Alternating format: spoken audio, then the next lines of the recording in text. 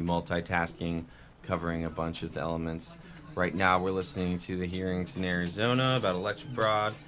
And we also have, I'm here working in the studio. You hear I'm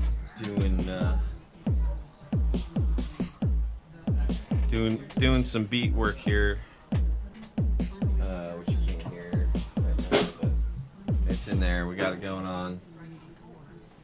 You don't need to worry about it as such just yet. That was probably super loud, but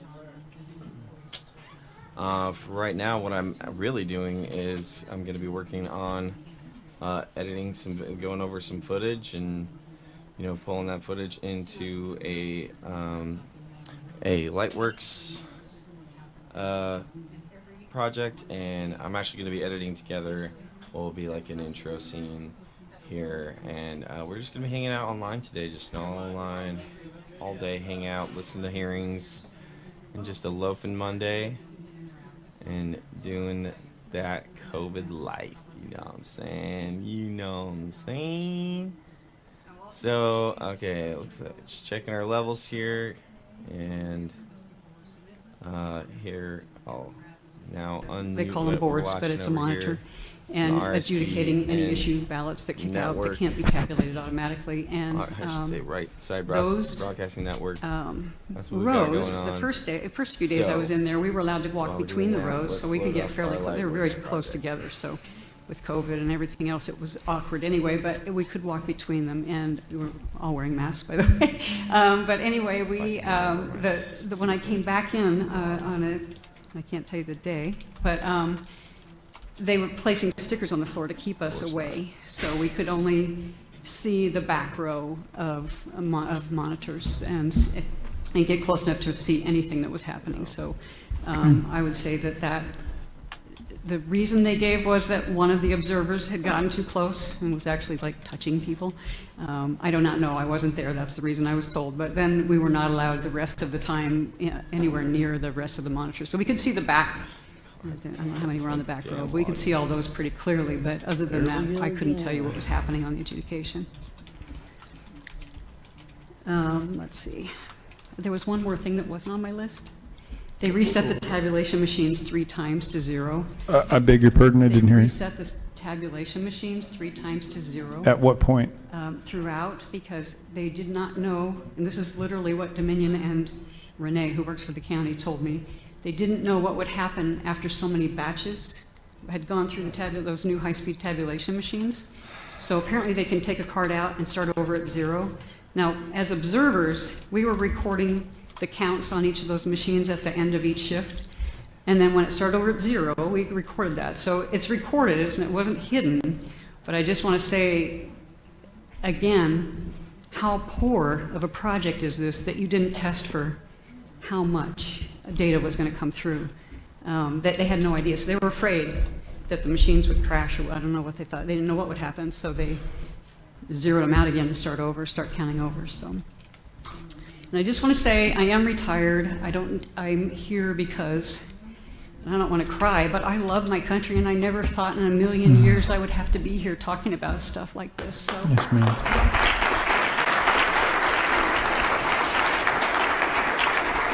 Mr. Giuliani, do you have a question? Or two? Mr. Chairman, this is part of the damage that's been done by this horrendous fraud on the American people, not just here in Arizona, but throughout the country. People like this, who are patriotic, decent Americans, are trying to do an honest job, and they're in the middle of a gigantic swindle by a political party that lost its soul probably 20 years ago. So may I just ask you a few questions so that we get there? Your testimony was excellent. I just want to get it organized a little bit better. How many days did you, how many days were you an observer? Stupid. How many days? How many days altogether? I was in the tabulation center 6 days altogether, 2 night shifts. I forgot my username. So you were solely the tabulation center, not the polling place? I was at a polling place for half shifts a couple times before. All right, I'll pull up but I my didn't chats bring up here. any. But your testimony is about the calculation center. Yes, the tabulation center. And you say here on November 3rd, 2020, you observed at the Maricopa County BTC for the first time that it seemed strange that the tabulation and adjudication hardware and software were only run by Dominion employees. That meant that none of the county employees had access to them? To the software, the people who were actually doing the adjudication and running the tabulation machines, those were temp employees or employees of the county. But the running was software and the Dominion. hardware Yes. was handled solely by By Dominion. There were 3 total employees, 2 mostly was. Were you led to understand that there should be no internet communication with that room to the outside world? Yes, they even pointed out that the servers are only plugged into the electrical outlet, there's no internet. But if you bring a laptop in, all bets are off, so. Of course, during the course of this hearing, we've seen, I would imagine, millions of communications out of that center and back into that center. So whoever told you that was just lying And completely. they said a lot. I mean, that's like their, But to support that, you did see a computer. How many did you see? How many computers did you see? total computers in the room? Probably 50 to 60. And they wanted you to believe that they weren't communicating with anything? Maybe They were were playing supposedly games? hardwired to the server and no other access was what we were told, so. But the laptop, I don't know, because I did not, didn't get close enough to see what was going on there. Did, when they were doing adjudications would be the ballots that were put aside because there was something questionable about them, correct? Adjudication, the tabulation machine that. kicks it out Okay. because a I'll lot of never times it's forget. just a write-in candidate, which is totally Ultimate legitimate. Essential of Light Or Work stray Code is marks Black on the Friday, ballot a huge that made it, 50% or off overvotes, so they that was voted for for 2 license candidates where there options. was only 1. So all of those things kick out, and they told me that Alley-do. 1 in 8 ballots kicks out for adjudication. 1 in 8? 1 in 8, yes. 1 in 8 ballots. For that. And when they were examined, Okay. were you able to observe the examination? The adjudicators, that's the part where I could see the Bumper. back row.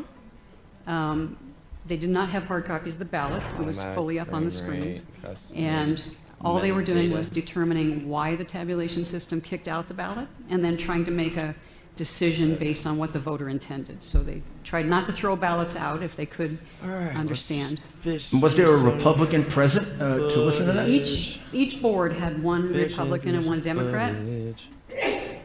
That's what they told us, so. Well, when you say that's what they told us, what does that I will mean? tell you, on the last few days, they pulled in a whole bunch of employees to be the Republican. Or you could be an independent also, so. When you say they pulled in a whole group of employees to be Republicans, you mean they were county or They were county employees County employees, who yeah. they said were Republican? Or independent, I'm sorry, I misspoke. Or- You or could be- independents. You had to have 2 parties, and it could be 2 of the 3. So either independent / libertarian, or Republican, or Democrat. So 2 of the 3 had to And be. why are you in doubt that they were actually Republicans? Because I was in the room a lot, and everyone in there, not everyone, but I will tell you that a high percentage of the employees in that room were Yeah, I'm Democrat. gonna go And I ahead will and tell you share my that I walked out screen with one of the across. adjudicators, a temp employee. She Unable was to very upset connect. because she was the Republican adjudicator, and she said can't she I heard connect? a lot of people cheering every Biden vote, and people who worked there. So she was upset when we were walking out, and I said, you need to tell whoever you're working for. I don't know what to tell you to do at that point. Did they have Republican identification of some kind? They wear a lanyard, red, blue, or yellow. But you doubted that they were Republicans? I doubt those last few days that those were truly independents. And what about verification of signatures? Did you get a chance to observe I that? did not watch the signature, but there are some people behind me that did. Pardon me? There are people coming in the room next that did work to see the signature. And when you say you as a project manager, you Well, were that shocked, sucks. I'm not live on D Live right now. can you just elaborate just a little This bit? is the most important thing going on in the country right now, and this whole thing is run more sloppy than any project I've seen. I just can't believe that this is how we run elections. That I just sucks. can't. But hey, I'm on and, Twitch.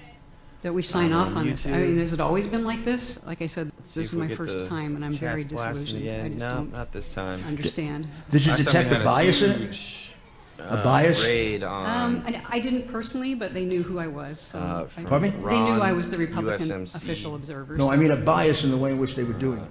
In the way, Sent no, a I bunch can't of say people that. over. And Thank I really want to Thank you, Jan.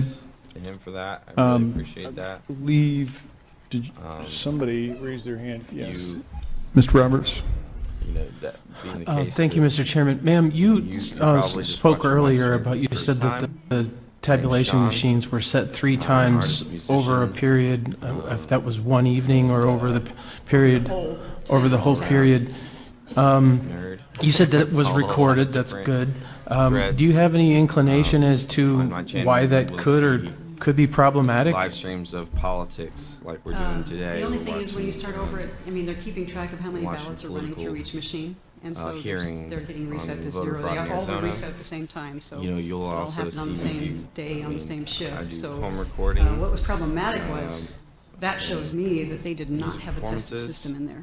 Because they I literally also told me they do didn't know what would painting happen and if digital it went over artwork. 1,000 batches And, on any machine. So, so they, will rather than oftentimes have that explore happen and not different know what was going to happen with the scientific ballots or the fields, tabulation or namely anything, primarily just biology, started but also over. physics. And they specifically used that But, you know, term, if one of they didn't those know what would happen if it went over woke 1,000 batches? batches, I think they call it. those That doesn't seem like the right internet name, but I'm know-it-all losing guys memory that like, right "All right, now. you see, I A don't have thousand internet." something is going through so there. we go look around Thank the you. internet, but Mr. I think Cook? this is just, Mr. Chairman, uh, thank you, Mr. Chairman, to that point. you know, So how can I it's feel more than just comfortable learning all this with, stuff. in what I've just For heard me, you say and I'm my colleague practicing talk about? discipline, So and, if I get this you know, right, if you're coming they ran across and 1,000 you're entertained, batches, you know, that's great. vote totals come up for one party or the other. Now, I don't want to get into also that, but encourage you vote totals come up for one party or the other or Practice candidates. alongside me, What I heard you say is, so you document what those votes are, or they, We documented the number of ballots that had gone through that machine each shift. And so we had a I'm number just that was watching this. incrementally Yep, going I'm up on. every I'm going to be shift. live streaming all And day. then- okay, so then they go to zero. So is that information is put over here for what that batch is? I don't know what happened to Anyway, I was in the the middle of original. So what I'm trying to get to is, how can I feel comfortable that, are there Yeah, that's it. 10 So batches? Mayman, Are there son 9 will pop in from batches? time to time. Were there 15 batches and only Interjects 9 his, batches counted? And I go back to what I have seen is when Anyway. they were doing an audit in another that's that. state, and the woman had her video discipline. recorder on, and Sometimes everybody I'll say knew it, prayers. and said, well, how many Sometimes I'll batches are read there? little Well, we thought we were liturgies. through, but we have 6 or 8 more so yeah, I boxes of batches do it we all, so can't to speak. find. This is a And that's what I'm trying to get to documentation of here my in lifestyle Arizona. How do we know at the end of that the day. that wasn't the case there? Is there, In the can you live stream. give me some assurance? Because I would really like to have I some. can't, and I don't know who could, but I will tell you what you just said triggered another All right, thought. so The Wednesday now, I'm before just gonna be the fishing Friday that we through quit voting, so 10 my 10 days files, before looking they for quit footage to put tabulating. together for They thought they what were will be done. a- And then more bumper video. truckloads of ballots would come in, and I'm like, then we'll how can probably you go not know how many into ballots are doing still some out there? Mr. Chairman, I'm sorry, would you Jump repeat that? edits. They thought they were done, and then there was, How I'm feeling. there was what? I might pick up on Multiple where I times, left off the people that were yesterday. running the rooms thought they were and done or drums. almost done, or we're gonna be done Wednesday Or morning, then I Thursday morning, might then Friday hop morning, on then the it went drums on the whole actually next play week. sometimes, so. And I'm like, I asked See the how that question, I'm like, goes. you don't know how many ballots are still left to Meantime, here's come some- in? So I don't know who does, again, process project management. Footage On that, Zero. on that point, ma'am, I'm tracking with you, but what day did the truck show up? Thank you, Mr. Chairman, because what I heard the first time, what I thought I heard is a truckload of ballots showed up. Okay, just a minute. I want to make sure that we capture this properly. So there were trucks that showed up on the 3rd, and then the 4th, and then the 5th, and how long did that go on? How many Well, I wasn't there days? the whole last week, but I know. For as they were long as you coming. can recall, and how they were many coming. days?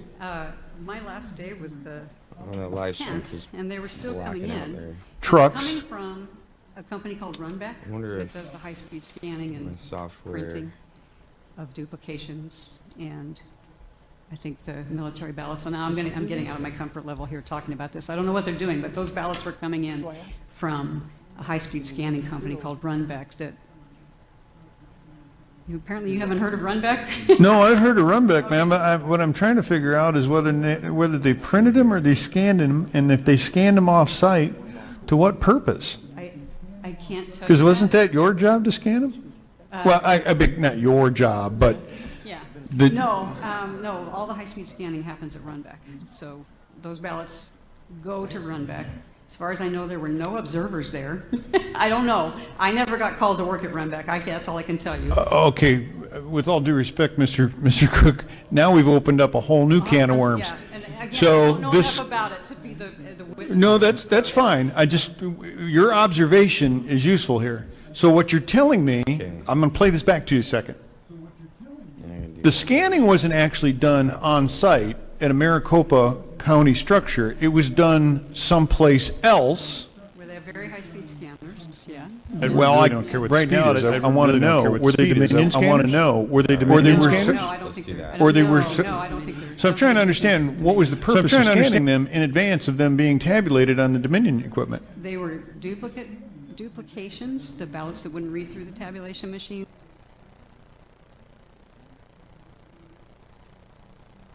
They were ballots that came in from military and overseas, but there were more ballots than that. So I don't know where the rest of them were coming from, because they kept bringing trays of them in, so I don't know where they were coming from. That's a question for the county employees to explain to you where those ballots came from that whole next week. I don't know where they came from. Mr. Cook, are you done? Left. Oh, I'm sorry, Mr. Cook. Mr. Giuliani. So you were there from the 3rd until the 10th. Yes. Okay, so 7 days later, ballots were still coming in. And were those ballots counted? Yeah, I watched them go Did through. you observe them I being watched them counted? go through the tabulation machines, and I watched people working on the adjudication of those. And how many ballots Oh, I don't know. you have? What was the largest number you saw in any one Oh, day? man. No, just a guess. How many cartons? Okay, there was. Okay, what do you need? What do you need help with? And I wasn't there, there was usually 2 or 3 shifts, so I want to say one day they thought 90,000 was a good number. So for a one day shift. was, For a shift, and if they were running multiple shifts. and which day was that? One of the Oh, I middle don't- days, one of the It end was, days? it was in the middle, probably. Somewhere in the middle between the 3rd and the 10th. Yeah, 90,000. yeah. And then other days it was approximately the same, or? Some were less, some were more. So some days when they had the 3 shifts, well, they never had 3 shifts tabulating, sorry. They just would run Sure, a no, that's long- okay. You're They doing would the run best a we can. long tabulation shift. What so- was the lowest number, you think?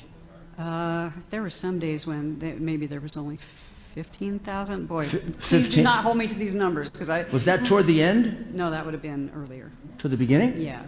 In other words, there were more ballots at the end than the beginning? There were ballots, they were backing up, was what I would say. They're And what not about- not more coming into the building necessarily, but there's a room that we could see with rows and rows of bins of These were ballots. coming in a different way? Yes, I don't know. They're Some coming come in the from back door. Some come from the mailbox or from the postal service. They all go through a couple of, they get the signature verified, then they get separated from the envelope, and then they end up somehow in the room that I was So in. if I understand this correctly, ballots were coming in 2 different ways? At least, yeah, from the post Front door, office. back door? Well, I think they were all the back door. Oh, they were all the back door? All the back door. None came in the front door. But this group was 15,000 for a low, 90,000 for a high, and then those last couple of days when you were there, the 8th, the 9th, and the 10th, how many? It was those- pretty average. They were still running full-time. Like 90,000? Long shifts, yeah, probably 80 to 70 to 80, maybe. Anybody explain them? Explain. Did anybody explain what they were? I did not ask every time. I asked a few times, so I understand some of them, but Okay. Mr. Chairman. Senator Allen, you have a question? Yes, I do. Thank you very much, Mr. Chairman. Ms. Bryant, I'm curious, why did the county, on the last day was the last day, brought in county employees to take part of being part of the observers? Why did they they? weren't observing, they were actually adjudicating, so they Oh, were doing- adjudicating, yes, okay. and I think they just needed all hands on deck. So, I mean, that was the intent, was to get the work done, finish counting, because they kept thinking they were done, and Well, because I heard that then, because I was thinking that you were saying they were to make up for the lack of not having Republican there. So were we short of having volunteers to go in and observe in Maricopa? I don't believe so. There was always at least 2 of us in the tabulation center, and at least 1 in one of the other rooms, the signature verification. What the employees were doing was the adjudication work, which also requires 2 different parties to adjudicate each ballot. So you had to have at least, 2 of the 3 parties to do that. So that's what the county employees were doing at the end. They brought them on just to Okay. help the backlog. Well, that's what I was thinking, Mr. Chairman, because I was thinking we should have called in more of the party workers then to come in and help rather than do that, but that's Well- fine, you clarified it for me. We didn't call anybody in. That's, I think, the joy of this hearing. Every single one of these individuals has stepped forward of their own volition. And I to be honest with you, I'm mortified to hear what's coming out of your mouth, but I am so delighted that you have had the courage to come in here. Very too few people. Representative Roberts, just keep in mind, we still have got a Actually, dozen yes. witnesses to hear, and it's 3:30, so.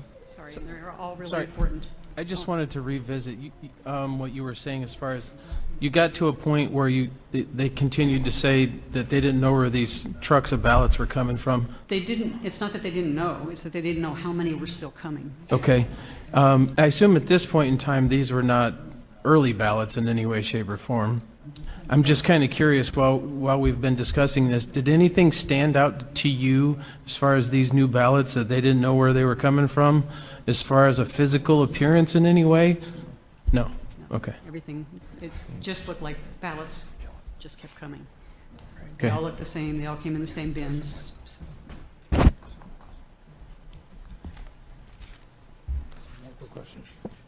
Senator Borelli. Thank you, Mr. Chairman. Ma'am, just one real quick question. I'm sorry I was out. I don't know if it was addressed yet. But during the adjudication process where they were on the duplications, said you were there observing. Was there a Republican and a Democrat sitting there literally making the corrections? Yes, so one was running the mouse on the computer, one was running the computer mouse, and the other one was logging anything they changed by hand. So, and then at the end of their shift, I will tell you that this process, of all the things I saw, was probably the cleanest. Okay. So at the end of their shift, they got a report of everything they changed on the computer, and they had to go through their hand log, and they had to both agree that everything they did was what they said they were going to do. Okay, great. Thank you. Thank you very much, ma'am. Next, we have Greg Wadniski, and up on deck is Les Menkes.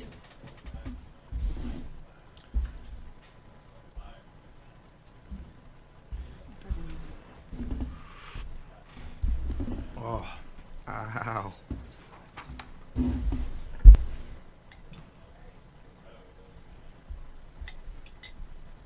Greg, I'm very sorry for butchering your name, man, but if you would, could you properly pronounce it? Yeah.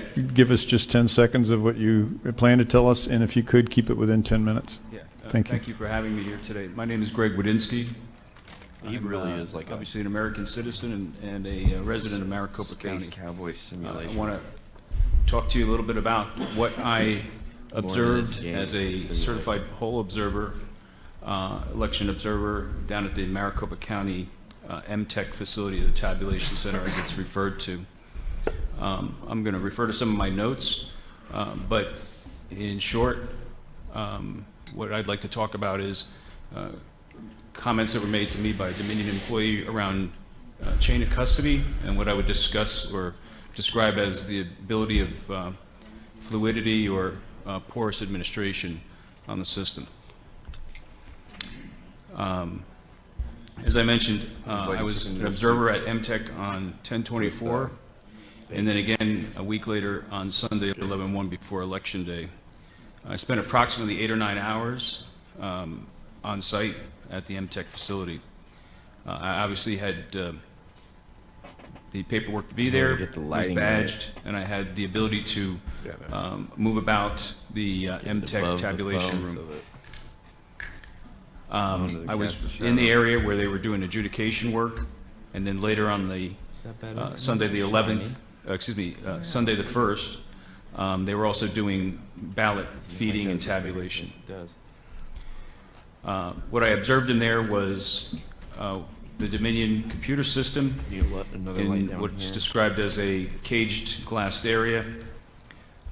There were several Canon scanners in there, as well as what I'd call 2 rather large bulk ballot processing machines, which are essentially OCR, optical code recognition scanners. I interacted with several supervisors. I will not mention their names here today, most of which were just by first name basis, and that was either inside or outside that room. What's most important is I had an opportunity to speak to a gentleman whose name I will not mention here, but all I know is his first name, but he identified himself as a Dominion employee on contract to Maricopa County for the election, and I observed him and another Dominion employee who I would say was in the capacity, as they described to me, as systems administration roles, and they demonstrated competence and knowledge around systems, access to the system, as well as the administration of that system. They were there to help the workers as well as the volunteer poll, not the volunteer, but paid poll workers to do the adjudication process, as well as any issues that may have occurred with the tabulation machines. What I observed was that the machines were optically reading the mail-in ballots, converting the paper ballots into an electronic image, and discerning the voter tabulation data into an electronic format. So think of that as an image, like a JPEG, a picture, as well as some sort of tally or calculation. I don't have intimate knowledge of the inside workings of the system.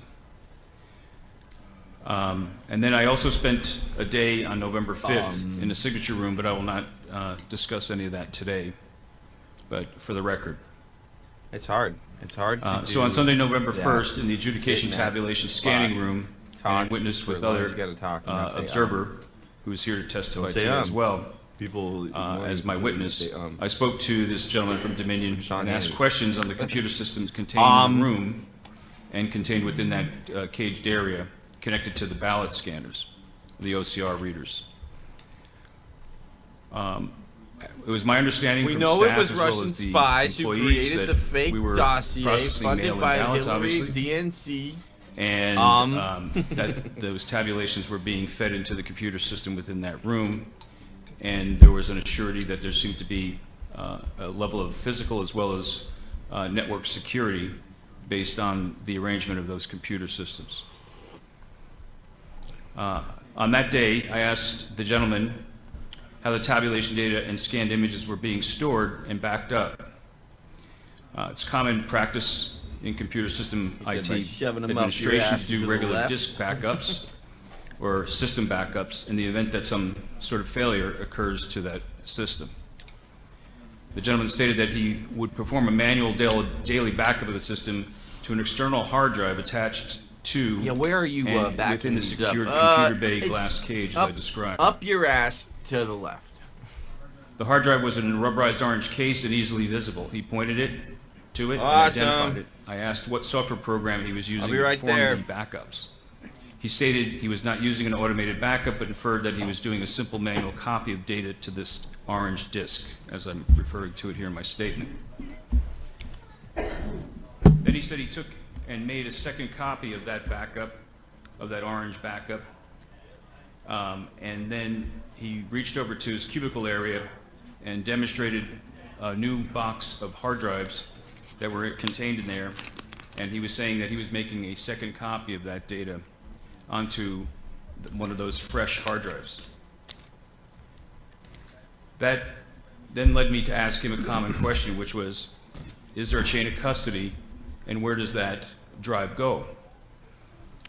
He was a little bit vague in his answer, but he said that there was not a chain of custody, and that the copy that he was making daily of the master backup was being taken off-site to another facility, and he was unclear to me how it was, but when I asked him if it was getting serialized or in any way secured, he could not confirm that and basically said there was no chain of custody.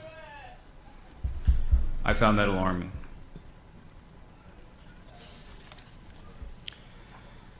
So later that day, on that Sunday, I then again, the same gentleman, observed him having a discussion with some of the staff and others, and I was able to walk about the room somewhat, and I came upon their conversation. And I overheard what he was talking about was, it sounded like he was trying to resolve a problem within the system that perhaps was slowing down the way the system was performing, considering that about 12% of the ballots that were being read at that point were going to what's called adjudication. So we're talking about tens of thousands of ballots a day. And they were very concerned about getting those ballots processed in a timely fashion, as you could imagine. So what he described to me was that he was having to take some of the scanned data and from what was an ever-growing large data file, so to speak, on the Dominion system with its storage, and break that larger file into small files so that he could then point those smaller files to the drank all the rest of adjudication my stations Dumb it. so for more efficient processing. That sounded like a manual and complex task Not in to be taking something that's ever growing, and I asked him, I said, that sounds like a bit of work. Now I got pizza. She put corn, At olives, any and rate, mushrooms on this. what I discerned from that conversation was that by doing so, he was able to get some of that processing moving a little bit quicker, and it sounded like they dipping were in obviously trying to deal with the situation at hand. But what concerned me about that, and again, I'm only observing, was that it showed to me the fluidity and the porous nature of the access that the administrator had to tabulated ballot data. And that Right. there was the possibility Ballot data. of that This human would be intervention getting in the pickles. process, creating a potential or non-intentional error or the potential for lost data or lost files. I should put pickled asparagus. And that's on what I this pizza. observed on that day. And When I left and the artichoke facility hearts. later that day, I obviously not- reported some of my concerns, and then, of course, I'm here today to let you know what I saw. Thank you very much, sir. Mr. Giuliani, do you have a question? Or two? Sir, so what, can you help us a bit in, what does that all lead you to, at least hypothetically, conclude? Do you need help, Riley? I think my biggest concern would be that I'll help you. we've been hearing from election officials and others that Could you get just a little closer? Yeah, Thank you. we've been hearing from election officials and others about the sanctity and the security of this system. We've been hearing things about networks and data coming and going. And one of the most, I guess, basic premises of any kind of security would be physical security. And by having that disk drive copied and then shuffled off the premises, presumably, by this gentleman's statement, without a chain of custody, that's no different than ballots in a box, read or unread, coming and going without any supervision. So this Dominion employee took these with him, could have taken them anywhere, and could have done anything with them that he wanted. There's the potential for that, or have given it to another individual to courier it to whatever facility they were face is a allegedly mess. storing it at. So he was vague on those details. Perhaps he didn't know, but his job was to make that copy. So why is there a chain of custody? I would imagine there's a chain of custody so that we can prove that the data has not changed and it arrived at its intended destination unhandled and manhandled or any kind of malicious on activity now. performed on it. And this was a Dominion employee who did this? That's correct. And did any of the county officials try to stop him, try to interfere with him? Not that, to my knowledge. I mean, he openly talked about what he had to do when I asked him the question on the backups. So I would presume that he was performing a function that he deemed necessary to make sure that there was some data backup copies made, but I can't attest to why the county or the other employees there, or how they would have managed that process, other than the fact that he did indicate that it left the facility. Did he indicate he was taking them with him, either home or somewhere else, to do something with them? Was there a purpose to it? I did not hear him make any mention of that. My concern was, where did it go? That is right on the And money. he inferred that it he thought it might be going to another facility uptown. He thought it might be? Yes. He didn't know where it was going to go? Well, that's his words. I don't know if he actually knew. I can't read his thoughts, but my point is that his answers seemed a little bit vague, and perhaps honest, but nonetheless, His name was Bruce? yes, You don't know his second name? I don't. How old is he? I would say he was probably in his mid-40s at the oldest, about 200 pounds, 5'8", 5'9". And when you asked him what he was doing, he said he was bringing them uptown? He said that the copy of the backup drive was being taken off-site, which is not an uncommon practice to have an on-site and an off-site backup copy. But when I asked him how it was getting there, how it was being transported, if it was being secured, and where it was landing, with some assurity that it got there, he said there was no chain of custody. But he said nothing else about where he was taking it, what was going to be done with it, or anything like that? No, again, implying the normal nature of what an administrator would do for backup, he probably was intending for it to be secured safely in the event that it was needed for some sort of restoration process. How often did this occur? One time? He told me that he was doing this daily. So every night he would take out the drive with him? He would make a copy to the main, what he called the orange drive in the cage in the secured area, and then make a second copy for this off-site copy, which would then allegedly move out of the MTech facility to some unknown destination. And when you objected to it, what happened? I guess I really didn't overreact. I was there as an observer, and I guess it wasn't my question, I didn't feel it was my position to get confrontational about it, and I just quietly made my observations and duly noted them to the proper authorities. Is there anything else you noted about the facility? I would say that, I've seen some publications around the county's installation of the facility and the idea that it provides a level of transparency to the community. It's visible. If you have access to the building, the server's visible. My concerns, though, would be that I can't say with, because I just don't know whether or not, by just looking at that facility and looking at the way the servers were secured, whether or not anyone else had particular access. I mean, there were many workers in that area, including the Dominion administrators. There was, at any given time, 15, maybe even more than 20 people working on adjudication in there, as well as the staff from the county. So When they were taking the copy, making the copy, did they do any data checks before removing the drives so they could compare it when it came back? my question to the employee and his answer didn't include any speculation around that. Did you see that happen? No, I did not. Thank you. Members, any questions? Representative Roberts. Thank you, Mr. Chairman. Sir, you mentioned earlier that you said that you reported your concerns after this all took place. Who exactly did you report your concerns to?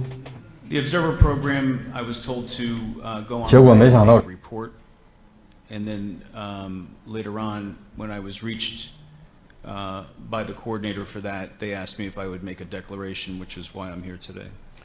Do you know if this information, as far as the lack of chain of custody, because I understand that from your explanation, this orange hard drive would be like essentially the entire electorate's votes that's kept in there. To your knowledge, was this ever, the report of lack of chain of custody ever given to the Attorney General's Election Integrity Unit? Not to my knowledge and not through me. Thank you. Thank you very much, sir. I appreciate your time.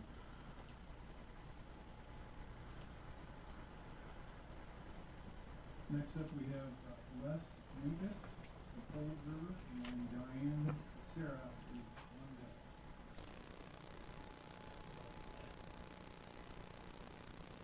Hey, Bill O'Reilly here, and I am a short distance away from our nation's capital, and I am frightened, but I'm here with Alexander.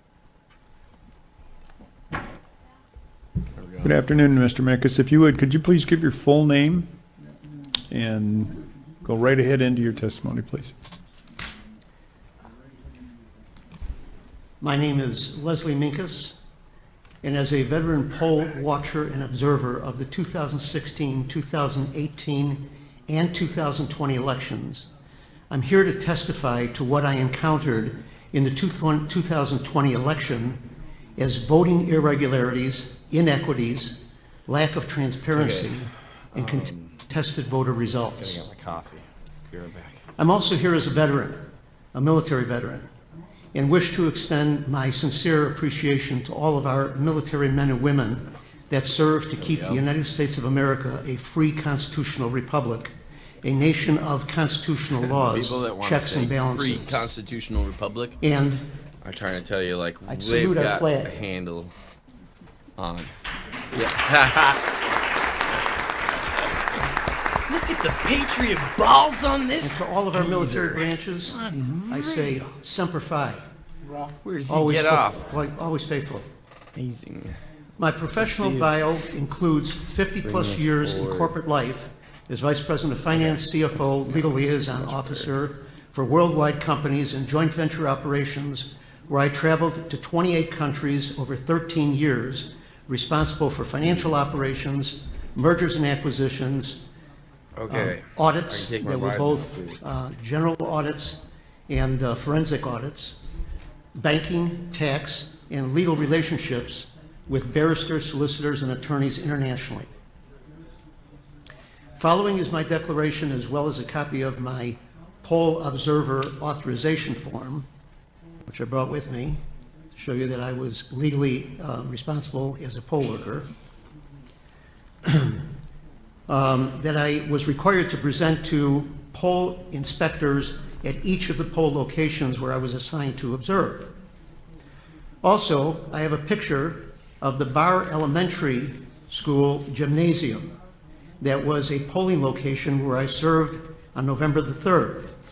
The picture is to demonstrate the enormous size of the facility for only one Republican I am poll now observer full. to watch the voting activity I'm gonna take a couple from an more bites. assigned seat at the entrance of the gym and not be able to see any of the ballots or the actual processing that was located Always at eat the pizza like a taco. opposite end of the gym. Everybody knows what a school gym looks like, but I thought I'd bring a picture just to make certain that you got it.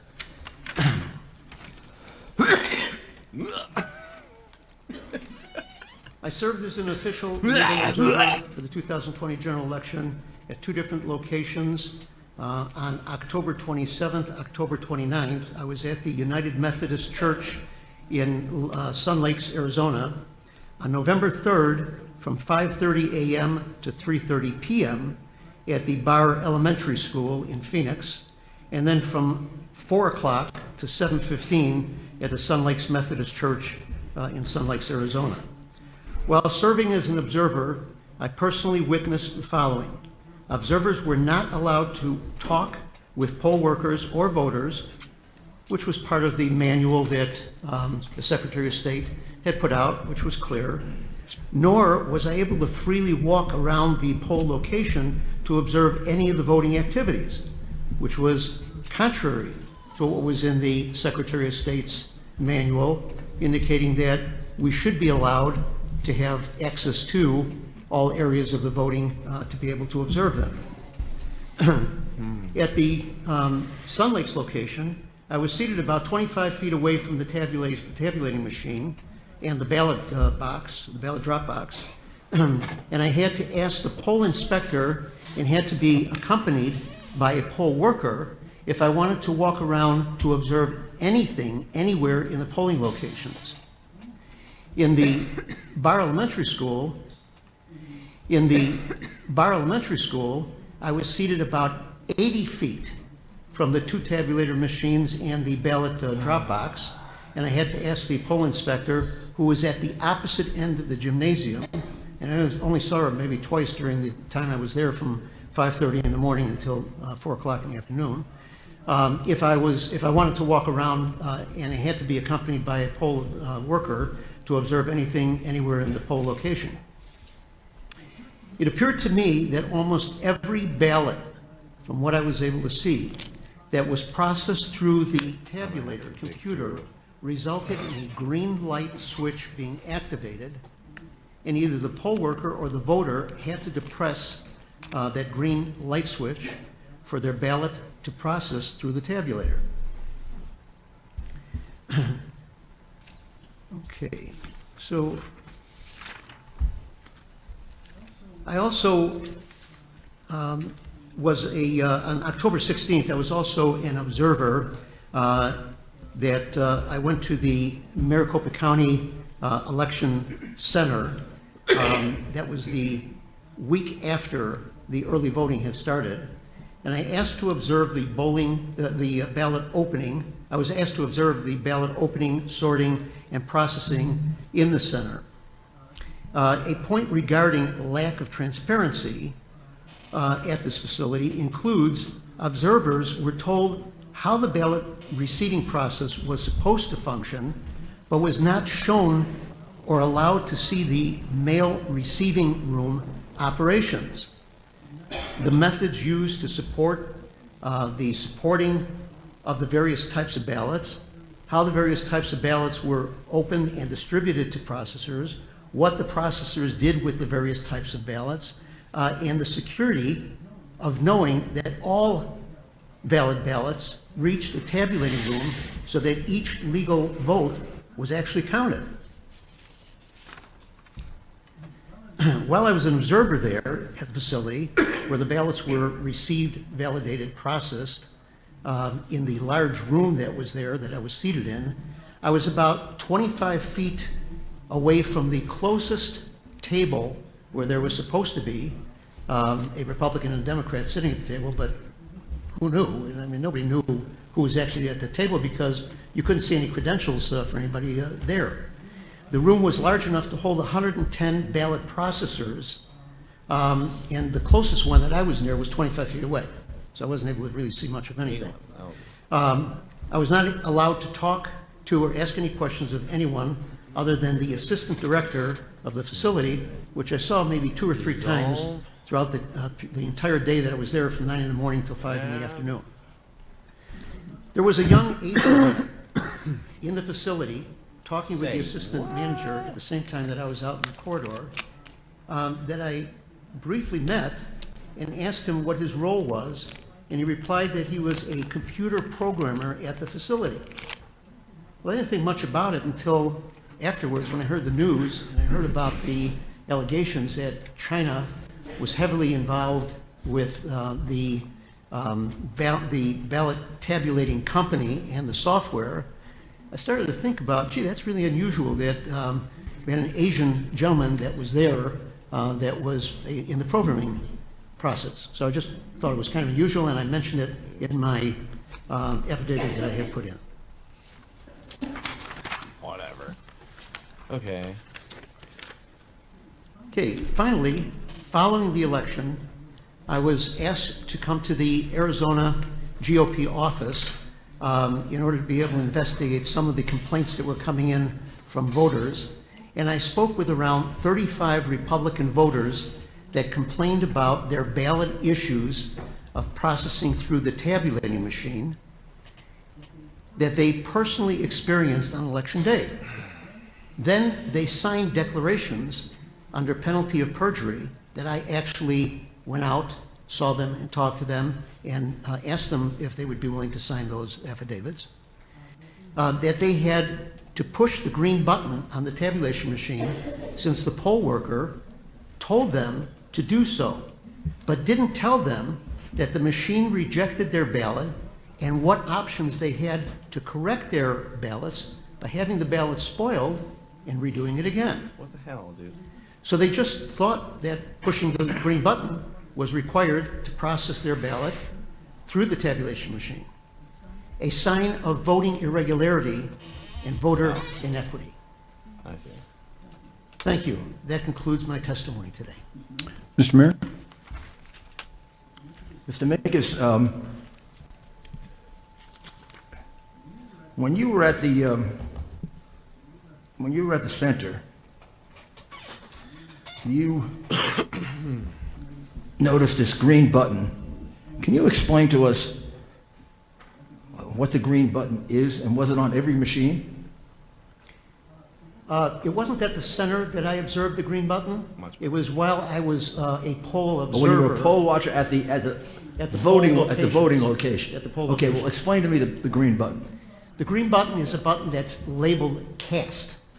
CAST, C-A-S-T? C-A-S-T. It is a triangular shaped button, and there is another button that's on the machine right next to it, which I believe is a rectangular shaped button, that was a button that was used for other issues, but it wasn't for casting the ballot.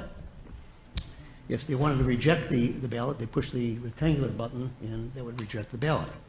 So, as I understand it, the reason that the green light would show up is because the machine wasn't accepting the ballot. There was some issue with the ballot. Now, whether there was a smudge, whether there was an improper mark someplace, whether there was an overvote, an undervote, or whatever it may have been, it had rejected the ballot. But I had observed from the distance that I was at that so many times that green button, that green triangular button had to be pushed, that it seemed to me like it was almost a requirement that they had to do that in order to be able to put a ballot through. Okay. And in fact, what happened when you pressed the green button? Or I just press- Well, I just press the green button did accept the ballot. It pushed it through, but it put the ballot then into a drawer which they noted as drawer number 3, which separated that from the ballots that were accepted, which went into drawer number 1 and number 2. So all those ballots that went in number 3, I don't know what happened to them. Were they put aside for further inspection? I don't know, because these ballots then were all taken. This was on election day, naturally, that this became an issue. And all these ballots then were, at the end of the day, taken out of the machines. They were put into box or boxes. Special boxes just for them? For number 3? I don't know if the drawer number 3 went into a special box, because I did. wasn't able to observe that. I see. And get close enough to see that. But I know that the ballots then were all supposed to be taken to another location where it was a central location in the East Valley in Arizona, where they were going to be picked up by a white panel truck. Shot here. And again, I did not follow that because the inspector, who was a Republican, indicated that she was going along with it and she was going to follow it. But I do understand that during the time that I served as a poll inspector in the early election period, that there were times during the day, it usually was like about 2 o'clock in the afternoon, where a truck would come, a van-type truck, a panel truck, would come to the poll location. There were 2 representatives that would come in that had name tags on them. They would then take the ballots, and I happened to follow that out. They would take the ballots, put it into a box, a plastic box, and they would take them out to their truck. Well, in one case, I followed them out just to see what was going on, and I noticed that the truck that they had a California plate on it, so I thought that was kind of unusual, and I questioned about that, but I understand that they were renting trucks locally, so there could have been that there were enough people moving from California that were using those trucks that were here, and they wound up... Are you referring now just to the ballots that were the subject of the green button that went into number 3? These were just... All the ballots? These were all the ballots. They were ballots coming out of the ballot box and ballots that were coming from out of the machines. And the green ballots were taken along with them? Yes. Okay. And now you also said that, well, how many ballots approximately do you think were cast that way, that you observed? Well, in each day, when I was there prior to the actual election day, there were probably several hundreds to thousands of people that filed through that particular... How many? Several hundreds to 1,000 people that filed through that particular polling location. Right. Yeah. On election day, there was probably over 1,000 people that came through there. So total of about A couple thousand, yeah. 2,000 to 3,000 people? Yes. And when you were when you were at the Maricopa County election facility, where the ballots were received, validated, and processed, you were seated 25 feet in front of a room with 110 ballot processes. Could you see anything? No. I mean, I could see the people, I could see No, the but room. could you observe signatures or Not at all. envelopes? They or- would not allow us to go beyond. I was sitting in a seat, and there was a pathway that was in front of me where they would actually bring the carts in that had the ballots in them in mail containers, and they would just go through that long aisleway and set them off on the side. Other than that, I was not able to talk to anybody, I was not able to see anything, I was not able to examine anything. So as a poll observer, I was really hindered by just being there and not being able to talk to anybody or see anything. And what were they physically doing with the ballots? Well, they were sitting at the tables. Again, there were 110 of them, so they were spread throughout. 110 tables. Yes. And how many observers? And I would say the room was probably as large as this room. How many observers, Republican observers?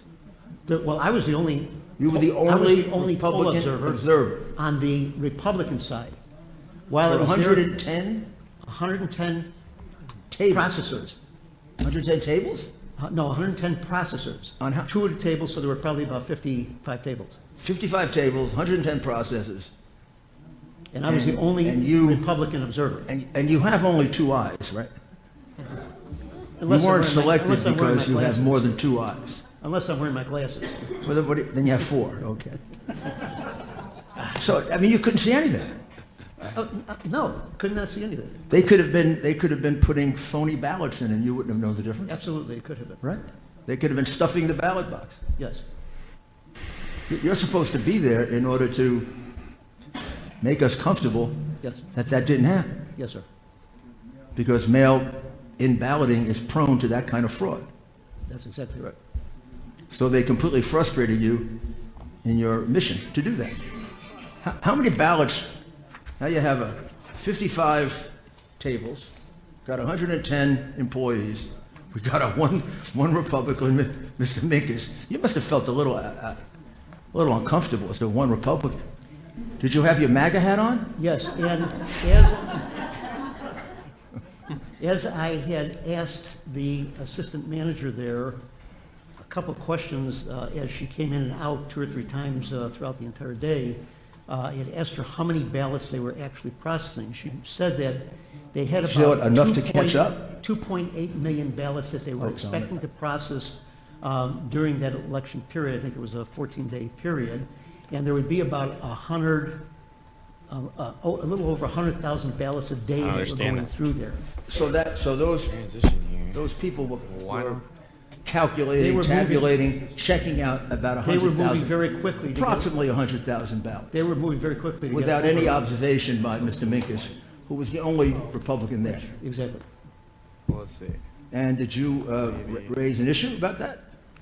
No, I didn't, because I didn't know whether anything that was going on there was proper or not proper. I was only there for 1 day, and I was just observing to see what questions I did want to ask, of which I asked a few questions, as well as that I realized that I was not able to actually see the process coming, where the trucks come in, unload the ballots, see what was going on in the mailroom, how they process through the ballots. It was just 1 day of that, 1 day, I was there for 1 day. and about 100,000 votes a day. Yes, correct. And then you mentioned that 35 people signed under penalty of perjury. Something about the green, Yes, the use of the green button. Would you explain that one more time so I get it right? yes. After the election was over with, the Arizona GOP had received many, many calls and complaints from voters about the fact that they felt that when they checked, their ballot hadn't been counted. So they were wondering what happened to it.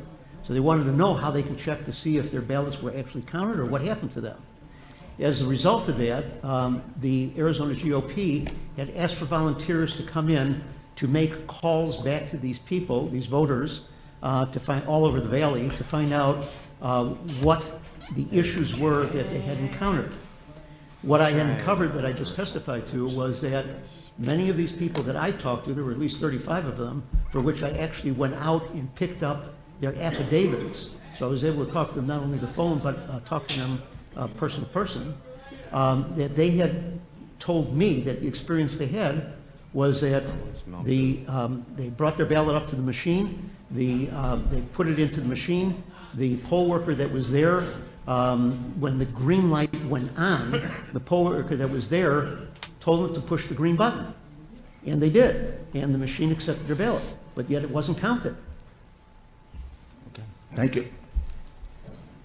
Thank you very much. Yes, sir. Mr. Chairman? Was that you, Mr. Roberts, or Mr. Cook? Mr. Cook, please. Thank you, Mr. Chairman. This is to clear something up for us here from your testimony, sir.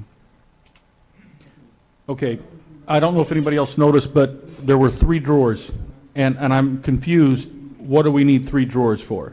If so, my question is, the 2 drawers that were there, how were those ballots separated and why? Were votes for the presidential candidates, were they separated by that? For 2 drawers? Was they separated for the county supervisor races? Why was there a need for 2 drawers if the ballot went through the machine, everything was good? Why 2 drawers? Do you know the answer to that? No, I don't. But if you go on to the Secretary of State's website and take off the 2020 general election manual, it tells you in there how those machines were set up, and it explains to you what those 3 drawers were. Okay, thank you. Next question I have was that 10 frames. did you witness in any of your, and thank you for your work, by the way, did you witness anything like the testimony we have heard today where the lowering of standards on the site for signature verifications for any mail-in ballots, were those standards lowered at that site by any individual? I did not observe that, so my answer to that would be I don't know. Thank you. Thank you, Mr. Chairman. Mr. Roberts? Thank you, Mr. Chairman. Mr. Minkus, well, just to tack on to what Representative Cook was just asking, you stated earlier that you were not allowed to see the receiving process of those ballots. Does that include the signature verification? Is that what you were referring to earlier? I wasn't allowed to see any part of the receiving process where the trucks would come to the building, they would be unloaded, they would go into the mail receiving room.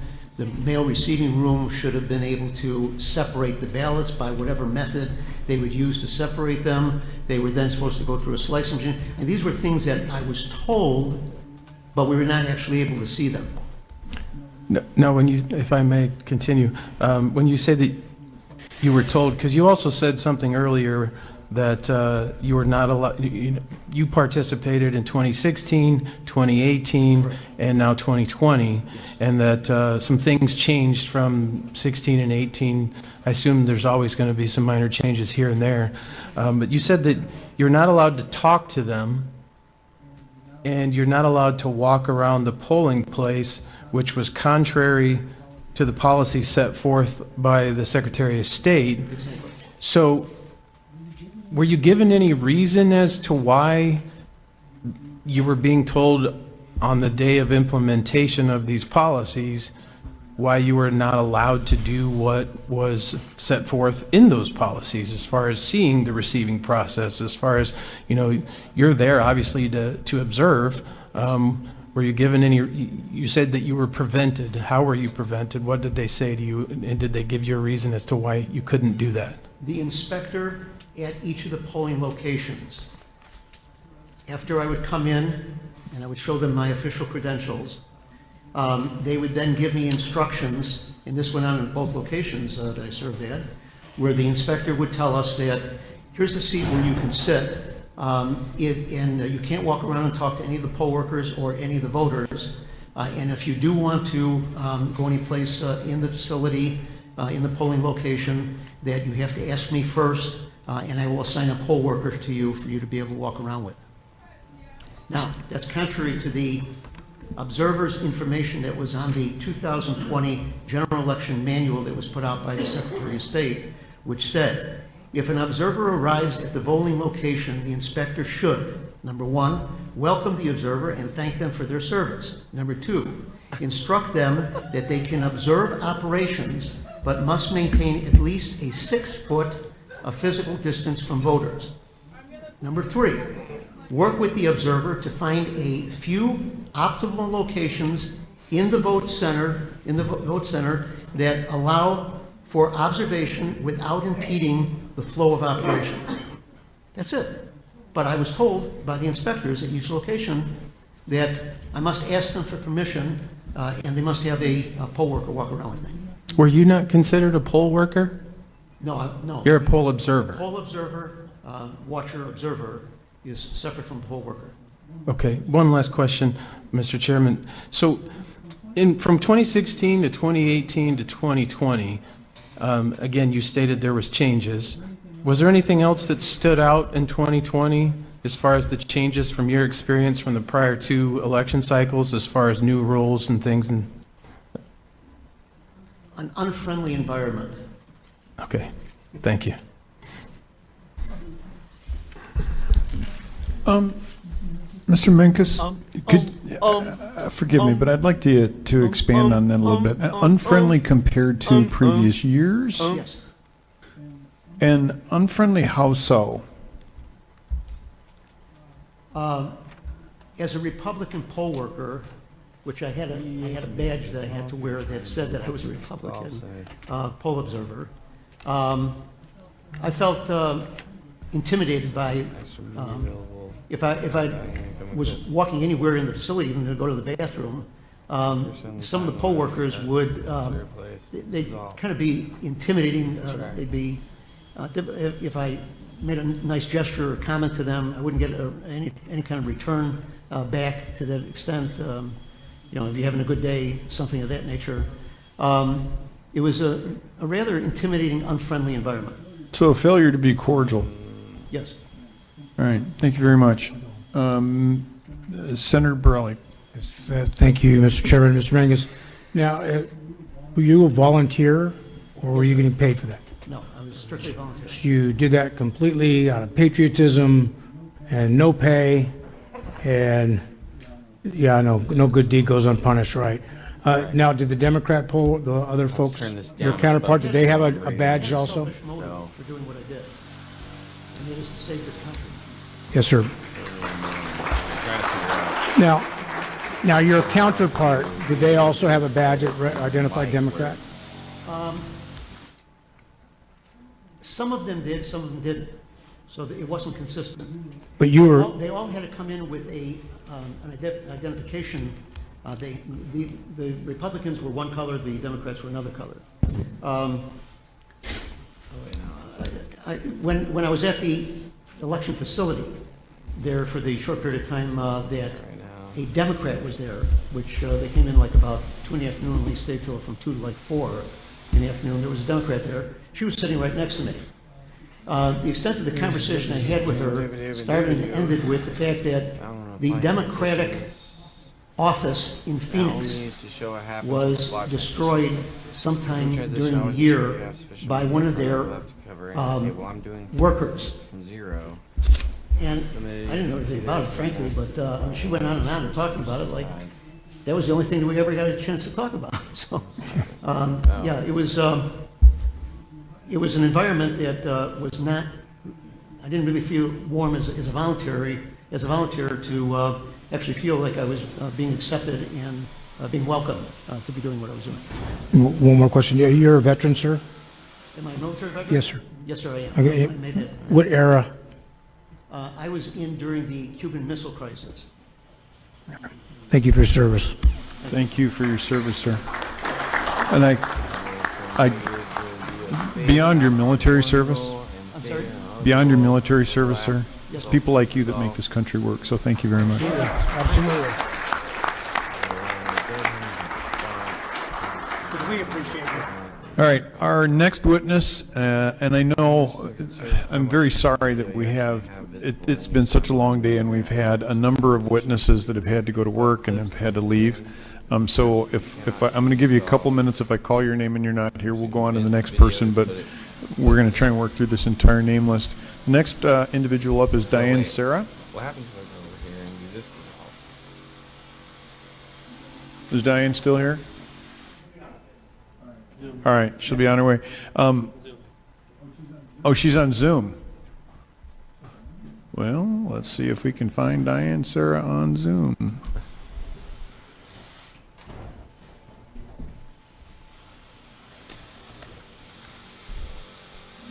I am not seeing Diane Sarah on Zoom. So if somebody wants to reach out to her, or maybe they know her, if she would like to try and get back on, that'd be great. Next up, Judith Burns. So option Judith there? for dissolve. Check over here and do it. Are you Judith? No. All right, great. Yeah, if not, you are now. All right.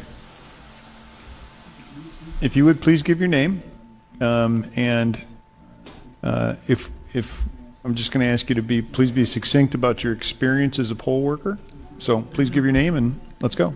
I'm Dr. Judith Burns. I'm a resident of Maricopa County, and I've been a public educator for 40 years at both the university and secondary levels of education. There's something there. Oh, there it is. I was an observer at the Tabulation and Election Center on 2 occasions, and a poll watcher in my community on 1 day. Initially, I chose to do this as a civic duty to my state and to my country. And I believed in the process. Excuse me. I'm nervous because this is so very, very important. Ma'am, please don't be nervous. It's just us normal people that you're talking to. I know. You said you were a teacher, we're nervous. I know. I won't check your grammar. Thank you. I observed at the election center on 2 occasions, both in the signature verification room and in the ballot processing room. The first day I was in the signature verification room, I was a little bit, having never done this before, I was a little bit startled at the circumstances. I walked in, was set at a table, told to stay in that spot, and I was facing a room full of computers that all I could see was the back of them.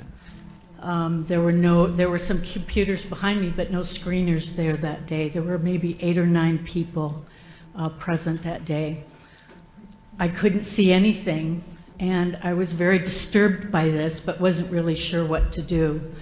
I did ask Celia, who I believe is one of the vice presidents of operations, why they were like that, and I was told because they needed to be set up that way due to the wiring systems. Overriding adjacent cuts. So I was there again 4 days later, and the room was full of screeners. Full of shit. I was able to turn my chair around and look through a plexiglass at one of the computer screens, which was maybe 6 feet from me. I could see it better when I was able to stand up, which I did.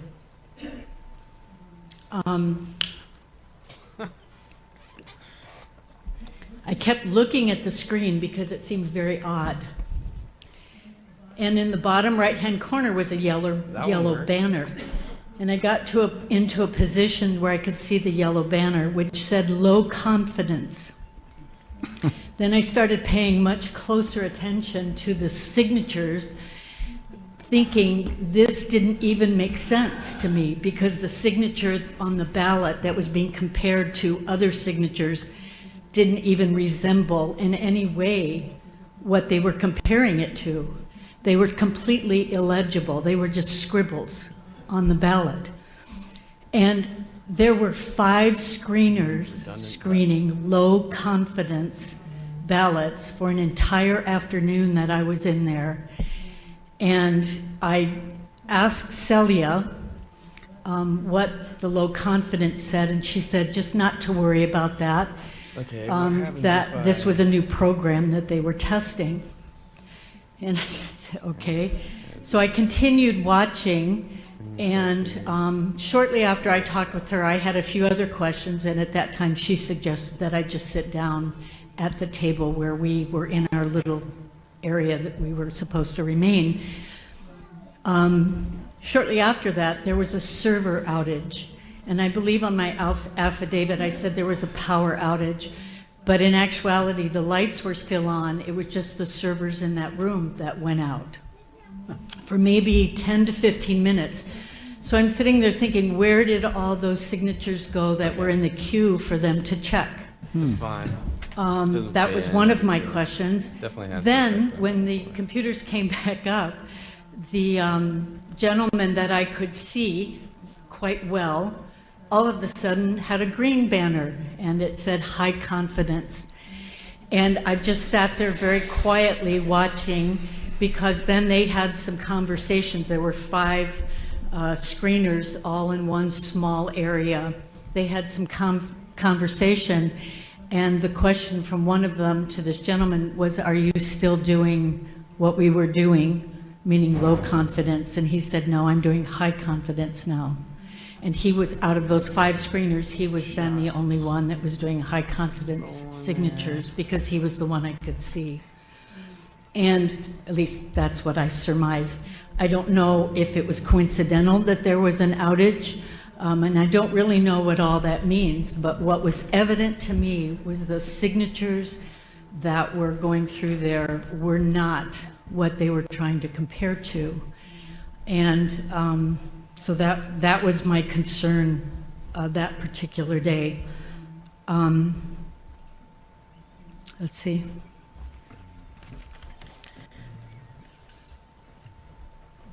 The other experience was in the, I did ask Celia what happened to those votes. Were they counted? And I may have already said this, I don't think I did, but she said, yes, they were counted. And I gave her a puzzled look, because it all seemed very odd to me, and I wasn't sure what to make of the fact that there were all these signatures that did not match, and then I was being told they were being counted. The other area that I was in the ballot processing room. We were in a room probably a little smaller than this. There had to have been 75 to 90 tables in there. There were 2 processors on each side of different parties, I was told. Again, I was probably as far away as that black curtain, and the room was this big. We couldn't see anything or really observe anything. There did seem to be a process for getting new ballots for them to take out of the envelopes and separate the ballot and the envelope. But what I noticed that raised some questions for me was they had their purses at their table, they had their cell phones there. During their break time, if they did not get up and leave their table, they were able to rummage in their purses and in their backpacks. People had backpacks there as well. And this bothered me. I wasn't really sure if this was appropriate.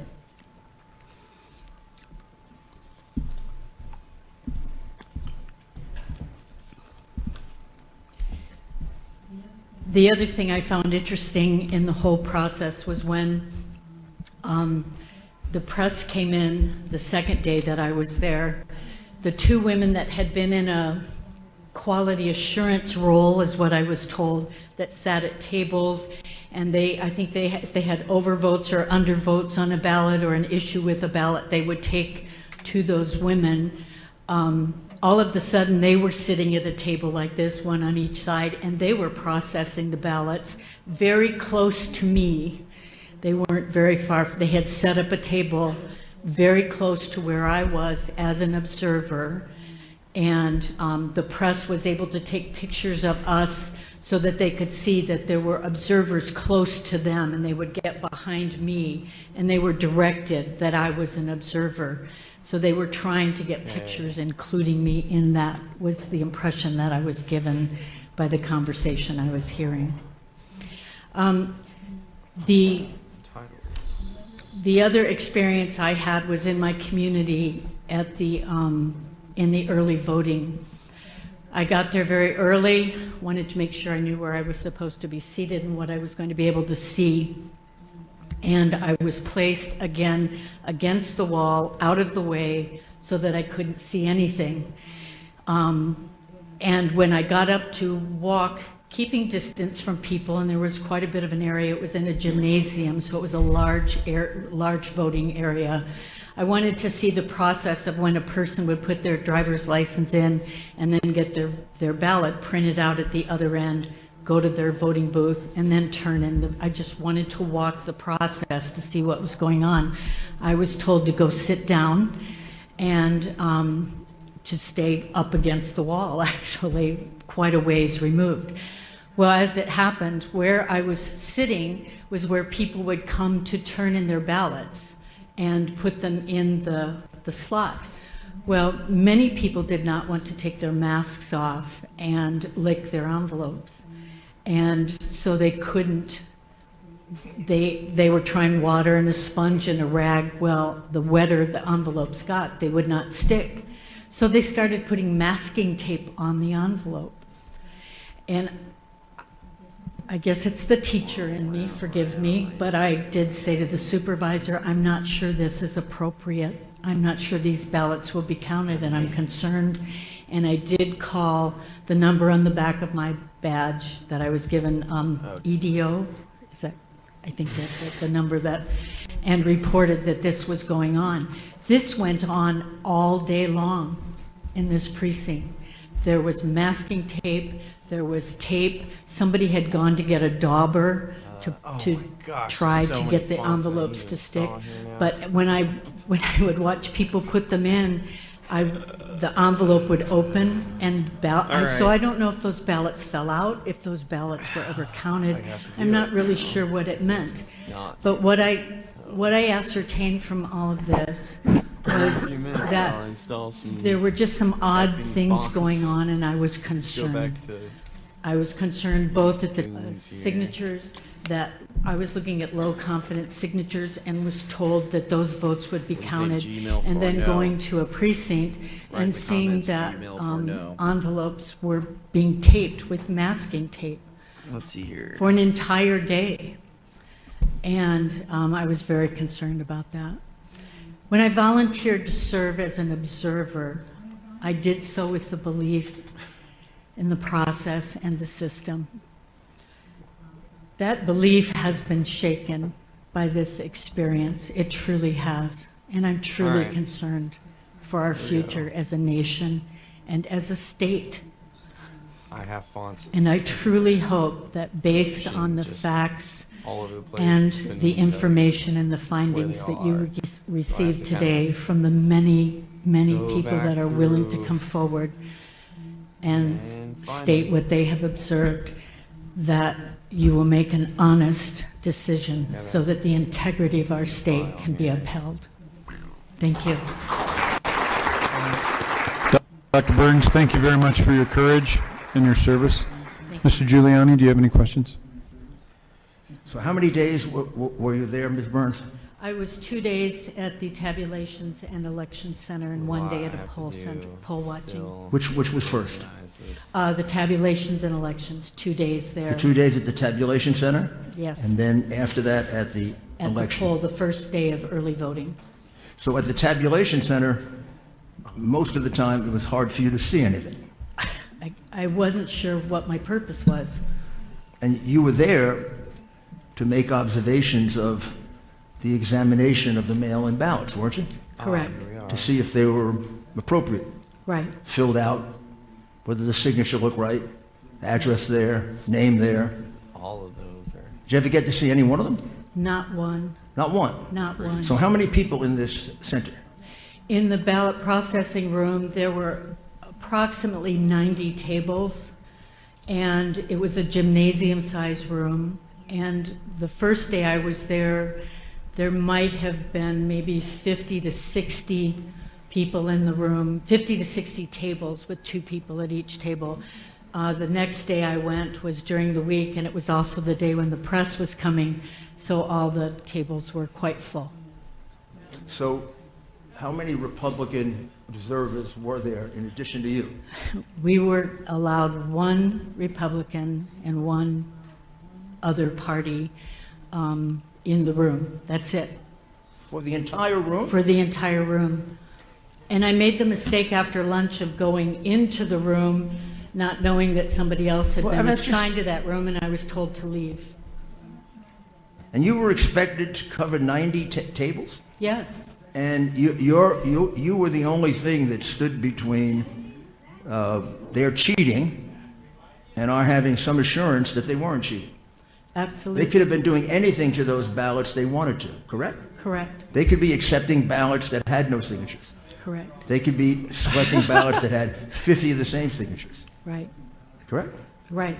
They could have been Better not say taking ballots they had written up before and put them in there. Well, I found it interesting in the ballot processing room have to figure that, and I did forget to say this earlier, Oh, yeah, that's right. tubs of ballots came in, Downloaded a free and they were all rubber banded, but they were already opened. And they would, and so that when each table got their tub of, I think it was That's an interesting 250 fact. ballots. They were all open. They were all opened. They had already been opened. And I did ask somebody, where do these ballots come from? Who opens them? And she said, they come from the mailroom. And I started to ask another question. And one question was about our limit Oh, yeah, that we were allowed to ask. When I started to ask another question, she walked away from me. So they were all open. This was sort of kind of like the approach of your governor and secretary of state. See no evil, right? Feel no evil. Just ignore it. So the ballots came in a tub. Did the other ballots come in a tub? Did ballots usually come in a tub? Well, they had been through this mail room, wherever The that normal was. ballots that were coming in, what did they come in? What were they carried in? They were like those tubs with the handles, the shallow tubs that were handled, and they were rubber band. And But they were sealed, the normal No. ones. No, They I were- say that the normal ones that came in were sealed. we have no way of knowing. Nobody ever observed Oh. them coming into the mail rooms, or when they were opened, or by whom they were opened, or if anybody accessed those. Well, when you saw the ballots being brought to the tables, could you see whether they were open or closed? They were all opened. They were already, All? all of them were All the open. ballots were open that you saw. The people at the tables would open them up, pull the ballot, Solid. check the number on the ballot and the Cool. envelope so that they coincided. They would separate them, they would have their pile of ballots and the envelopes, and at that point, they were separated. Good deal. So they didn't really have to open the envelope.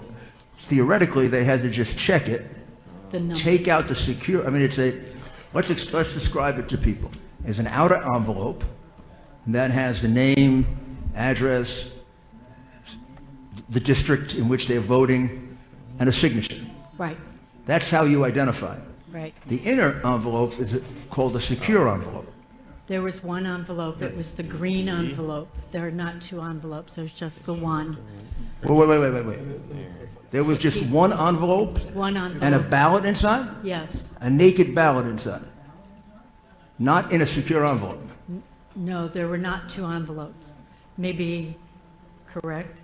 The green envelope is the only envelope that we have. Well, no, there's and we supposed to signed. be a There were not secure 2. envelope inside because No. your ballot is supposed to be anonymous. There were not 2 envelopes. There was one envelope. It Well, was that a may green. explain why they were open. Right. They went through some sort of a system where they opened them. But we signed the back of our envelopes, and on the front of that envelope is the mailing address to the county. Did you do a mail-in vote? Did I personally? I hand carried mine and put it But in. was it a mail-in vote? Yes. Well, was there an envelope you had to put the ballot in? Yes, a green envelope, one envelope. One envelope and the naked ballot. Correct. No other No envelope. duplicate. And in other states that I have lived in, Yes. there Yeah, were that's 2 why I'm confused. envelopes. Okay. So when it came in, it was open already, Yes, and all they did was separate it? right. Did they look at the back of the envelope? No, because the envelopes are, I believe, are scanned in, and the signature verification room is where that number that is on the envelope coincides with the signature, and those are scanned in. So my understanding is that in the signature verification room, they do not know anything that's on the ballot. They only have the signature, and they are checking it against other signatures, driver's license, previous voting. Did you see that done? That's what I was trying to see in the signature you ever get to see it? verification. Just that one gentleman who was doing low confidence and then switched to high confidence. And you were the only Republican doing that too? I was the only one in So this if you room. weren't doing it, nobody else was? Correct. So that was all being done secretly? Well, secretly meaning without any Republican With- observers? Right. Because the rest of the room was full. There were maybe 14 computers there, and it was full. And they were all, I couldn't see any of So them. how many of these ballots Favorite ones. would you estimate went into the vote without a Republican getting a chance to even glimpse at the envelope? As much as I would like to answer that, I can't even just- guesstimate. It was an entire afternoon. How long were you there? I was there 2 afternoons, For how long each afternoon? 4 hours. And how many ballots could they do in an hour? Well, this was interesting. Some of them would click, click, click, click without really looking at them. They would just sort of glance at it and go on to the next one and go on to the next one. There was one gentleman that seemed a little more intent on actually looking at the signatures that he was comparing to, and he would take maybe 10 or 15 seconds per signature. But some of them just kept clicking and clicking and clicking. And how many of these tables were doing it? Well, the first day I was there, I believe there were 8 8? All right, now that I computers, found all those fonts. 8 different Install people. them all. There might have even been 8 to 9 people. The second day, I believe the room holds almost 20 people, and it was pretty full. Pretty much 20 people? Yeah. So were they doing one a minute? Oh, no, seconds.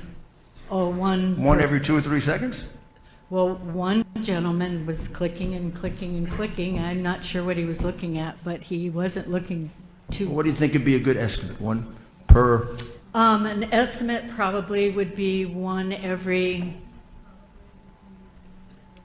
maybe 8 to 10 seconds. Okay, let's say 10 seconds. One per 10 Okay, so seconds. 6 per, And how many hours were you there? I was there 4 hours. so 4 hours. He's doing the math, 4 hours the first day when you had the 8 to 9, right? and then 4 hours the second day when you had the 20 people. Correct, And that was the day the press was there. right. Gee, how did I know that? That was in the ballot processing room, though. They Were were they all not in dressed, the. were they all dressed up better? And had- Pardon? Were they all dressed up better when the press was there and had more makeup on? A couple of them, yes. Just wondering. Yeah. So that, I mean, that's a lot of ballots that you didn't get to examine. Right. I mean, that's a lot of fraudulent ballots to stuff in a Oh, I day, like this one. in 2 days. Argor. But that was just Do you 2 have you days. realized Skull. the enormity of the cheating that was going on in front of you? Do you have any sense of the, I mean, these are going to amount to thousands of votes that were Right. put into the system It's pretty cool. without any opportunity for the opposition to observe them, which the law demands and fairness requires. I went home that night, and I could not stop thinking about what I I had bet you seen. couldn't. I was so disturbed by it. I contacted Gina Swoboda, who was my contact person and arranged for me to observe. And I texted her, she asked me to write an email, and then I got very specific in my email. I was so disturbed by what I had seen. I went into this in good faith that people did the right thing, and that's not what I saw. I've never had the opportunity to provide a civic service like this before, and I was truly astounded at what I saw. And the way people were polite, but the way I was treated. Go sit over there. I was at that black curtain, and the closest table to me was further away than I am from that black curtain.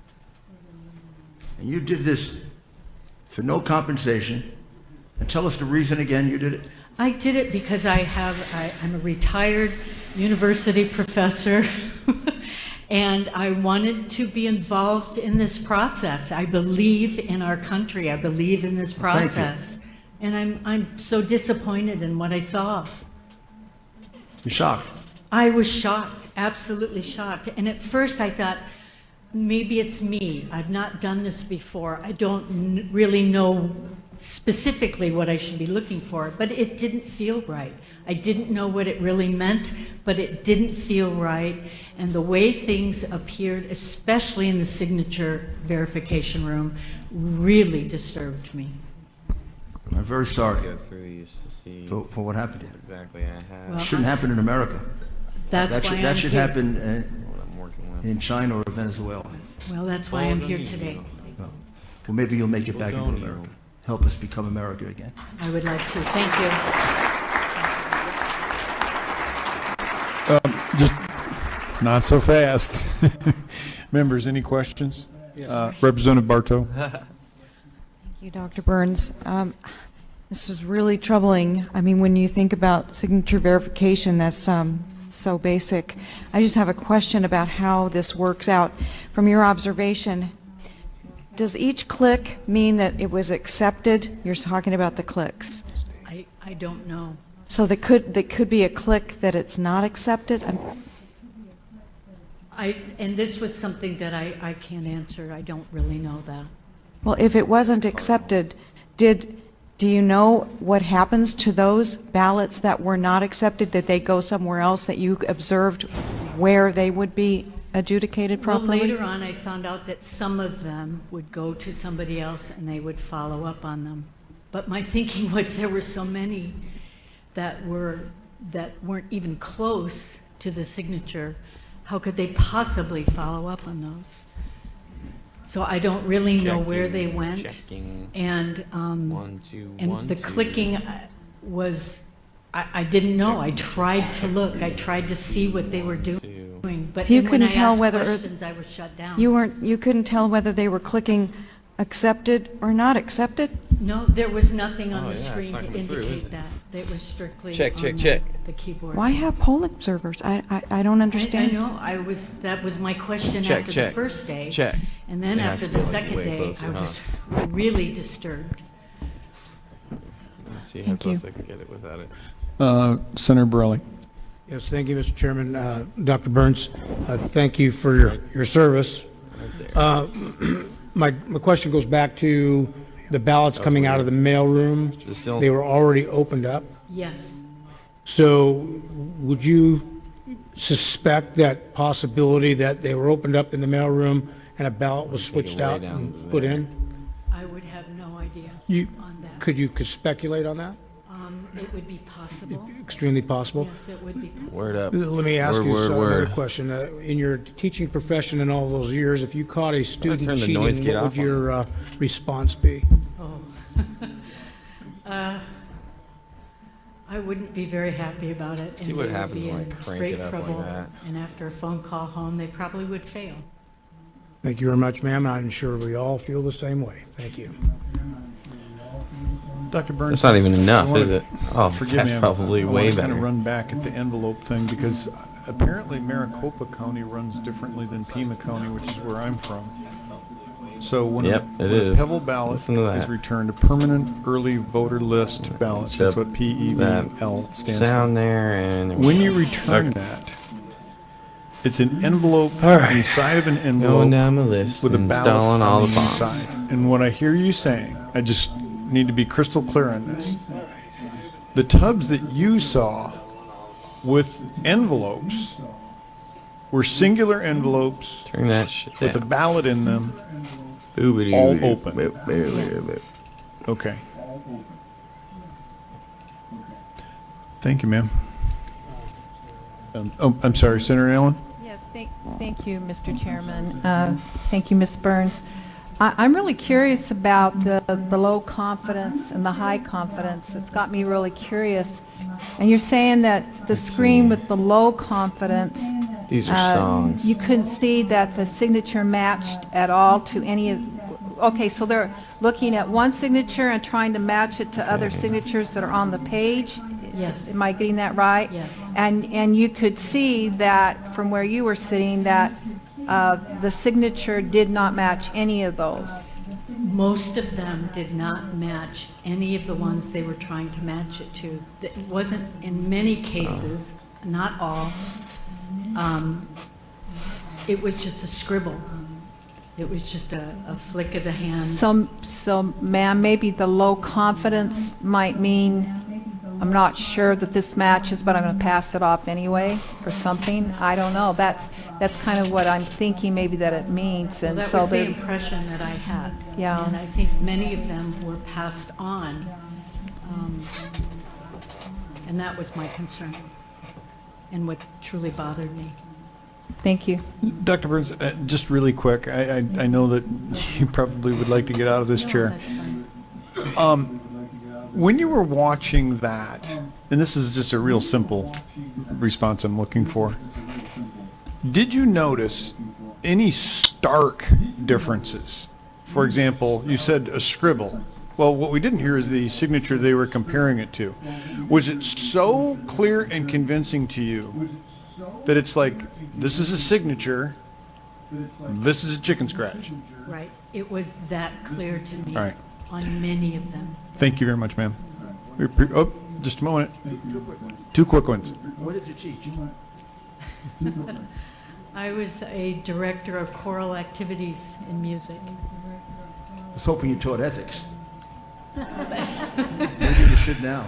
And as you now know, I didn't teach math. Well, I don't do math very well either, but I just want to tell you I computed what you said, 4 hours, You want 8 what? or 9 tables the first day, Oh, bless you.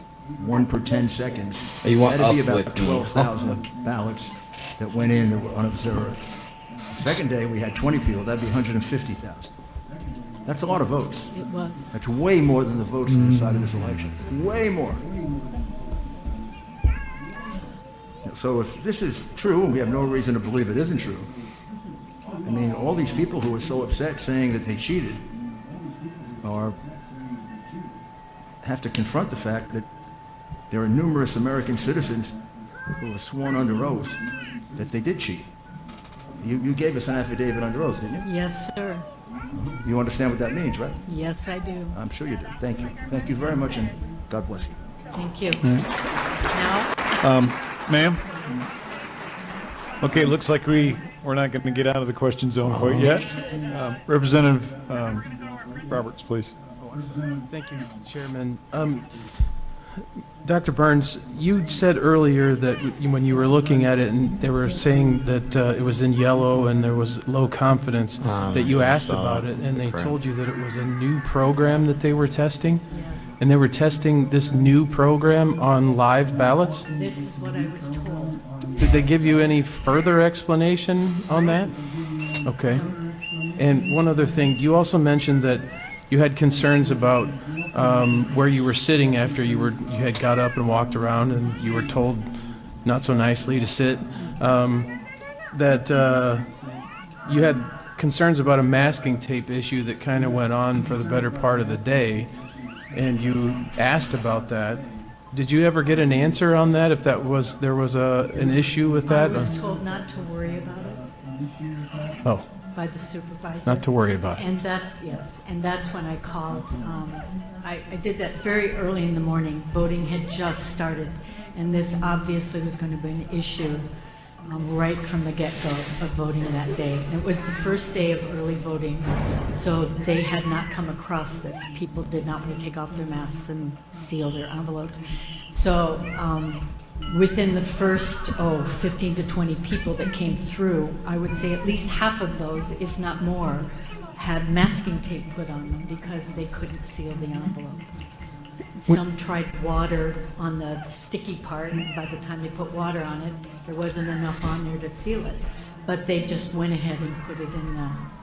Right, when you asked about this, and you were told not to worry about it, who were you speaking with? The supervisor at the precinct where I was observing. And that supervisor is a county employee? Is that correct?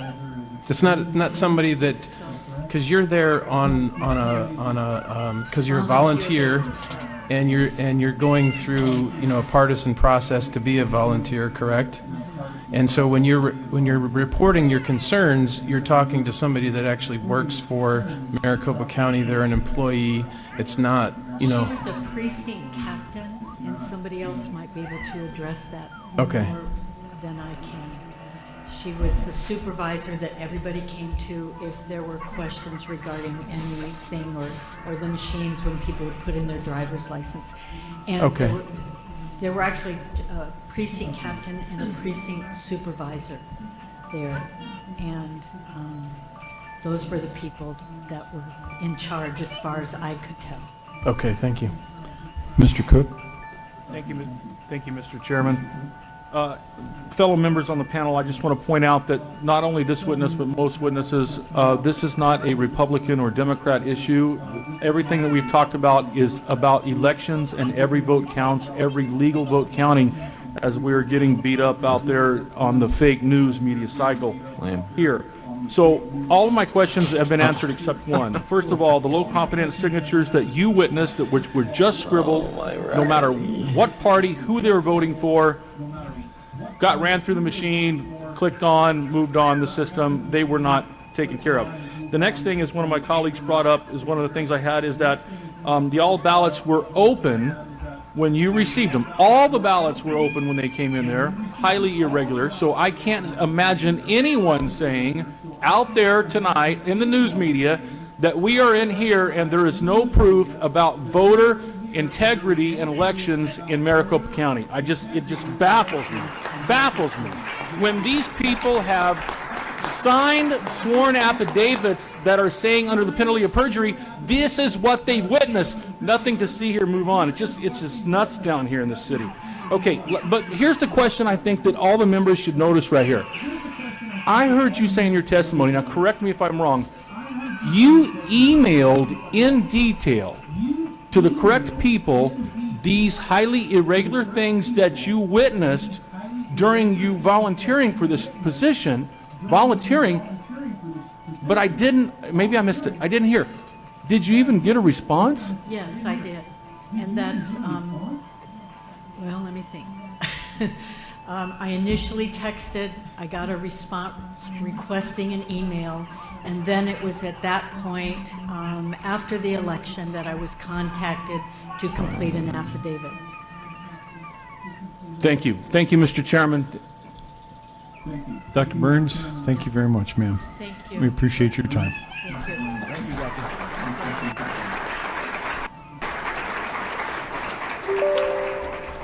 Next up is Kathleen Alvey. Kathleen, are you in the building? All right. Okay. Kathleen, if you would, please come over, have a seat.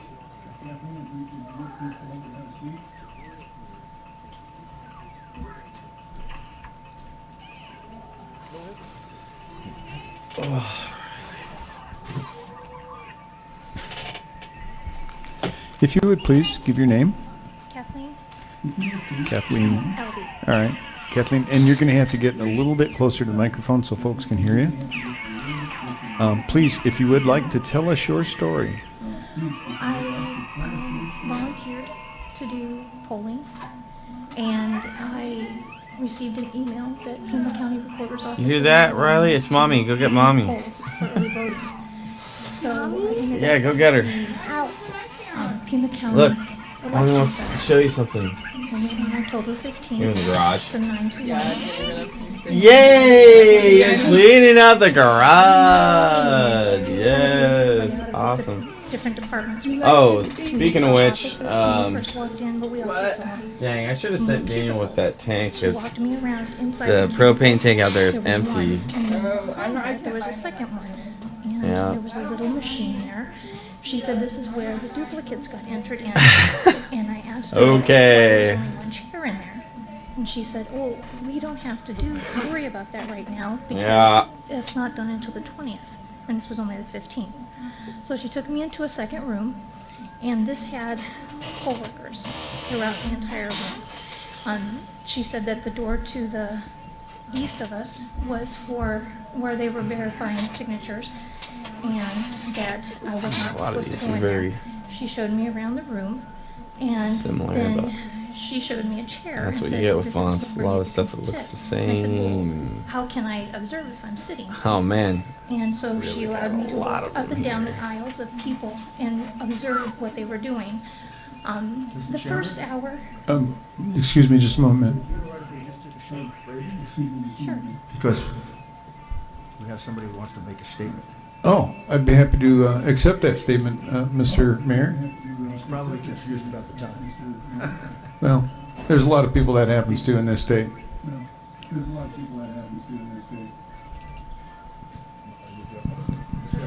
Now you're Is this on? one on? Yes. Yes, it is. All right, so Mr. President, your line is now connected. Well, thank you very much. I've been watching the hearings, and they're fascinating, incredible, and I wanted to thank you. He's on. He's live, man. That's wicked. And I know some get heat, but I will tell you many more get praise from the American public. We got 74 million votes. She needs to go right up on it. Don't do it in an angle, dude. In 2016, we were looking to get about 68 million votes, and we said that would easily win. They need to train these people. That's pathetic. Getting above that number even could hit 75. I understand you got your lawyer career and everything, and you're probably really good at that, but But I know that we won Arizona, that's and dope. we won Michigan, and we won Georgia, and we won Pennsylvania, and we won Wisconsin. But what they did is they played games, and games like nobody's ever seen before. This is the first time Republicans, or first time anyone has fought back. The 2020 election was rigged. It was a scam, and the whole world is watching, and they're laughing at our country. They're laughing at us. They know who won, and we won by a lot. The poll watchers were thrown out of buildings or put in very far away distances, but they were thrown out of buildings in numerous of the states. You have people that came in to vote, and they were told, "I'm sorry, but you've already voted. We've received your ballot." No, I never voted. I'm very proud to vote. November 3rd, I'm very proud to vote. No, we have your ballot. And they would go in and they would sign a complaint. In some cases, they went home and they cried. They've never seen anything like it. We have thousands and thousands of people that walked in. This shows you how arrogant the Democrats and others were in taking away and stealing an election, because that's what they've tried to do, is steal it. And the easy route for me, when everyone's saying, "Oh, just focus on 2024, sir. Focus on 2024." I said, no. I have to focus on 2 weeks ago, because this is the greatest scam ever perpetrated upon our country. This is the big one. And we went through plenty. We went through the phony Russia, the phony impeachment, and all of the different things. And then on top of it, you have a he governor knows everyone's watching this. who just rushed to sign certificates so that Kelly gets into the Senate as soon as possible. What's that all about? He didn't have to sign, and I say, why would he sign when you have these incredible hearings going on that's showing such corruption and such horrible fraud in the people of Arizona? So you have to figure out what's that all about with Ducey. Another one of Couldn't those go boxes fast with enough. little And I just say that I want to thank you. We're going to win this thing. We're not giving up.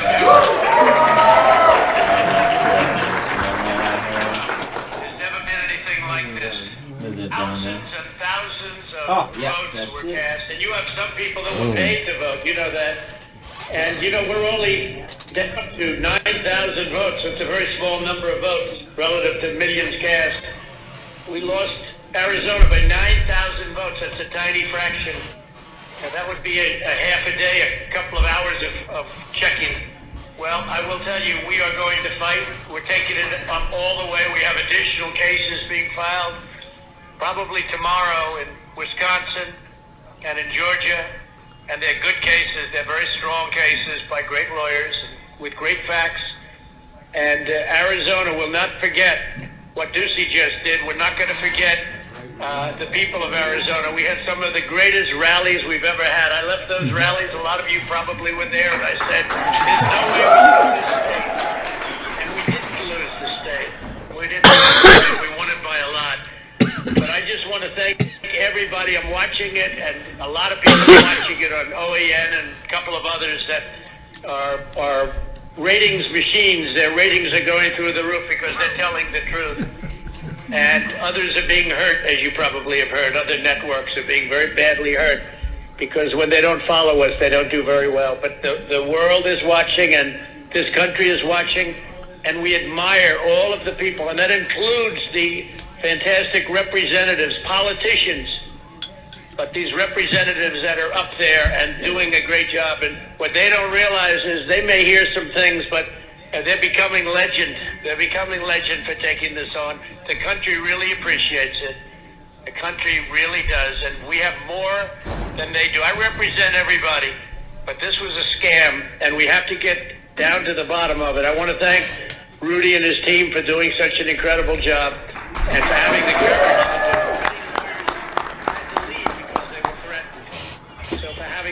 Rudy, we thank you. And you know, Rudy was, and I say this, Rudy was the greatest mayor in the history of New York by far. You look at what happens in New York. I mean, you look at what's going on right now. He was the greatest we've ever had. And I told Rudy the other day, what you're doing right now concerning the elections of United States President and other elections, but concerning the election of the President of the United States, and as good as being mayor was, and so important, but this is far more important. This is the most important thing you've ever done. So I want to thank Rudy. I want to thank all of the political representatives, and I want to thank all of the incredible witnesses for showing bravery and love of your country. Thank you all very much. Thank you, Mr. President. Cool. I'm sorry for the interruption. The big guy makes an appearance. So, Mr. Mayor, now that we've caught been it live. Seriously.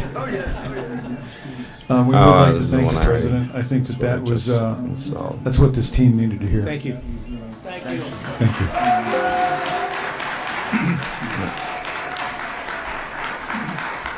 Now, Kathleen, no pressure. So please proceed with your story, ma'am. Okay. Well, I was observing the different tables, and the supervisors didn't stop me whatsoever. I walked up and down the aisles for all the 4 hours that I was there. After about the first hour, I noticed that there were a lot of ballots that were coming in that were being removed from envelopes that were faxed in. And the supervisor said, those are military or absentee. But there were hundreds and hundreds and hundreds of them coming in.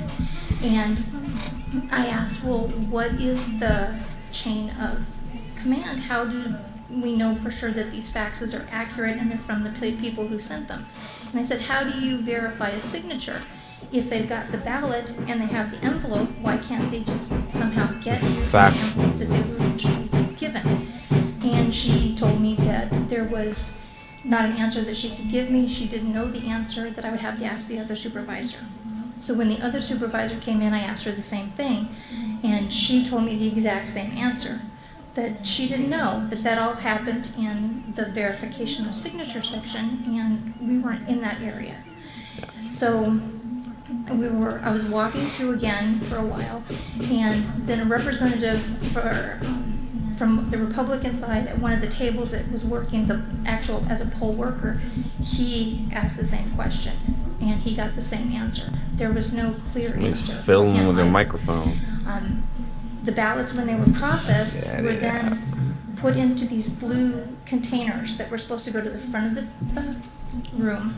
They were then sealed and locked by the supervisor. When I left at 1 o'clock, there were still sitting there with the supervisor out to lunch, and none of them were locked. Also, the ballots that were coming in that were faxes were called duplicates because they had to be manually entered. They didn't get secured at all. They went into a little basket on the side of the room, and then women from another area came in and got them and left with them. So I never saw what happened with those. But those same women were also coming in, and they were taking the postage boxes full of ballots and leaving with them as well. And they were going to a different area of the facility that I was not given access to, because the room that I was in I was basically told that's where all the processing went. But then I saw the ballots leaving, so when I left at 1 o'clock, I immediately sent an email to the chair of the Republican Party and said, I have some concerns about this. First of all, the chain of custody for the ballots that are faxed in, but also because there were things that I wasn't seeing behind the scenes. So. Thank you, ma'am. Mr. Giuliani, do you have any questions for this lady? Sure. Please proceed. So, Ms. Alvey, tell us the room that you were in. What was it, a tabulation room? It was What would you call it? It was just a processing. There were workers at tables, and there was 2 different people from different tables. And what they were doing was they were working as a team. They would pull the ballots out of the envelopes that were signed. They were putting the signature envelopes to the side, and those went back in the boxes. But then False information found in your post by independent fact checkers. Questions about it. I'm sure those was independent ripped, fact or it had a checkers are just signature, like so or full if of there's any kind of themselves. default on it. Like, there was one gentleman who asked. They're so glad to follow my And the supervisor told crap. him, oh, it's okay. There's no problems with using markers on this. And she said, just send it through. And so he just All right. processed it regularly. Other than that, at the other end of the room, though, there were people who were not taking ballots out of envelopes. They were just counting ballots. There was a machine and a gentleman counting it with a machine, but then the people who were sitting at the tables, they actually had lists, and the lists needed to correspond with the ballots. So they would have a bundle of ballots, they would check the names. If it was all correct, they'd bundle it back up and put it back in. There was one woman who didn't have a ballot that matched her list, and she was walking Nice. through the I like this aisles looking for I like all these fonts. like boxes, because I wanna each make of it the like ballot a new boxes that came through from the signature areas were labeled. like intro B1. each time I do this. So she was looking for anyone who's tabulating or working with the boxes that had a B5 Do on a it. different because intro she with had- each different There was a font. misplaced ballot from that. And what day are we talking about? October 15th, October 15th, so this is early voting. correct. Was that the only day you were there? That was the only day I was there. And what were you there, what were you told you were there for? I was told I was just there to observe, just watch, make sure that everything was on the up and up. When I first went in there, I did oversee a class for new poll workers that came in, so that I would kind of have an idea of what they were doing and how the process was done. I noticed, the nice thing that I noticed was there were no pens in the room. So I didn't see anyone using a pen on any ballots at that point. It was all like Sharpie or markers, colored markers, like highlighters. And there were red pens, but the red pens were for the duplicate ballots that came in. They were supposed to be numbered and isolated by precinct on a piece of paper. And then those went to, like I said, the basket, then left the room, and I don't know where they went after that. Where were the signatures being verified? There was a room to the east of where we This were at, is behind closed Music. doors, and that was a different section. Did you get to One observe gone that? thus. No, What a ma'am. stupid. How many name, Republican dude. observers What a were? stupid name. Well, the room was divided half and half of all different parties. So there were, at one table, there was a Republican and a Democrat, there was a Republican and an independent, I saw a Democrat and a Green Party. I mean, each table had two different people, two different But political these were tables affiliations. after the envelope had already been examined, Then all the, in well, a different room, right? different. So who was observing that, do you know? I don't know. I did give a list to Thomas Lane of all the people who were supposed to be observing through the whole election time. So you don't know if there was observation of the signature verification? I do not. And then, after the signature verification, the ballots were brought into your room? Correct. There was large trays of ballots that were brought And in. in your room, they were being counted? There were some being counted off to the right of the room, and then in the area, well, I was able to go into both, because I was able to And wander. what else were they doing with them other than counting? Well, they were counting, and then they were removing it from the envelopes. They were being removed from, they hadn't been removed from the envelopes already? No. Most of them were cut open though, so all they had to do was reach in and pull out the insides. And then you complained about this. Well, I complained not necessarily about this. I complained about the chain of command or the chain of custody that all of these faxes, because there were so many, and I questioned that because I wasn't sure.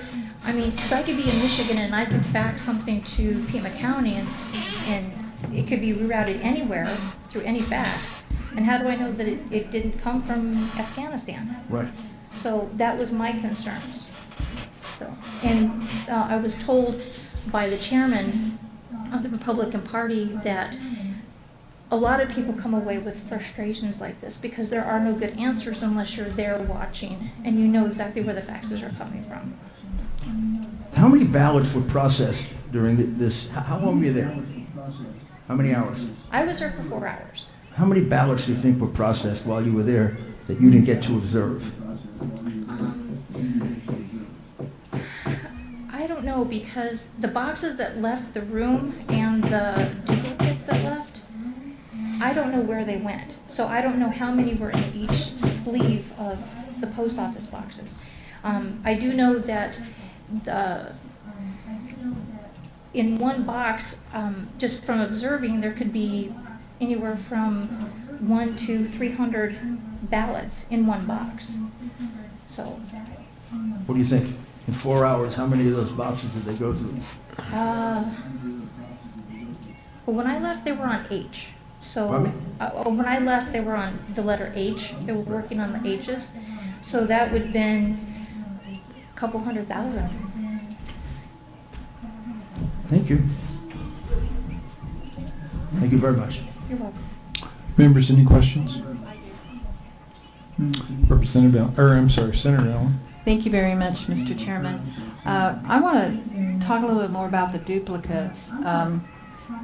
From the duplicates, or they think there's something wrong with the ballot, so that it wouldn't process, so that then they go and they make another ballot,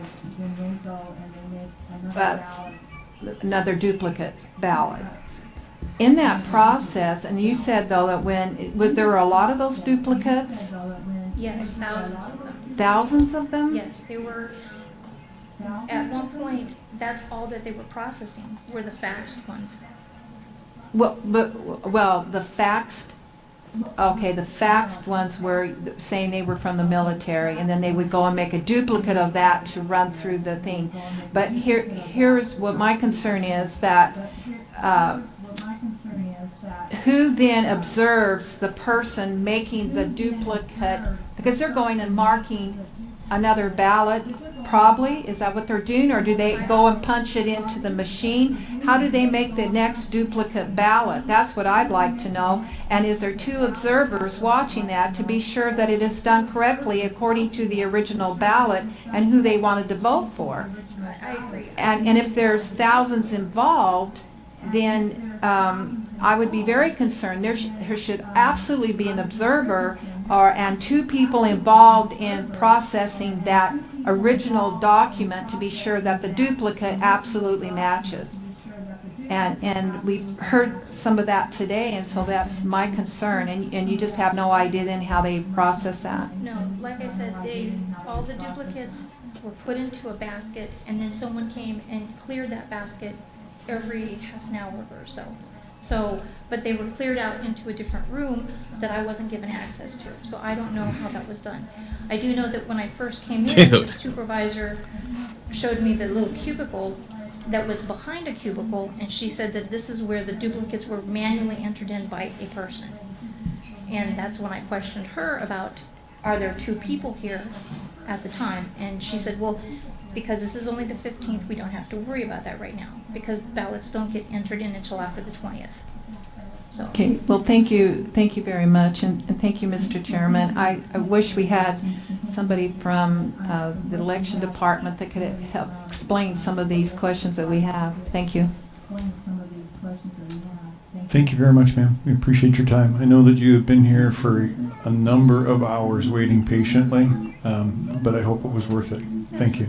It was for us. All right.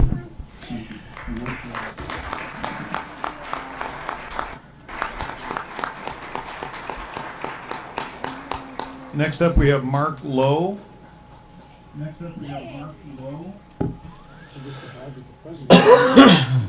Yes, indeed. And then after Mark Lowe, Linda Brickman. Or maybe Linda Brickman now and Mark Lowe's no longer here. Okay, Mr. Lowe appears to have left the building. So, Ms. Brickman. I'm sorry, Mrs. Brickman.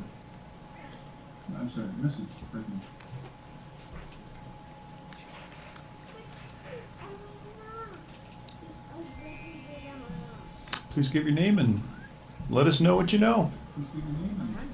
My name is Linda Brickman. You're going to need to get really close to the mic because people have been saying that they can't hear us. My name is Linda Brickman, and I want to thank you, all of you, legislators, chairman, and Mr. Mayor, for letting me come forward and be able to speak today. Effective November 12th, 2020, as the first vice chair of Maricopa County Republican Committee, the MCRC, by operation of law upon the resignation of the chairman, I took over the performance of the chairman's duties. I was notified by Ray Valenzuela, Director of Elections, that the logic and accuracy LNA certification of the Dominion voting systems would take place on November 23rd. With limited notice, I was later notified the date was moved to November 18th, 2020 at 10 a.m. There will be about 11 issues that I need to share with you today.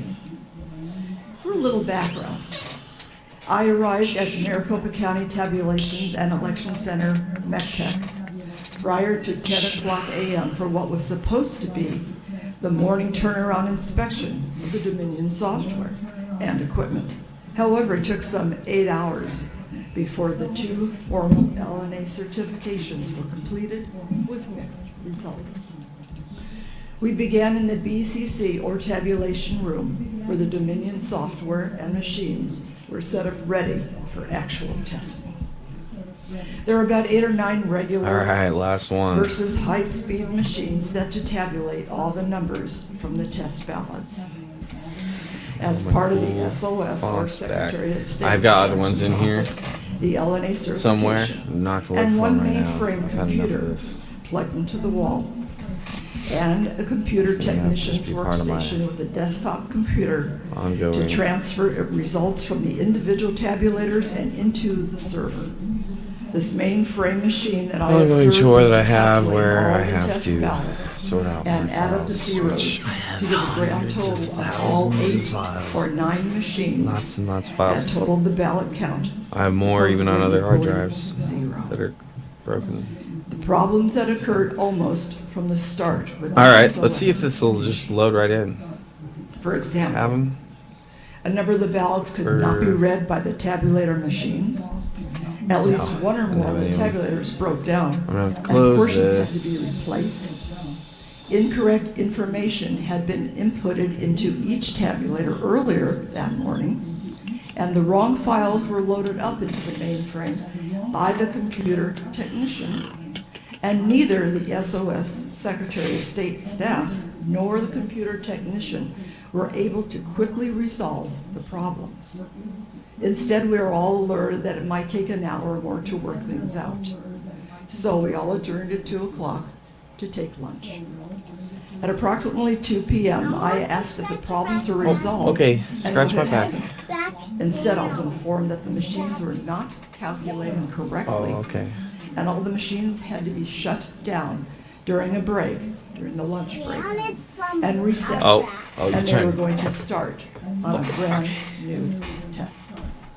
About an hour plus later, the ballots were run into the tabulators and printouts. So good, thank The you, results Riley. in the form of a cashier's tape Uh-huh. were received by me and others. Then the memory sticks from each tabulator were removed Bye-bye, my and handed to the sweetie. computer technician Ooh. loading into the server, That's great. along with Oh, other that's really relevant cool. files, as we were told. Huge. Printouts were then generated by the Dominion server and county chairs from the three Some county effects on there, political maybe like parties, as well as other observers, began Fade. comparing the individual voting totals Seconds. tabulated for accuracy. Once completed, the county chairs were asked to fill Let's out do a and good sign the solid certification for the 1.25 SOS out. LNA. Made. As per Ray Valenzuela, the Director of Elections, and other observers, they were asked to sign if they insisted, but only as an observer Okay. capacity and not in an official capacity. Then it came time for us to sign the certification. Be cool if I could make it do like sparkles Based and on the shit, issues but- described above with the SOS I'm not worried about LNA anything like test, that right now. and my familiarity with reports from other states, Secretary of States, for example, Texas, and other information that I had. and That's I gonna turned have over to the be a skill I BOS learn another time. I mean, I could probably learn today, I but I'm not going to went ahead and right signed now. and Eventually I denied will. certification, writing on the form, quote, Da-da-da-da, certification and denied, here. Linda Brickman, MC, Maricopa County Chairman, unquote. Right here. We then began the second LNA Right test, there. but this one was conducted by Maricopa County election staff and on separate Dominion voting tabulation machines. This was a similar process All with right. results going to the server, and reports were then again printed out. But for whatever problems or irregularities that surfaced during the first SOS test, they did not manifest this time. And then for the same reasons noted above, I denied certification, writing on the Maricopa Nice. County form, quote, Gap. certification denied, Linda IG. Brickman, MC Maricopa County Chairman, unquote. I also have copies of all the ballots counted with copies available upon request later.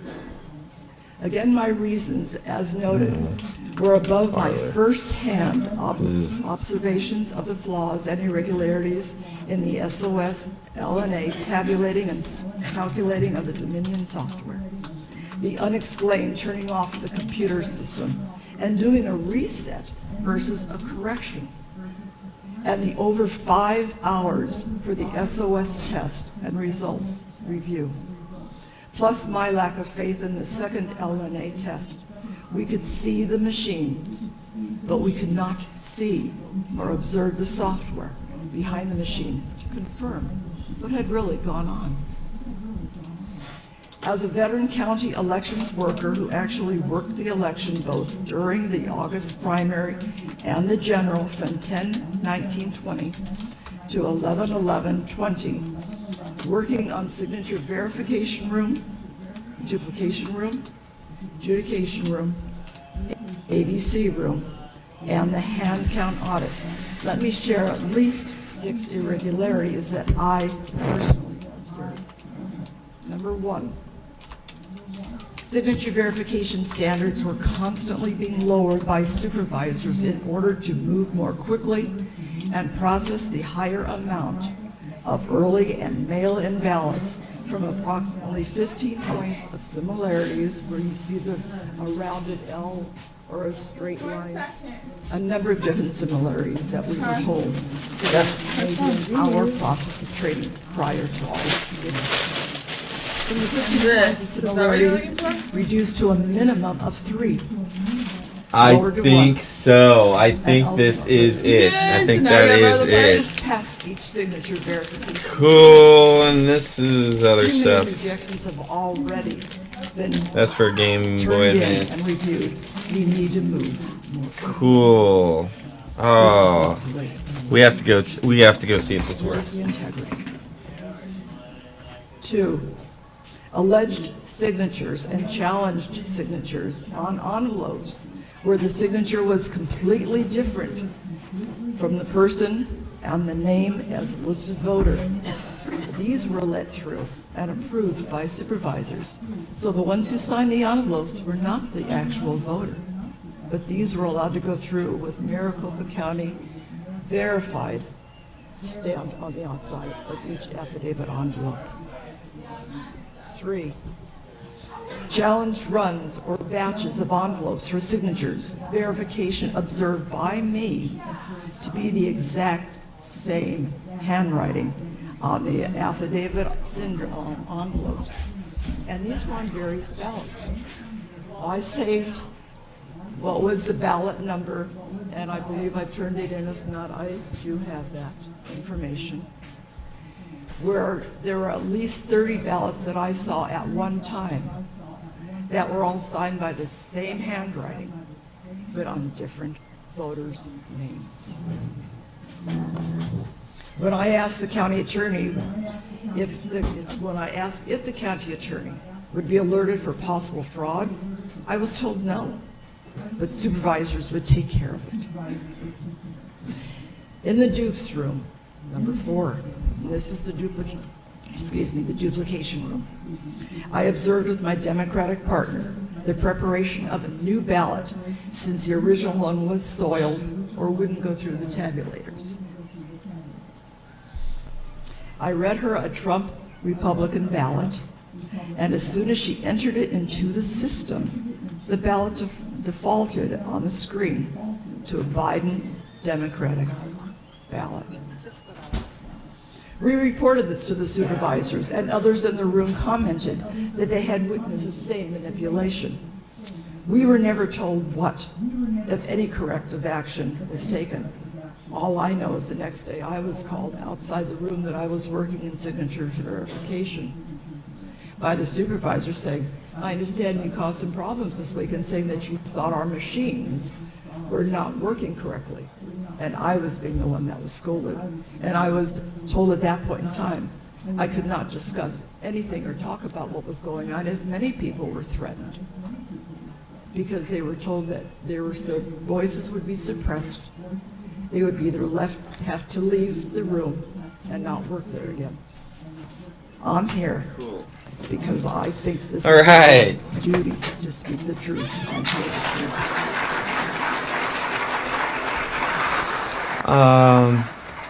Number 5, election office observers. When it became apparent that more and more early and mail-in ballots need to be processed, I mentioned that the current roll of the number of observers per party was not adequate. 1 per party unless all parties agreed to more. And since the governor refused to call the legislature into session for whatever his reasons, and little incentive for the Democrats to agree to a higher adequate number, there was no way that 1 observer per party, who were forced to the back of the room or to have to watch behind a closed-in wall or a see-through wall, would have legitimate opportunity to see what election workers were actually seeing in real time and doing, especially where up to 20 or more workers processing tests, sometimes in 10 seconds or less. And I personally observed most observers acting clueless, and did not believe any of them even recognize the challenges that I was referencing above. Number 6, one of the most egregious. In both the duplication and adjudication rooms, which I worked, I observed the problem of Trump votes with voters, checking the bubble for a vote for Trump, but also writing in the name Donald Trump under the write-in candidate and checking the bubble next to his handwritten name again as a duplicated vote. And this would continue on as an overvote, which means no vote was counted at all, despite the policy having been changed to allow these overvotes. Supervisors contradicted their own policies where the intent was clear. Ray Valenzuela, Director of Elections, told me openly the morning of the Dominion certification, November 18, 2020, that this was incorrect. The supervisors were terribly mistaken, and as an adjudicator, I was instructed incorrectly that these many votes should have been counted and not turned away as an overvote.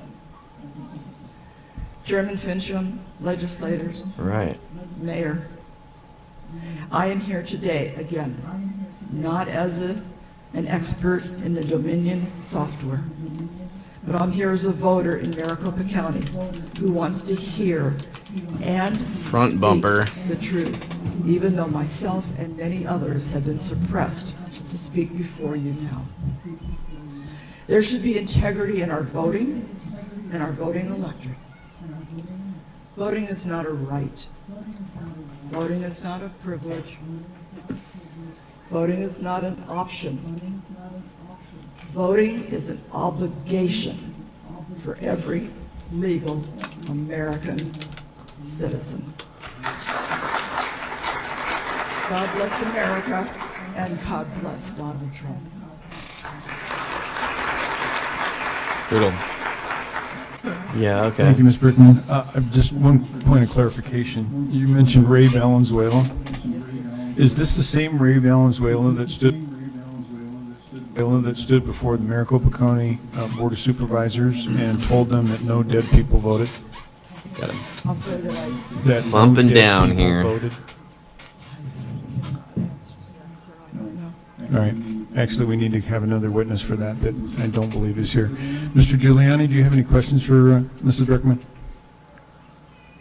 Mrs. Brickman, I would like to ask you this as the head of the party. Oh, wait a second. How many music? I imagine you've been involved in Republican politics for a while. Close to 30-some, 40 Abort. years. A while. Thank you very much for your dedication to the party. This is really in the nature of advice. Why? Let me ask it this way. I have this feeling that if I were representing a Democrat president, and this was a Democrat governor and Democrat legislature, we have. and I called up with Master mix of that. a third of these allegations, we would have had a special session. They would have canceled out the vote, and they would have designated the electors for Hillary Clinton, Bill Clinton, or some other scoundrel like that, without much fuss.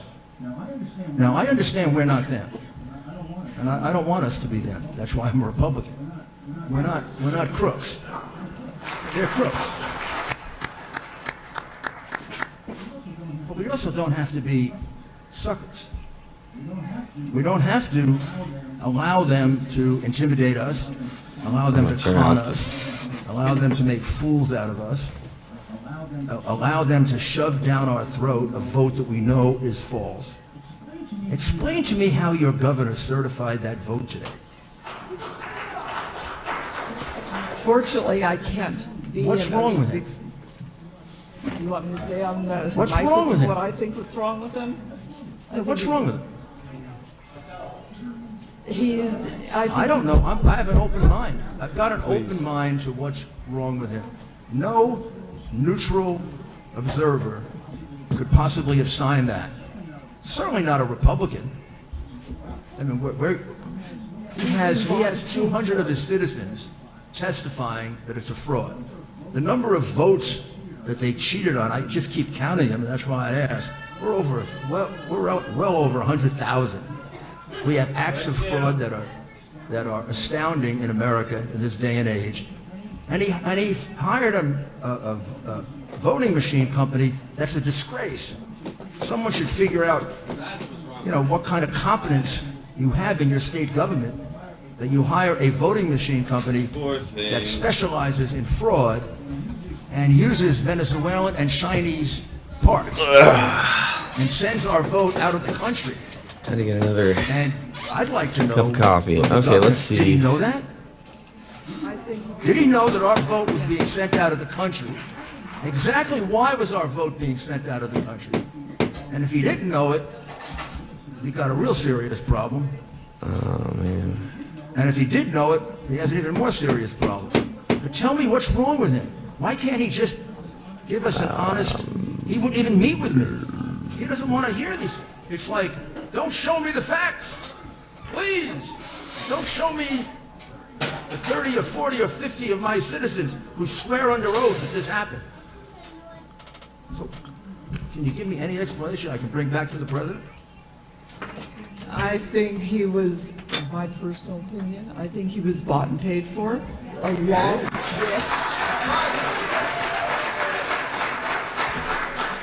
along with I didn't expect that answer. I think that was a rhetorical question. I'll take it for not a that. rhetorical question. Representative Biasucci. Well, you're entitled to your opinion, and I will take it into consideration. I did used to do that for a living.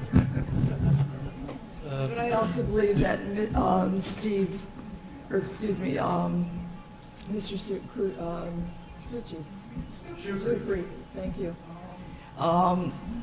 He knew about all these problems with the Dominion system because He knew about the problems with Dominion and Smartmatic and... Oh, absolutely, because I personally sent him a lot of information before he decided to go. So I assumed, maybe wanted to give them the benefit of the doubt, that maybe they didn't do a good job of vetting the company, because I can't imagine a governor presented, first of all, presented with the notion that any foreign company is going to count our vote, even an ally is abhorrent. We should count our own vote in the United States. Right? Mr. Chair, to that. Now you give me a company that's not just Canadian, but sends the ballots to Germany with a connection with a Venezuelan company. All he has to do is go back and read my congresswoman's letter of 2006, in which she says it's not possible to discern the true owners of Smartmatic. The owners are hidden. Smartmatic has been associated with the Venezuelan government led by Hugo Chavez, which is openly hostile to the United States. She concludes, Smartmatic and Blitzer provided the voting machines for 3 frauds. Smartmatic worked with a company called Sequoia. They were thrown out of Chicago. And guess who bought Sequoia? Dominion. All you have to do is you don't have to get Morgan Stanley or Kroll to do this investigation. You just take out your iPad, put in Smartmatic and Dominion, and with a little reading, you get all this. Although some of it now has been, sanitized. What a surprise. So you're telling me your governor, see, I just assumed it was a matter of laziness or incompetence and they never got it. You're telling me he knew this? Yes. Wow. Okay. Mm-hmm. Wow. Okay. Please.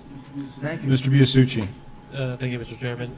Linda, thank you for being here, and I appreciate all you've done for the party. And something you said that really bothered me to even hear this is even a possibility, but you mentioned that in the duplication room you saw Trump ballots counting as Biden ballots, that Biden votes, right? Trump votes were being counted as Biden votes. Now, I just want to be clear here.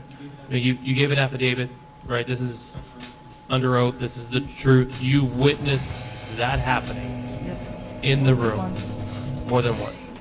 And the explanation from the supervisor was what? All right. I am not going to listen to this. If you have to be removed from the building, you will be. You're interrupting testimony and questioning. End it. End it. Mr. Biasucci. Thank you, Mr. Chairman.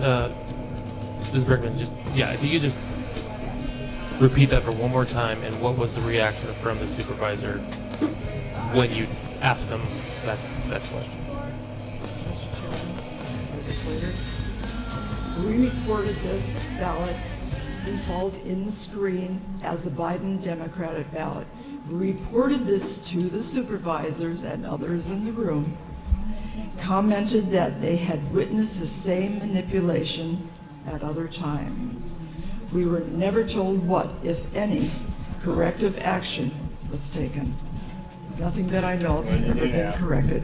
And as I believe I mentioned right after that, I was yelled at, whatever, reprimanded the next day by my own supervisor for causing trouble and bringing up things that I shouldn't have been bringing up. Thank you. Thank you for clarifying. Senator Allen, please. Thank you, Mr. Chairman. Linda, it's so good to see you again, and thank you for hanging in there and keeping doing the work that you're doing. I would like to bring up what the Maricopa County supervisor said in their letter when they certified the Maricopa County vote. They said the Dominion tabulation equipment was vetted by a bipartisan equipment advisory committee before the contract was finalized. The committee tested the functionality and accuracy of the tabulation equipment before it was used in any Arizona election. The Dominion tabulation equipment met mandatory requirements during the accuracy test before the presidential, primary, and general election, and after each of these 2020 elections, the hand count audit shows the machines generated an accurate count. And so it's interesting to hear as you talk about being there as they're testing the machines and all the breakdowns and the problems that went on. Were the supervisors not made aware of the problems that came up when you were doing the audit? I find it difficult, Mr. Chairman, legislators, I find it difficult that they weren't aware of it, because I was aware of it. I am just a nobody, I'm another voter. And if I was aware of it and I could pass it on to the supervisors, as well as the governor's staff, as well as other people in power in the Arizona Republican Party, I find it difficult that they did not know. Why is it, and let me ask a question if I may, how do we know that the same systems were being used and that the machine wasn't changed and that there weren't problems? We know during the election itself that many of the machines, I believe in almost all locations, were shut down at the exact same time, because while I was working at the elections department, the machines were shut down. Well, Mr. Chairman, if I may, thank you for that. I'd like to follow up on the duplication. How many duplication did you get to see? Because the previous person that gave testimony, I asked this question about my concerns over the duplication thing. Who is there being sure that it's entered into the machine properly and correctly and it's observed? So can you tell me more about that process? How's that done, the duplication process? Okay. This was only for the general election, because I worked it also during the primary, so I'm only speaking about it for the general. A machine is put before you, about, I would say this high, this wide. And the actual ballot, the person's ballot, your ballot, sir, could be on the left-hand side. A blank ballot is then placed on the screen, the same screen, and we are to duplicate the votes from the person's ballot over to the right with the intent. Your tablet? That's the magic word, the intent. I know I brought it over to the house, but I don't Most think I of the have it. things that Check go out through here. the duplication room, not the adjudication issues, are because This of is soil clean, or this the is- damage that could be, it could be a number of Don't- reasons. don't why throw away it my was in pizza. the tabulation machine, so we had to duplicate it to a clean No, ballot. I always save it for later. My I'm not Democratic partner done. whom I worked with for quite a while, I worked in there for a good 4 days, probably 8 to 10 hours a day. Okay. So Gotta keep we digging. did this on a number of ballots. You asked me how many ballots. We could get through a ballot in about 15 seconds, so figured out over a 10-hour day, over 3 days, that's how many ballots we could see. When we had a chance to go ahead and start moving all the So there's- names from the original ballot over to the sample ballot, some of those ballots were already completed. They were pre-filled out with names. Okay, So yeah. we had to go ahead and erase all the names on the right-hand side. Could have been Democrat, could have been Republican, could have been Independent. We didn't look, we just had to erase all those existing Yeah, I'm gonna names do that it. were already inputted on those ballots, on the what duplicated happens. ones. We started moving the names over, and we would check each other as a Democrat and So am I- Republican to I'm make like sure that we were 48K, correcting each right? other. No supervisors, no observers were behind us at all Yeah. times. There were observers, which were very few and far between. So that we're were- gonna hop over here never to Pro came back Tools. to where we were behind the adjudication room. So it was difficult at best to see anything. There was a full wall there, nobody could see through it, unless you're Superman. We started moving all the names from the actual ballot over to the regular ballot. Again, we had to even move all the ballots, if there were 2 for Trump, one that was handwritten, one that wasn't. So it wouldn't be counted at all, because we were told it was an overvote, we had to follow the exact same ballot. When I just we were want to ready get something push, bounced down for this. pass through at the very bottom, it was just vote okay. We could see that all of a sudden, the ballot was being reverted back to either a Democratic Biden ballot, or, this didn't happen every time, but more often, Stream it was going back to a Democratic ballot. bumper Or it would track just revert back to whatever into names had been on that ballot when here. we started. So we could never judge whether that ballot was actual, Yeah, and we didn't have let's- any recourse. We couldn't go back. Once it's in the system, it's in the system. Once it's in the system, in other words, you couldn't correct it, because once you push the button and it's in the system, and you can't go and say, wait, Dave, that's not what I entered. Once it's already through, no. The only other time that we would have an option to be able to see that ballot is at the very end of the day, when we would, at Import each team, the work I was would doing get a whole here. list of how many ballots they had looked at. We would, if there were any problems Take it with all it, in we here, would mate. check on that mimeograph form to see if it was correct or not correct, or if Tempo, a certain judge was put in or not put in, if, whatever that voter intended. If it still seemed to be a problem where my partner and I didn't agree with the way it came across. Right. So we're we gonna could do go to our a mix. supervisor, who gentleman's name was Bruce, either Bruce or John. We would go to one of them and ask them, would you please check the machine? I used to always hit yes. Or check your records. Save to every see if single these stupid were report. correct.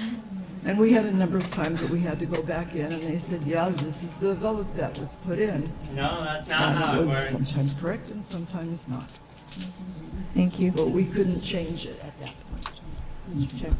Mrs. Brickman, I have a question for you, and it's been alleged, and I don't know if, I know that you have had something to do with the whole machine certification and all that.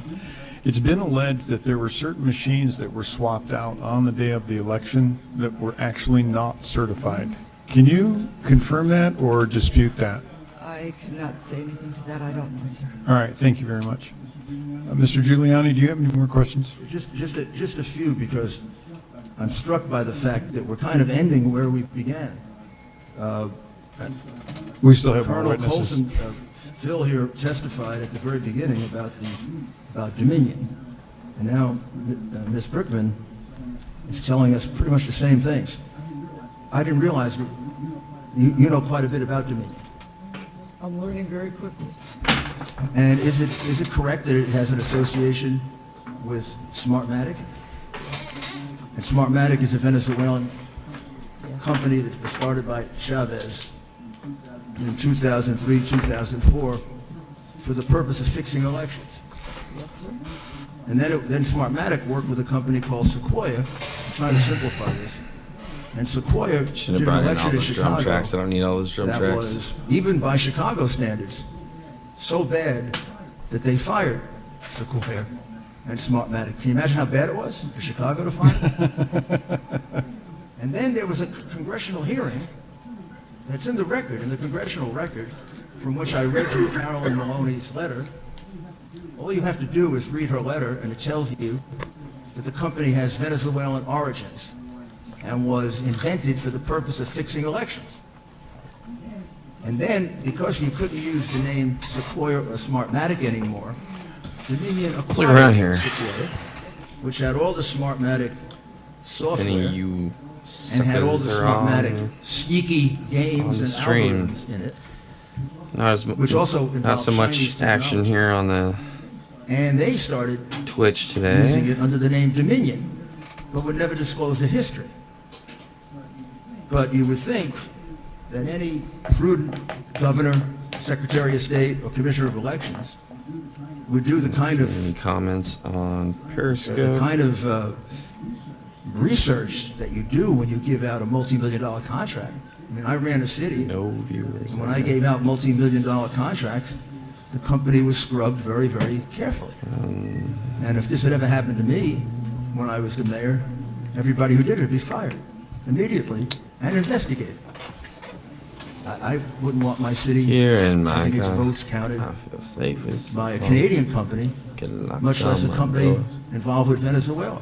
So you are corroborating the facts that our expert witness gave at the very beginning of the hearing, and I really appreciate very, very much your contribution. And also because Dominion has created this problem all over our country, not just here in Arizona. You shouldn't feel alone. Our country was victimized by these people in a very, very horrid and disgusting way. Thank you. Representative Townsend. Thank you, Mr. Chair, and thank you, Linda. I have a couple quick questions for No you. comments First on one is, do you think Facebook. what we're Usually doing we here have today comments on is Facebook. useful or a waste of time? Not seeing any viewers. Mr. Chairman, Okay. legislators, I think it's very definitely something that we needed to be done. We need to go ahead All right, and take this back over on to Twitch. you as the legislators, whether we have a governor behind us or not. He's never been behind us and never will be. This is something that you, in your right minds as American citizens, as voters in Arizona, need to do for us. And I Thank you. Thank you for saying that. And I believe that, yeah, go ahead. I believe that this is not in vain. Some have called it a dog and pony show. I think that it's showing the public what we're dealing with, and I hope it shows our leaders that we need to look into this further. Are you familiar with the DEF CON conferences that the Maricopa County Recorder has sent staff and himself to on taxpayer money? Are you aware of that? No, I'm not. Well, let me read you the results of the 2 years ago. It says, this is the third year we've hosted the Voting Village, and this year we were able to give attendees access Just to waiting over to load 100 up those machines, tracks. all of which are currently in jurisdiction. The units tested included direct recording electronic voting machines, electronic poll books, ballot marking devices, optical scanners, and hybrid systems.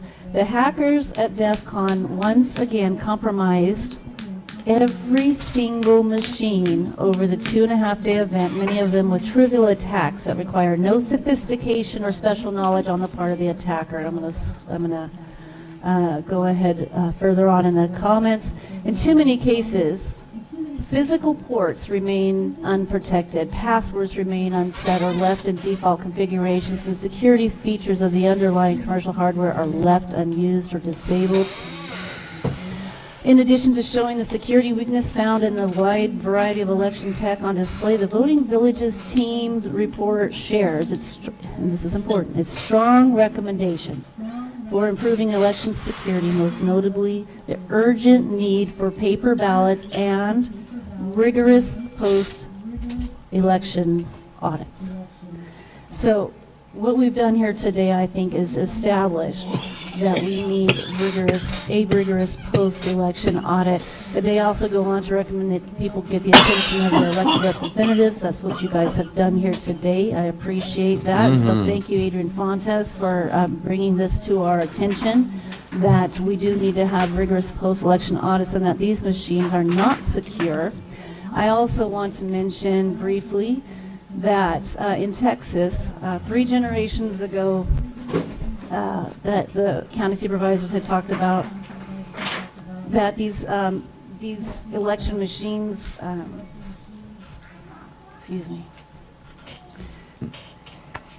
they rejected it. And we haven't done anything this time to make sure that that rejection was corrected. How do you feel about that? I think they should all be rejected in every one of the 6 swing states. Obviously Arizona, how it's happened, I'll say it again. I think it was bought and paid for by a few people at the top, and that's why it was not taken care of, but this needs to be done in every single state, not just the 6 swing states. Thank you, Mr. Berkman.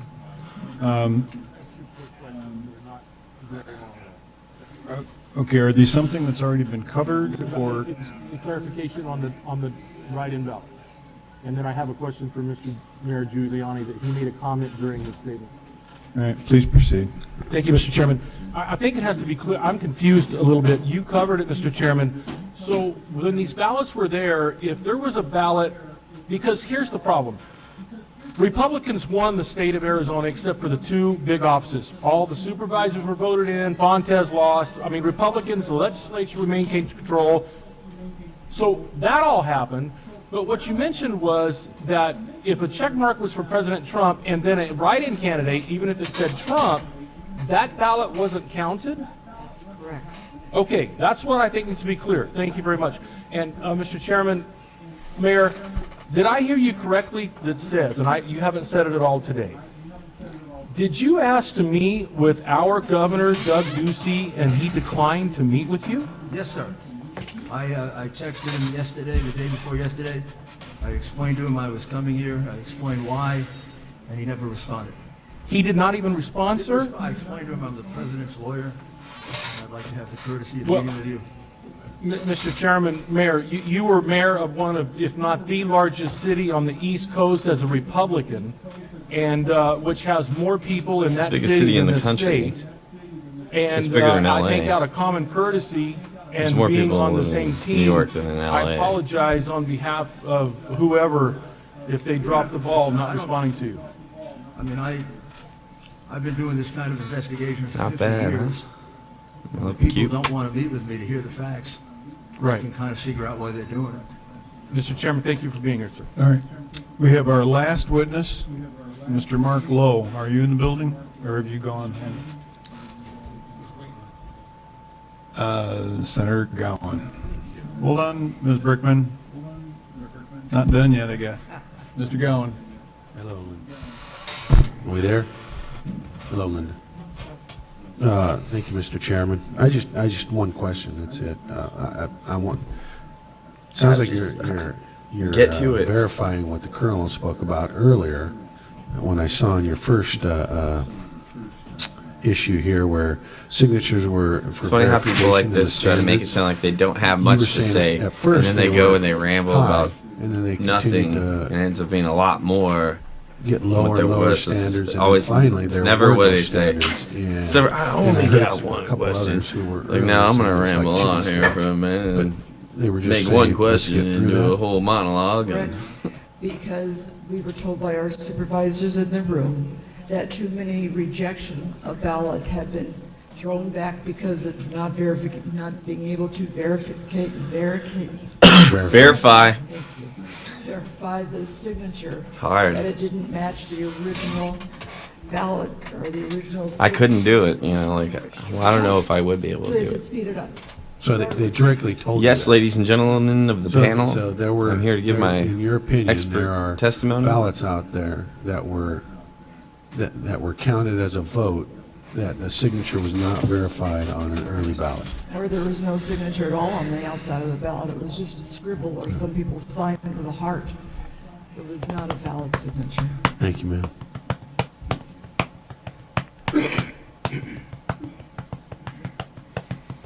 You were done? All right. Thank you very much, Mr. Wow, Bergman. wow, holy cow. How long was that? Wonder what that time that started. That was All right, we have one more savage. witness, and that is Mark Lowe. Once Mr. Lowe is complete, Mr. Giuliani, I'd like you to See, we're at here, approval. wrap Still, us up with your closing right, comments, still- and then each still member will moving have right an along here. opportunity to I guess I'm overruled. There are 4 more people on the list that are still here. Oh, all right. I had called names and nobody stepped forward, so, okay. Mr. Lowe, please give your name and what you do, and we're happy to take your testimony. You know they were there the whole time, and he asked like the name, and then they were just like, My name is Mark Lowe. I'm a Maricopa County resident for 30 years. Name. Southern California refugee. yes, his name here. I'm here as in the constant steadfast. All right, we're moving on now. Oh shit! Did he say my name? Volunteered to do 3 days of observation. Oh, they already moved on? 2 at the Maricopa County Recorder's Tabulation Center, Sunday, October 25th, and Sunday, November 1. Sorry, I'm a little bit nervous. I'm waiting all day to speak with you. Of course you are. On the 25th of October, I observed no I'd be nervous ballot too, tabulation just on purpose, as a matter of principle. Seems like I do have Approximately respect 12% for of the this vote, and these people. Of 100,000 votes a day needed to be adjudicated to determine the value or the voter's intent. So I watched that and got a good cook's tour of the entire operation. Everybody seemed to be cooperating with doing their job and being very open and transparent.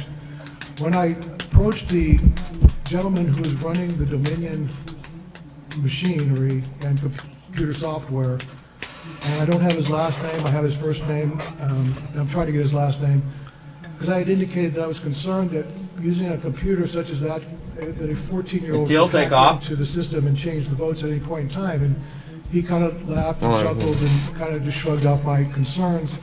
And I told him that I had just watched a month earlier a Tom Cruise Mission Impossible where Tom Cruise crawled through the ventilation system and went into a room very much like what the equipment is in, and he was able to get in and get the information and get out. And at that point, he really laughed, and he tried to point, he did point to all the wiring that was hanging from the ceiling in baskets, and so that there was nothing plugged to the internet or into walls, everything was coming from the master sealed up room. And I said, well, in the end, a 14-year-old could get in and hack it. At least that's the world I live in, because I watched the 1969 original Mission Impossible, so a lot's happened since then. Sunday, I actually left about 2:30, and I was scheduled to work until 4:30, but I felt that I had better things to do, given what I had seen. There was no tabulation going on. So I came back there bright and early for morning shift on 11/1, and I showed up, and the operators were there. Same gentleman that was running this operation. I'll leave him nameless. He's named in my affidavit. And I was able to say good morning to him and said, yeah, I guess nothing's happening with the 14-year-old yet, and kind of made light of it. Sat down, and then a gentleman came to join me, because I was by myself as a Republican observer on the 25th, but on 11/1, Greg, who testified earlier before your panel, who's very, very knowledgeable about This is software and internet technology. This is He and I spoke for a absolutely few minutes before the process started, and I was able to explain to him how I engaged Bruce the week before. I felt really just wasn't able to get the information from Bruce or acknowledge what was going on with the process of counting the votes or collecting the votes, because I didn't have the knowledge. Well, it turns out that Greg had more than enough knowledge for this gentleman. I call him the master of ceremonies for Dominion, because he's a contracted third party by the county. He's actually paid by Dominion, and Dominion is paid by the county.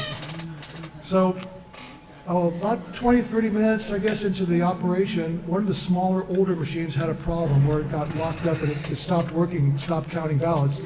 And this gentleman, Master of Ceremonies, came over with his laptop and plugged right into that machine, and he began to immediately 2 weeks, do 14 whatever he was days. doing with the files. And this is when Greg and I sprung to our feet, and Greg took the lead and went over his shoulder, looked exactly what he was It's gonna doing, be and asking this will be one questions all special along. He was able to Christmas. actually get hard data of what was being done with regards to when a file gets too full, it stops, and then it has to make subsets and all that.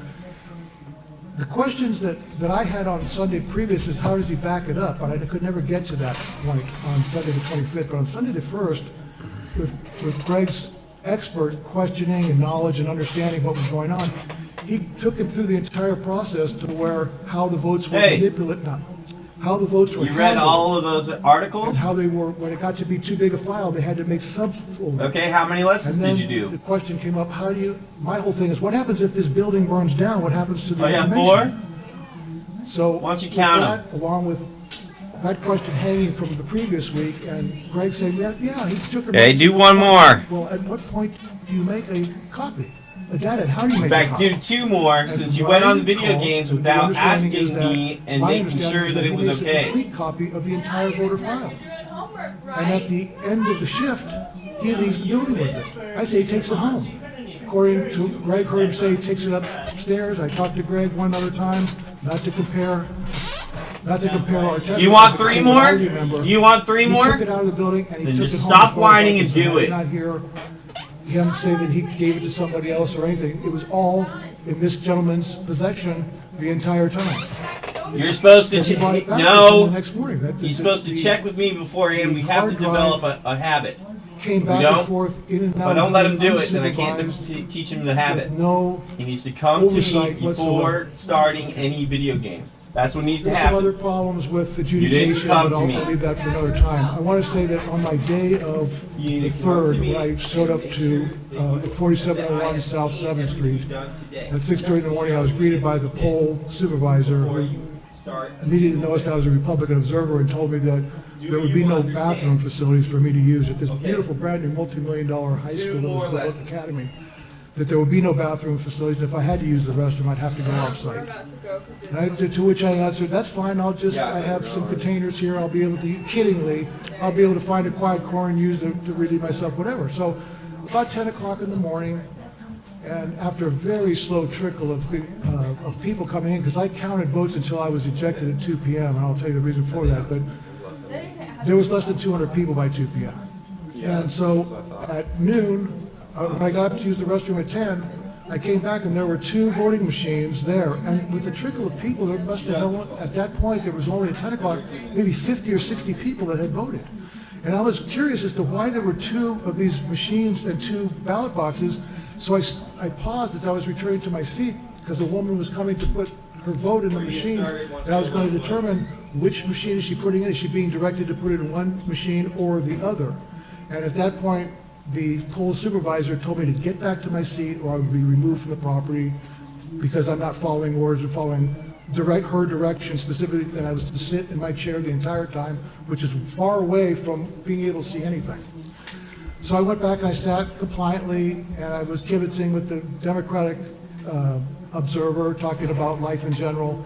And she kept coming over to me and says, if you speak any more, you're going to be ejected. So I literally, at 12 noon, before I zipped my mouth and didn't say another word, I asked her, so at 7 o'clock, what will happen when it's time to break down the machines and take the votes, seal the votes in a container and take them to the counting tabulation center? And she said, well, you'll have to leave the building. I said, but that doesn't feel right to me because I'm supposed to observe. That's an important part of the process that I should be allowed to observe. She says, you will be removed by security out front. There will be nobody in this room except the poll workers themselves, period. So I said, that just doesn't sound right. So I just zipped it. I put on my bandana. For the next 2 hours, I sat there in complete silence, counted about another 50 people. So I was up to, at 2 o'clock, I was about 220 people. And at 2 o'clock, I'm sitting there, I'm realizing I'm not going to be able to be here at 7 o'clock, and there's really not much else I can see what's going on, so my time here, I could better serve someplace else. So I noticed that a woman came in with her sealed ballot, mail-in ballot, a Hispanic woman, could not speak a word of English, I speak Spanish, and I heard her say, I have this ballot, but I want a new ballot, I want to vote differently. So she immediately, this poll supervisor handled her kit gloves, right on it, concierge services, because she was the only person in the building at that time.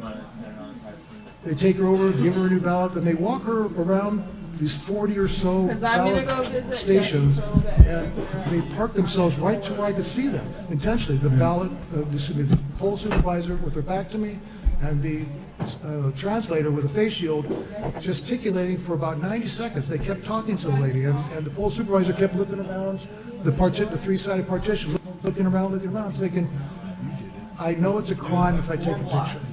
I know that. I know it's a misdemeanor. But no one will believe me if I don't capture what's actually going on. So I took my phone out surreptitiously, I put it up, and I took a snapshot, got one, put another one, took another snapshot instantly after, because the guy kept pointing, gesticulating. I didn't take a movie, I just took two stills, and immediately the poll supervisor wheeled around on her heels and was in front of me in 5 seconds and said, please leave now, if you don't leave now, I'll have security drag you out, you're out, you're gone. I believe that was her plan all along. She didn't want me there to be watching what was going on at 7 o'clock. She told me it wasn't my place to be there. So I left. I drove to the Republican National headquarters on 24th Street. I got counsel from an attorney there who told me absolutely not.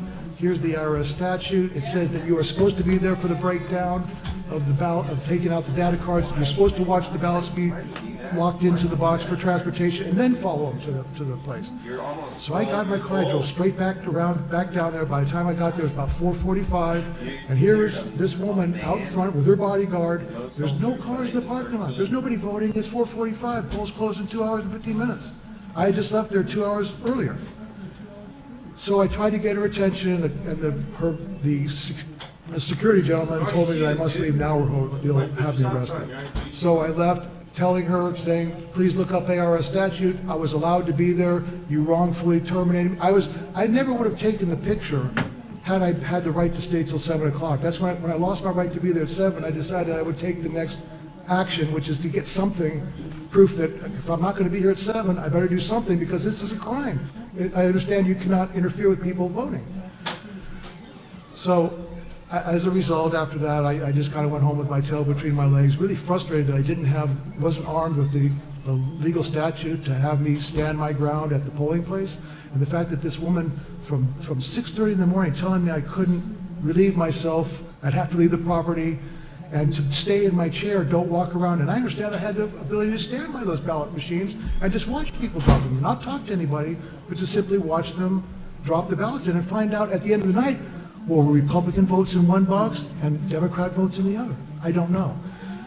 So that was that day. So then I got a call saying they needed a little more help at the tabulation center, and I got a shift to go Thursday evening at 2:30 till 10.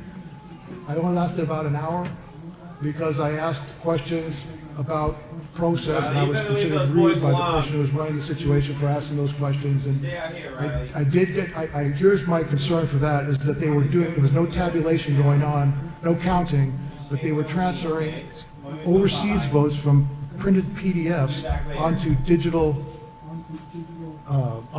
screens, creating votes, which would then, I understood, to be later to be printed out and then counted.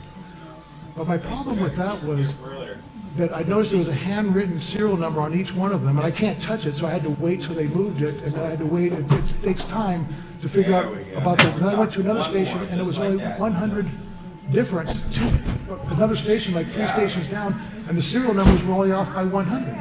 I thought, well, that doesn't seem right, because if there's 180 stacks, that should be, the number should be at least 200 or 300 difference. So when I asked the woman, it was my final questions, I said, where are these ballots portals, where's this being printed? And she tried to make it seem like it was a federal thing, and then she admitted that, no, this is a county recorder thing, and it's in a secure room somewhere, a secure portal room. I said, so it's run by the county? Yes. Who's supervising that? Is anybody giving oversight? No. So ballots are being created, they're printing off of a ballot, and then they're putting serial number on it, and then they're giving it to people to upload it into the machine. Fair enough, but there's no supervision when it comes out of the printer. What are you printing from? None of that. And then I asked my final question was, is there any way I could find out how many votes were put in for the precinct down at at the polling place 4701 South 7th Street? And she sent one of her witnesses away, and in 3 minutes she came back and said 524 votes were turned in. And I said, no, I don't think that's correct, because between 2 o'clock in the afternoon, again, this is, my opinion, but there were not 300 people that came in from 2 o'clock in the afternoon until 7 o'clock, because I was there at 4:30 and there was zero traffic coming in or out. And I was there for about half an hour until I got booted. That's all my story, and I'd like to say, if I can indulge you legislators, one favor. I just want to say that I'm completely humbled and grateful to be sitting before you to be able to give this testimony. And I would just like to say to Mayor Giuliani that he has my undying gratitude for his exquisite and epic display of courage and citizenship. And I would very much like to shake his hand if I could. Can I shake your hand? Thank you, sir. So, members, ladies and gentlemen, we have 4 more witnesses, and we have gone 3 hours over the period of time that the hotel has very graciously afforded us. We are going to have to end this by 7:30, so in order to give Mayor Giuliani the opportunity to have a closing statement, for each member here to have a closing statement, there are 4 individuals that are here that we would like to make sure that we have their testimony in the form of an affidavit. We've got the names. I'll get those to Ms. Ellis, but we're going to have to wrap this up. So, Mr. Giuliani, would you like to have a closing statement? Sure, and I would like Jenna Ellis to conclude it. I'll be very brief. I'll just review the facts. Thank you, sir. We had a long and very disturbing day. I didn't expect things to be this bad, frankly. It's a much worse situation than I realized before I came here. The fraud is much more blatant, more wide open. The whole situation with the Dominion machine is really a national security problem. If you think about it carefully, it's not just Arizona's problem, it's Michigan's problem and Pennsylvania's problem, but it's also the United States problem, that our votes are going overseas, whether they're connected to China or Venezuela or not. These machines are wide open. China, Russia know how to take information from us from machines far more sophisticated than these extremely poorly constructed devices. And I remember 4 years ago, we were really upset about the bogus charge of Russian collusion involving some emails that all turned out to be true. They weren't properly obtained, but the information in them turned out to be true, which people failed to realize. And the charge of Russian collusion turned out to be false. Now when we look back on it, the person who colluded with Russia was Hillary Clinton, and the person who got money from Russia was Joe Biden. Now we're facing not a false charge of collusion, we're facing multiple charges in multiple states of a unheard of in our history invasion of our sacred right to vote. We had a long session today, difficult session, and it began and ended pretty much the same way. It began with the colonel pointing out that the Dominion machines that you were using in Maricopa might as well just been wide open computers that anybody could hack into, anybody had access to. And just in case it was hard to do it, there's plenty of testimony that despite the fact that they said there were no connections to the internet, your counting rooms and voting rooms were filled with internet connections. And just in case, you might remember that chart on the wall that I can't understand with all those arrows and things like that. That's the traffic that was going on from your voting machines and your calculating machines to the rest of the world. So there's scientific proof that they were communicating hundreds of thousands of times, if not more, which is totally inconsistent with the idea that a voting machine is, as he said, Mr. Chairman, it should be a self-contained unit. The votes go in that box, and they remain in that box. And no one can have access to it except the officials who are going to count the vote. And then it should remain there so we can audit it. It shouldn't be able to be changed the way it was here. We showed you how they changed it in those 2 elections in Michigan. They just switched the vote after it was over.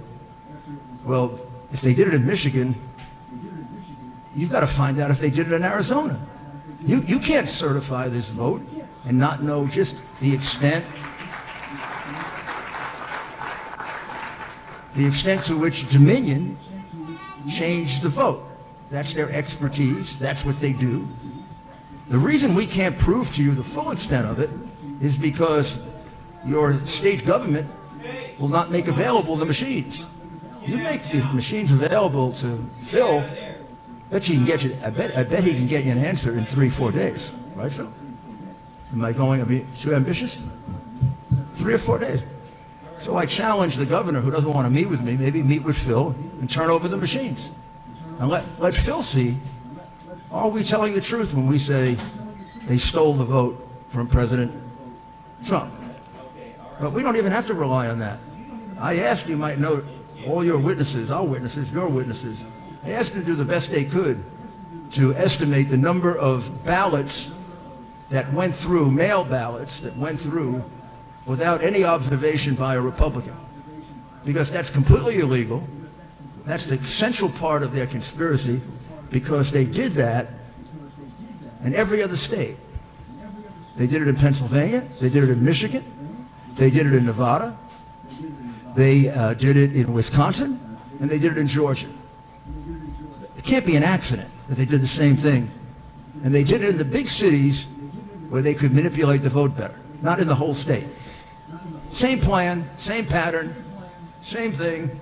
So in Pennsylvania, it turns out to be about 827,000 votes that were entered into the box without a single Republican around. And, you know, they could have been cast all by Mickey Mouse. We have no idea. Those votes are completely null and void. Under the law of Wisconsin, votes like that are completely null and void. And I just did a quick count. I counted up 769,903 that these witnesses estimated went through without their being able to observe, as the law requires, and I believe due process requires. And I think we'll be able to show that to the Supreme Court. It was 35,000 for Ann Orth.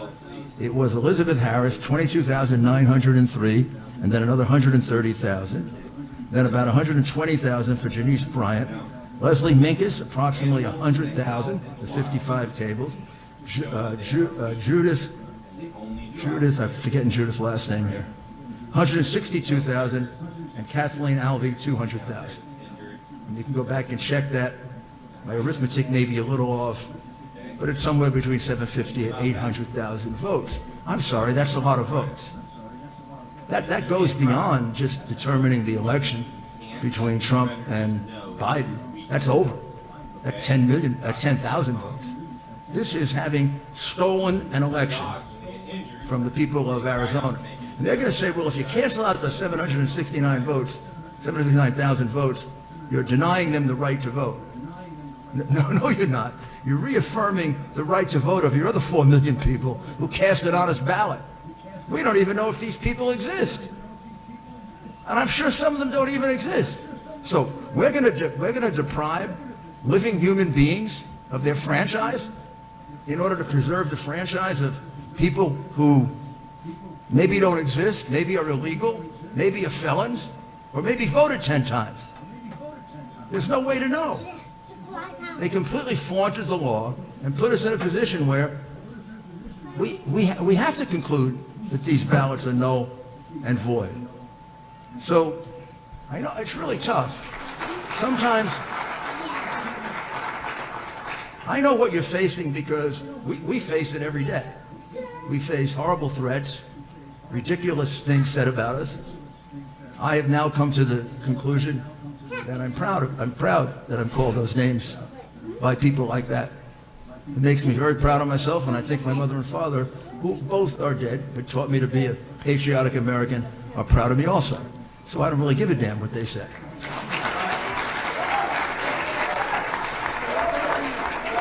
And I know you're like that too. I know you're all like that too, or you wouldn't be here. But you got a lot of colleagues that are not. And they're not necessarily bad people.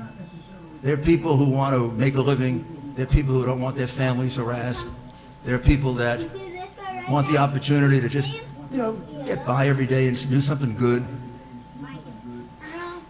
You got to convince them that this thing that we have, liberty and freedom and the right to vote and freedom of religion and freedom of speech, it's under attack all the time.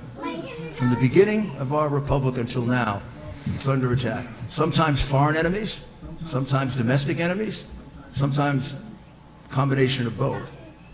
And it's impossible to tell who gets called upon to make sacrifices. You think of all the young men and women we've lost overseas. They were called upon to make a sacrifice, and other young men and women weren't. Well, right now, you're being called upon to make a sacrifice. The members of this legislature. The Constitution of the United States put the finger on you. Our founding fathers put the finger on you. You're our salvation. Article 2, Section 1, Clause 2 of the Constitution puts the finger of responsibility in preserving our right to vote on the legislature of Arizona. Not your governor, thank goodness. Not your Secretary of State, even more thank goodness. But it puts it on you. And for those who are afraid, look, I've dealt with human beings that I had to convince to testify against the Sicilian Mafia. I had to get them to testify against the 5 families. Had to get them to testify against Joe Bonanno in Tucson, Arizona. Yes, sir, you where did. the nuns actually threw me out of the hospital because he built the hospital. And I sat there with men crying, and worse than that, because they felt they were going to die doing it. But they found the courage to do it, and after they did it, they felt so much better about themselves. What I would say to my colleagues is, I mean this in the generic sense, just be a man or a woman, not a sniveling coward. You'll feel so much better. You'll feel so much better about yourself. There's nothing that elevates you more than an act of courage. And there's nothing that demeans you more than an act of cowardice. See if you can convince them of that. We need it so badly. And I can't say enough about all of you, about your courage, Mark in particular, Sonny, and all of you. Leo, Nancy, I got to see all the rest there. Brett? Oh, you're covering your name. What are you? Come on, be like John Hancock. Be the first one to sign. Kelly, David, and Sylvia. You're also all very, very good questioners, very intelligent, and very, very properly motivated. And I'm counting on you to find me a whole bunch of others in the legislature just like you. We'll turn them into you. And would you just sum up on the law so they understand? Maybe can preach it to the others. Thank you, Mr. Mayor. And it's very difficult to follow that, but I will also likewise encourage this legislature that the facts have been explained today. You have witnesses, you have the evidence, you have the claim, See where we're at. but now Pro you have the Tools. proof. All right, I'll load it up. And with that, the law is on your side. Remedy is on your side, and it's in your hands. And so when you have attorneys, you have other fellow members, you have anyone else in the fake news media, whoever it is, telling you that you cannot act or that you should sit idly by and simply allow the certification to go through, that is absolutely false. And when our founding fathers, who themselves had an incredible act of moral courage that lasted for years, when they wrote the Declaration of Independence, they all unanimously signed it, pledging their lives, their fortunes, and their sacred honor. And that has been the pledge of every American who has understood that they provided the mandate in the Constitution to protect and preserve liberty and freedom in the greatest country on the face of the earth that we experience as the United States of America today. And the reason that they provided the mechanism in Article 2, Section 1.2 is to give you, the state legislatures here in Arizona, and we would call on Pennsylvania, Wisconsin, Georgia, Michigan, and Nevada, and possibly others, to recognize that you are the sole guardian to combat a corrupted election. And there was a purpose and a design for that. Because when the founders understood the separation of powers, when they understood that the human heart is corrupt, and they understood that there would always be attacks upon our liberty and freedom, they wanted to make sure that the will of the people in the selection of our president, our chief magistrate, would be vested in a body that is separate from that corruption and could look honestly at what happened and be fact finders. Okay. You have been fact finders here right today. here. And the mayor and I have both practiced criminal law, me a little bit less than he has, just a few years behind him. And we have a standard in criminal law called beyond reasonable doubt. And every jury that I've spoken to, as both a prosecutor and then a criminal defense attorney, we have the definition of reasonable doubt. And it's a doubt that's not vague, imaginary, or speculative, but a doubt that causes a reasonable person to hesitate to act in matters of importance to themselves. Why is your governor and your secretary of state not hesitating to act? There is more than a reasonable doubt here on the certification of this election. There is so much evidence that we've been denied to present in court that you've only heard a fraction of it today. And you don't have to have a stand beyond a reasonable doubt in order to reclaim your Article 2, Section 1.2 authority. The Constitution does not provide a standard of law. It simply empowers you to act. And I would encourage and argue and charge you that this was given expressly to you for the sole purpose of making sure that the people that you represent here in the great state of Arizona are not disenfranchised by corruption. The law is on your side, and also it's in accord with federal law. In the explanation and the packet that we gave to you earlier on the brief explanation of the law, it also is in accord with federal law. Section 2 of federal law. Section 2 of Title 8 provides that when any state has held an election for the purpose of choosing electors and has failed to make a choice on the day prescribed by law, the electors may be appointed on a subsequent day in such manner as the legislature of such state may direct. You have not had an election that was held in the manner that you prescribed through the General Assembly. Every person that has testified today, whether it's a fact witness or an expert witness, has given you a reasonable and rational basis to declare and find as a matter of fact that your law has been ignored and intentionally disregarded.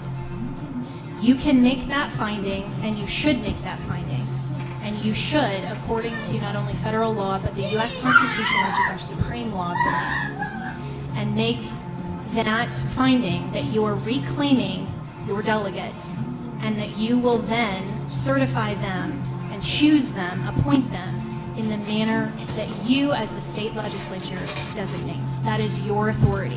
And don't let anyone tell you differently, because that is our United States Constitution that was specifically provided by our founders. This is not a political question. We don't, of course, we love our president. We are here on his behalf. But we are also here as American citizens. And I can tell you directly from my conversations with the president, and of course the mayor can as well, that he cares not just about this election, but about every future Dude, I was election. slamming this We thing. have to preserve and protect election integrity, and it is up to the courage, as the mayor said, of every man and woman in the state legislatures that see this corruption to act. You have the ability and the authority to act. It's just a matter of having courage. This is not a political question. It's a legal one, and it's an American one. Thank you. Brutal. Thank you, Jenna.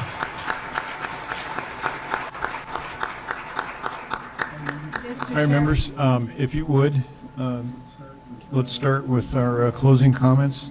Try to keep it to just a couple of minutes, and then when we get done, I'll set the expectation for what our work product will be going forward.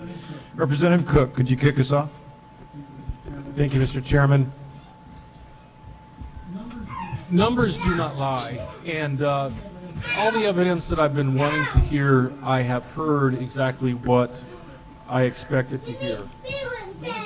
When I say numbers don't lie, that's how we put people on the moon, is by math.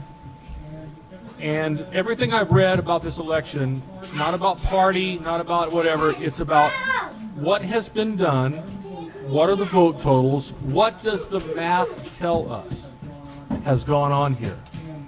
And that is what I have heard here today. Here where the anomalies are, this person would have to get 130% of the votes that are available, and this person would have to get minus 30% that was available to get the same intersections. Once again, this is how we put people on the moon. This is how we shoot rockets and all that stuff into space, is by math. Numbers do not lie. And so, Now I will wrap up let's. by saying this. Anyone outside this room today that says there is no evidence and that Mr. Giuliani is on some dog and pony show of no evidence from around the country, they are What? sadly mistaken, because I noticed they're not in this room getting their facts straight No. like the members up at There's a this show on table already. and getting questions to answers for the people of this state that are demanding it, while other people are hiding right down the road under their desk or wherever they're at and not answering I their said, no, there's phones, already a show on. right? I'm just appalled by some of the stuff that I've heard here today, and the inept action and the rudeness that some people have been elected to in the state All right. as leaders of our own party and of the body. And I will leave it there before I say too much. Thank you very much. Representative Townsend. Thank you, Mr. Chair. And I want to piggyback on that regarding the leaders in this state that are blocking our efforts, that we've asked and we've been told no. We've talked about how we could be doing an audit if we had subpoena power. We need to have a committee in order to enact the subpoena power, and in order to get the committee, we need permission from leadership to do that, and we have yet to receive it. So I take issue with us doing nothing. I take issue with us doing nothing. We have people in the room that are raising their voice saying, we're tired of talking. We want you to do something. And legally, we need action from our leaders. Now let me tell you what our original leaders said in the Declaration of Independence. Our original leaders said, but when a long train of abuses and usurpations, pursuing invariably the same object and vices are designed to reduce them under absolute despotism, all power in a few people, that's injurious to the rest. It is the right of the people, it is their duty to throw off such government, to throw off those leaders who are saying no. I don't mean throw off, like off a building or something, but to replace them, right? That it's our duty as legislators, it's our duty as citizens to replace them, because doing nothing is not an option. So if they won't do it, we need to replace them.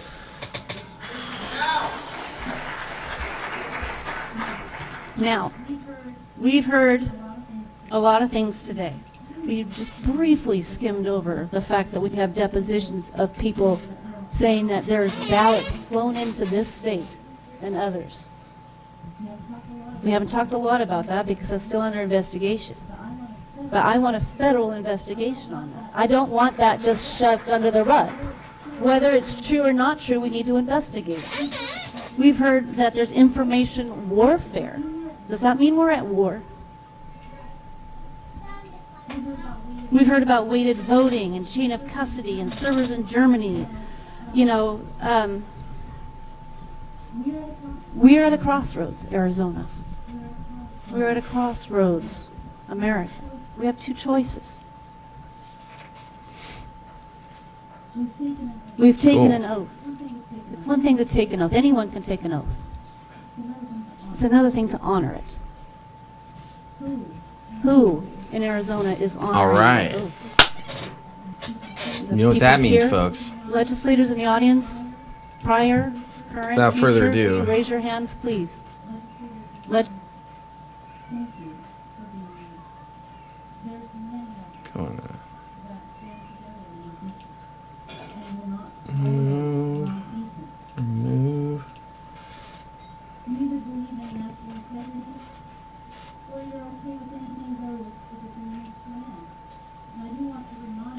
It's going to be over here. And it's going to be over here.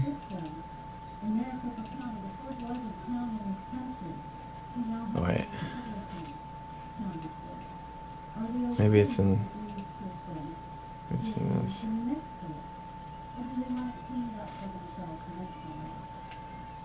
It goes both ways. It's not a Republican, it's not a Democrat, it's integrity and confidence in the voting system, which we have none, and that's completely correct.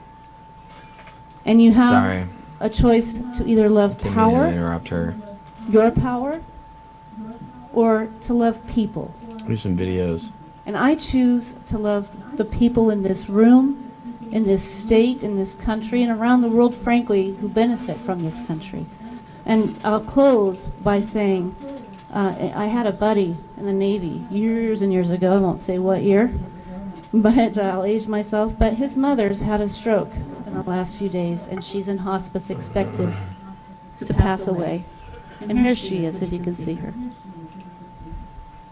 I've never met her, but I remember her son, my buddy. Saw it on Facebook. She's a grandmother. How many of you have grandchildren here? Raise your hand. And grandparents, that word grand. This grand country and the people that are in it. Okay, here we go. The people I know close to me, who are close to the end of their lives, knowing that they're leaving this earth in shambles. They're leaving this country in a wreck. And the children We'll get through the that cheesy they're story leaving here. this city This is going to be a lot have of... been abandoned. Abandoned. Blah, blah, blah, blah, blah. That's terrible, yeah. Bad news bears, you know?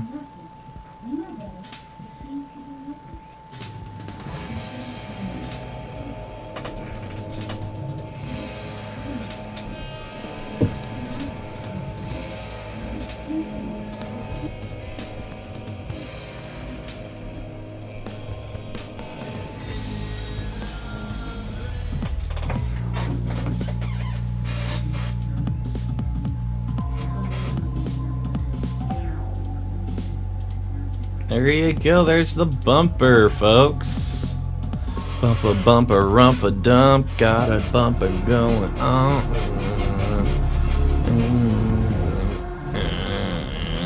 It's clear that a large number of voters in our state have We get to legitimate it, I love it. concerns about the That's very November good. 3rd election. Too many voters Next up, to count have reached out to me looking for answers, and I'm hopeful today's hearing has provided some of those answers. I also want to emphasize that looking into the election process is not a partisan issue.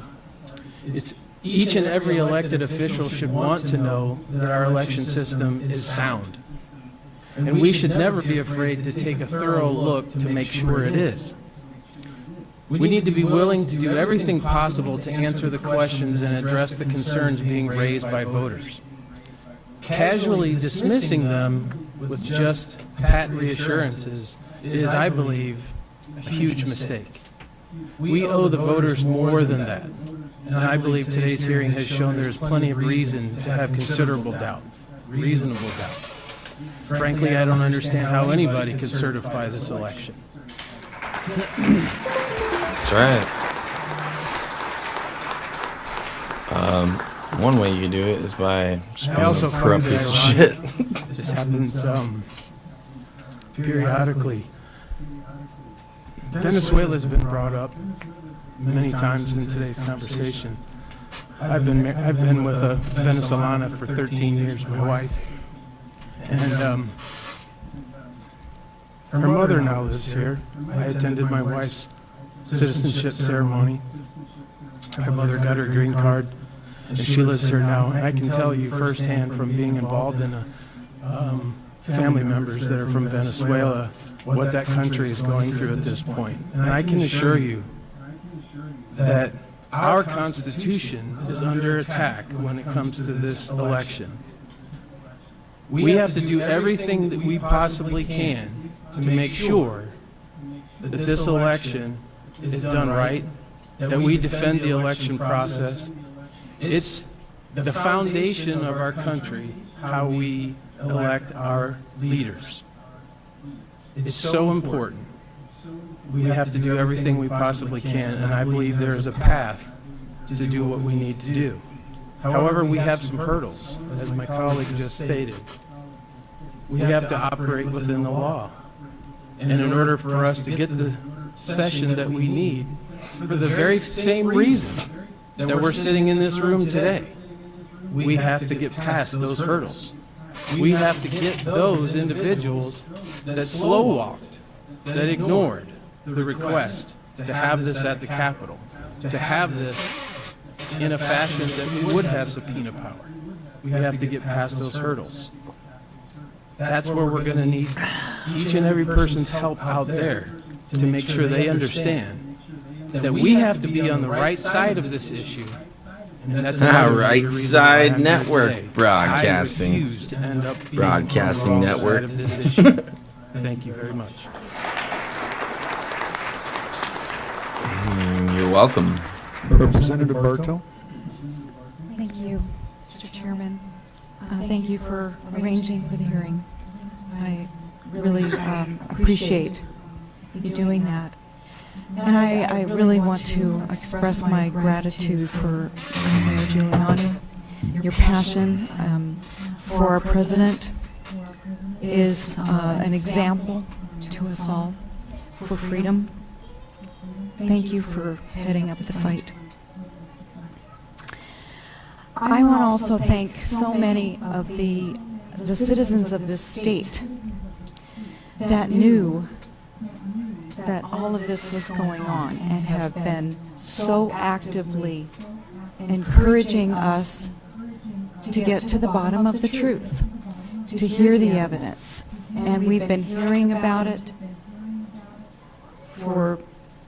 ever since the election, that these things were happening. Dude, we've heard about this And stuff this hearing for decades. exceeded This goes expectations back in laying it all so out far.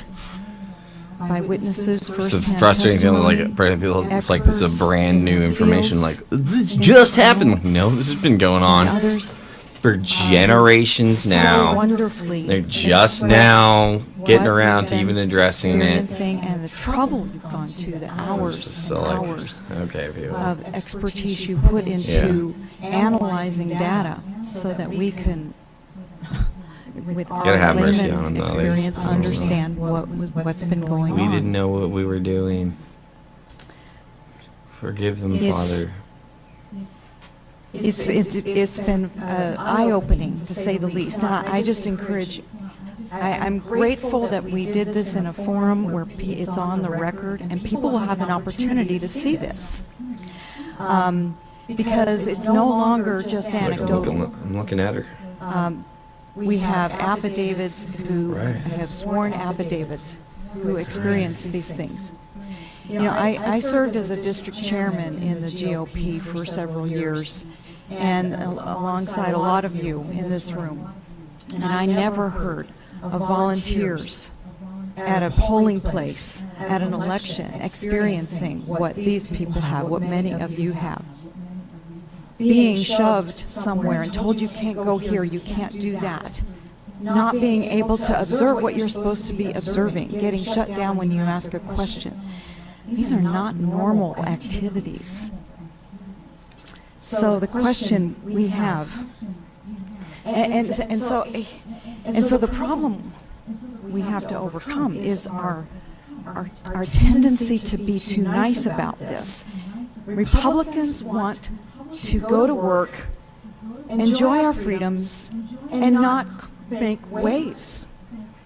This is our biggest hurdle, in my opinion. Yep, that's true. Because despite all of this, and we will take next steps, I believe there will be next steps that we will take to get to the bottom of it, to do more investigations based on what was revealed here today. But we will have a lot of backlash because people just want to get on with their lives and accept the election results. And we can't If they do, they get that what they deserve. because we don't have the evidence to do that. The evidence points in the other direction. It would be wrong. Yeah.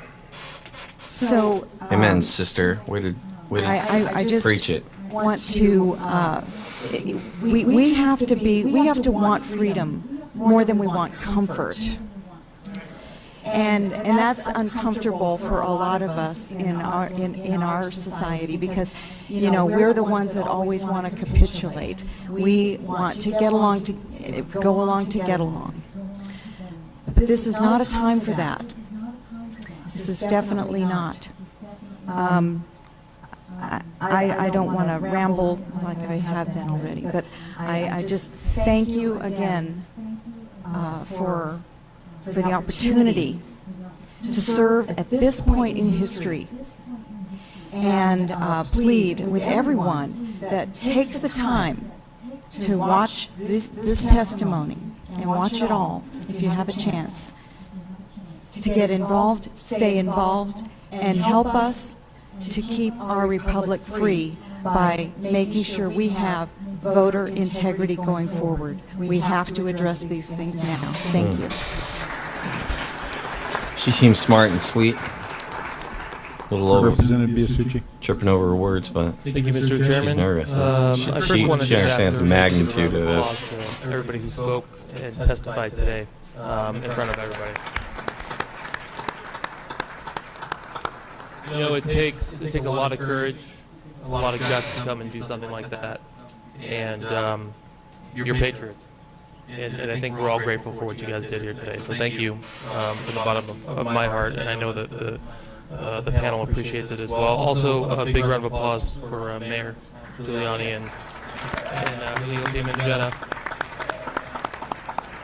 You know, I can't imagine what you guys go through, what you've been going through. But when you're fighting for freedom, none of that matters. So I appreciate it. I know everybody else here does too. You know, before this hearing, before Pennsylvania, I think I, like so many other millions of Americans, we knew something was wrong. Right? We knew something was off with this election. We didn't know what, but it didn't feel right. And all the people wanted, all they came to me, and I know everybody else up here on this panel and representatives in the crowd, they just wanted us to look into it. They just said, look, we just look into it for us. Something's not right. What's wrong with that? Even if you look into it and there's nothing, at least we looked into it. At least we eased the thoughts and our voters thought that something was wrong, and we gave them some closure. At least we did that. It would be easy for that to be the case. Go along, move on. But after today's testimony and what some of these great witnesses have said, like the Colonel and others, I mean, I am angry, shocked that this is happening in our country. This is the United States of America. This is not some banana republic. Right? That's my name. This Don't shouldn't wear be it out. happening here. And what happens if we do nothing about it? What happens if we just turn a blind eye and say, it's not worth fighting for? That's right. Tear up the Constitution. Why even have laws? Why even vote? It's our duty to fight back. It's our duty to expose the corruption. And I'm telling you right now, I promise you this, and I know everybody up here on this panel, representatives in this crowd, and all of you, we're going to fight. We're going to fight. Because I will not let this country go down. I will not lose the freedoms and the liberties that we've all been fighting for since day one. And I thank you all for standing up and being patriots. Thank you. Senator Allen. Thank you, Mr. Chairman. Ladies and gentlemen, it's been absolutely a wonderful experience to be here. I mean, I am so thrilled that we've been able to hear this testimony, to be able to get it out there in a public forum, and I too thank everybody that's been involved, and for the mayor coming, and for all those who participated. You know, when I turned 21 to celebrate, I didn't go to a bar. I went and registered to vote. I couldn't wait to vote. When I was born red, white, and blue. I tell you, I come from a family that has the love of freedom in our DNA. And my parents were raised in the Depression and World War II, and that's what I was raised on, as stories about those experiences. And talk about anti-communist. They taught their children, there's 11 in my family, we were taught to love this country and about our Constitution and about how important it is to stand up and fight for these liberties. I'm an avid reader, and I have read all about, I know history. I know what's happened in Russia and the Soviet Union and the Cultural Revolution in China and Castro in Cuba and the Nazi Germany. And never in my life did I think that we would face what we're facing today in this country. You know, yes, this is about President Trump's presidency, but it's even more important than that. This is about, because it's about saving this country, because this is a nation of the people, by the people, and for the people. And if you destroy the electoral system to where our votes now mean nothing because we've got thugs in charge and thinking they can rip the vote away from us, we have destroyed this republic. We are no longer a republic. We are truly on the path of becoming a total socialist, communist, Marxist, all the isms that take away every aspect of our lives and every personal and individual freedom of our lives and control us. We are becoming part of that, and that's been the battle that we have been fighting so hard that So I've much tried worse to than fight that. in my political career. And So much worse. So it is so important that we continue down, not stopping until we expose the corruption that's out there. You know, all through this election, I was involved in so many prayer circles and so many people that were praying. I believe so strongly that this country is for moral and virtuous people, and that's the only way we'll save it. That's the only way we can save it. And it is not moral and it's not virtuous to lie and to steal and to take away our precious freedom of voting and being able to have our vote really count. You know, the weekend of President Trump's inauguration in 2017, David Brock, head of Media Matters, put together a conference with over 100 liberal donors to map out how Democrats would kick Donald Trump. Media Matters, along with Crew, Citizens for Responsibility and Ethics in Washington, produced a big playbook of how they were going to get President Trump. And that impeachment was all the impeachment stuff and all the things he's been through for 4 years was part of that. In their playbook, they say Trump will be defeated either through impeachment or at the ballot box in 2020. Do you doubt them? Did you doubt that they were not going to keep on their path? They told us. It's out there in plain sight that we're under a coup. We are in a revolution. And we have got to decide which side we're on. Now, I'm ready to go and appoint the electors. But it's not that easy, ladies and gentlemen. But it's not going to be that easy. And I need to talk to you, Ms. Ellis. I had a lot of questions I wanted to ask about this, because I know that it's a federal function, and in a federal function, power comes directly from the U.S. Constitution, and it isn't bound by state rules. So that's what I wanted to, I need to talk to you later about these questions I have about, because we are bound by some state rules about how we get into a special session. Anyway, ladies and gentlemen, God bless you. God bless all of us in this country. And I've been so thrilled that I could be here today and that I would be able to, this would be the last thing I can do as a state senator, is to be able to stand up for this election. So thank you so much.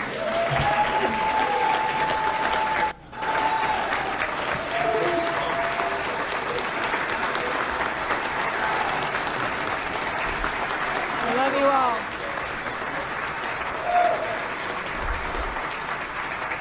Senator Gowan. Thank you, Mr. Chair. Just want to say thank you to our president for the call-in. I mean, that was, isn't that all? That was awesome.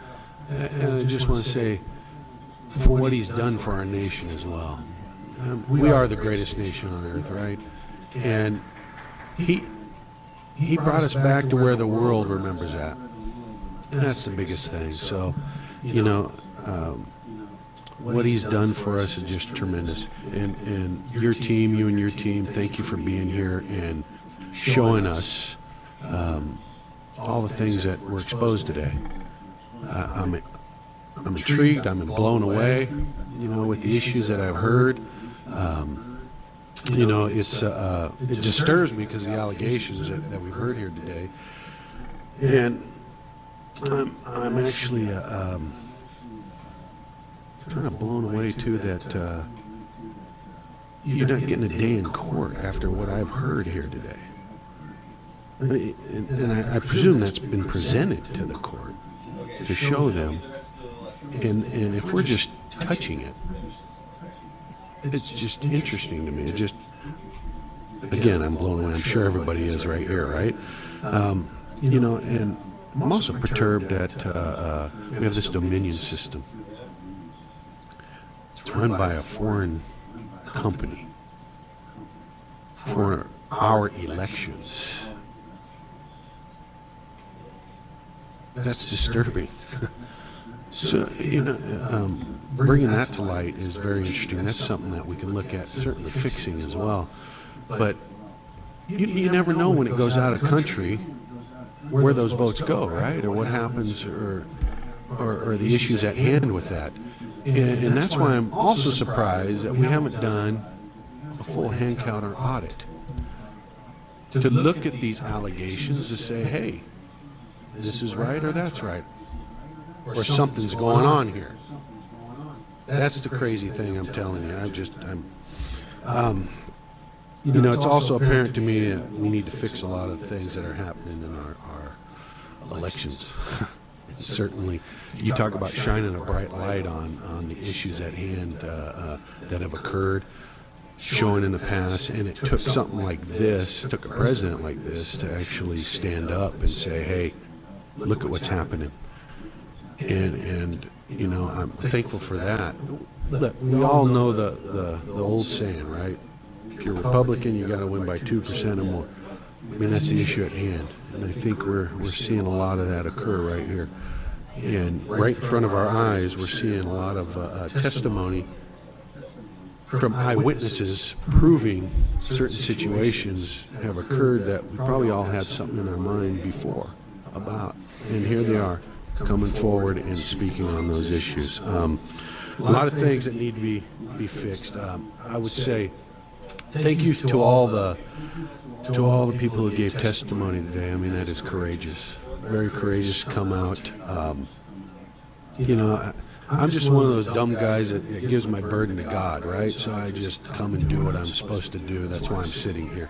So I know others, it's frightening to get up here and do that. And God bless you, and thank you for being a patriot, as one of my colleagues has said down there. I just want to let you guys know, you know, it's going to be my pleasure to continue to fight for you and fight for this great state and our nation. So we're going to continue forward and fight. And what I want to say to you guys is God bless you, and thank you for serving and coming and serving your nation in this manner that you're doing as well. And for those online and watching on TV, you're watching because you believe in this great nation, and we believe in you. So we're going to continue to fight, like I said. So God bless you.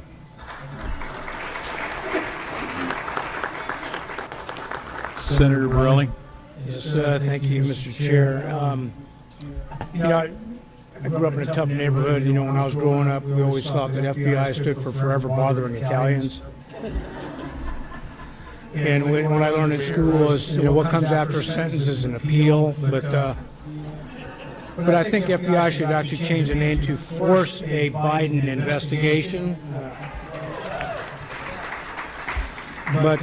Mayor, it's really a pleasure and honor to be with you today, and it's a good thing you're not prosecuting me, so I'm happy for that.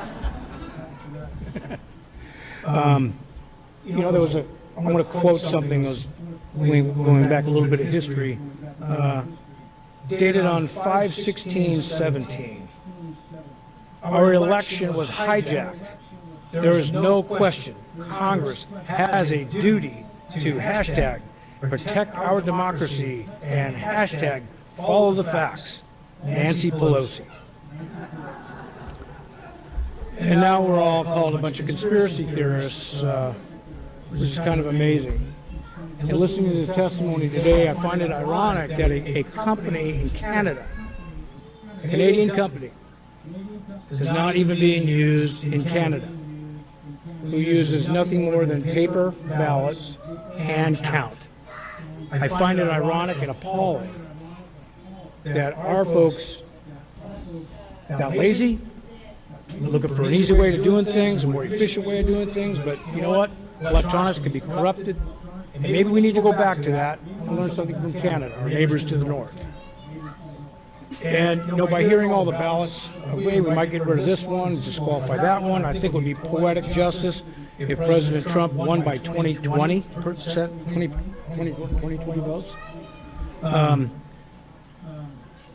I took an oath 43 years ago when I joined the Marines. I've been through all kinds of places throughout this world when I was in service, and I've been to some countries that were not so garden spots. And I remember being in Thailand in 1981 when they just got done with a coup. And the European visitors and everybody that was there, they were happy to see that red, white, and blue out in the harbor with us Marines and sailors that we could possibly come to the rescue. Of course, we thought we were just going on a normal operation in Liberty. Thank God it was just, we went on operation in Liberty, we didn't have to get involved. But when we left Thailand,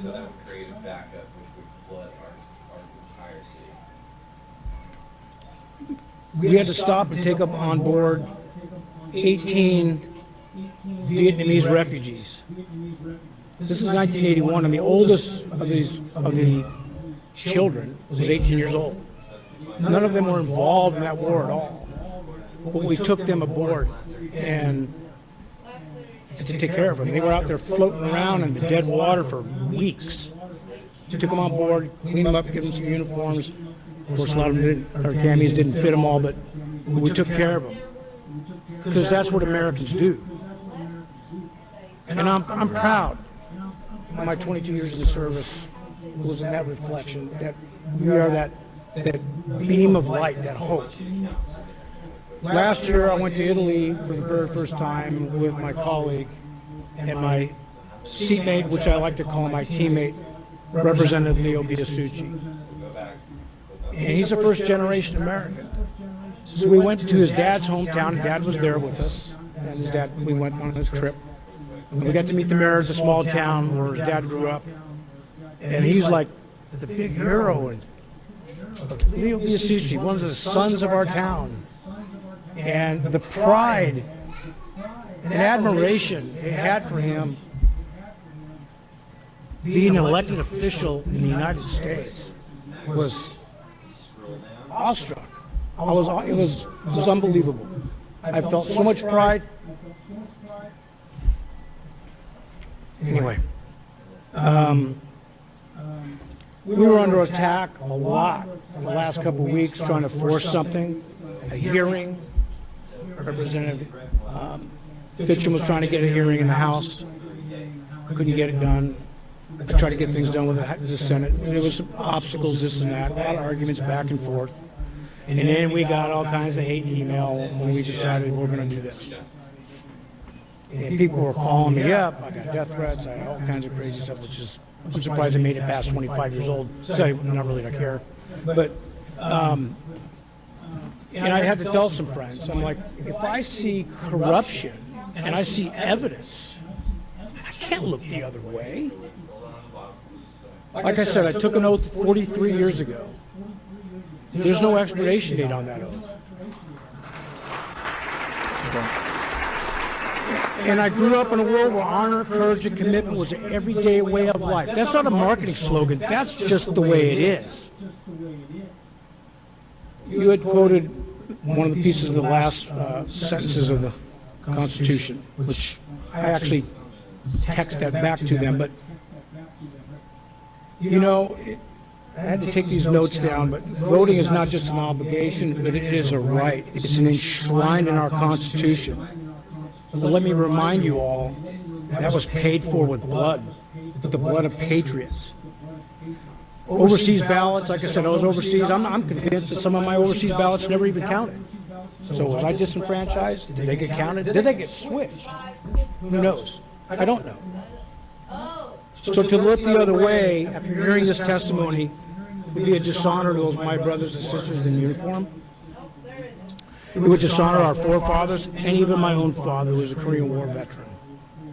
And to the citizens of every American that we were sworn to serve in this state. So I'm going to do this nice quote because there's some really brilliant people who wrote this. And it's the last part of the Declaration of Independence. And for the support of this declaration, with a firm reliance on the protection and divine providence, we mutually pledge to each other our lives, our fortunes, and our sacred honor. Ladies and gentlemen, this is not over. Surrender is not in my creed. Thank you.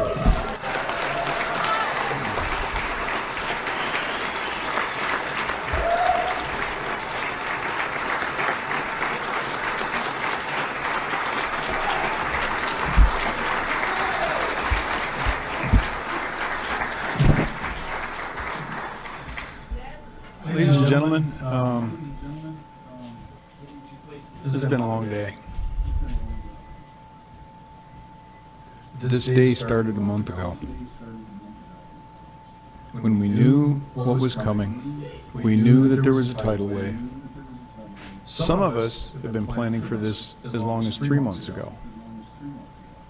Because we saw what was coming, we prepared our legal briefs, we've done everything we could do to prepare for a flood, a tidal wave. I want to thank the mayor, Jen Ellis, Commissioner Kirk, Catherine Freese, Colonel Waldron. If it wasn't for you, we'd be dead in the water.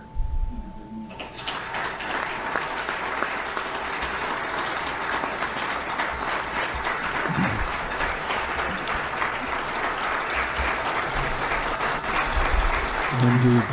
Indeed.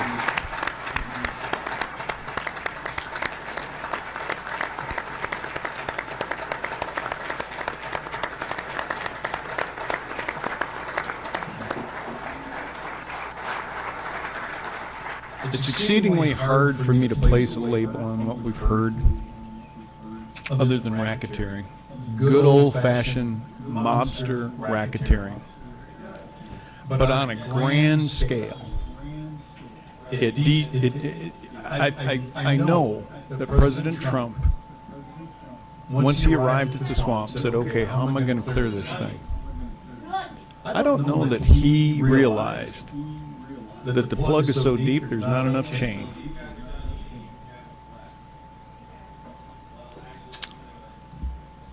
One of my favorite statements comes from James Madison. If men were angels, no government would be needed, would be necessary. If angels were to govern men, neither external nor internal controls on government would be necessary. In framing a government which is to be administered by men, over men, the great difficulty lies in this. You must first enable the government to control the governed, and in the next place, oblige it to control itself. Ladies and gentlemen, I have not seen one single government entity in the United States ever give up a scintilla of power once it seized it. Not once.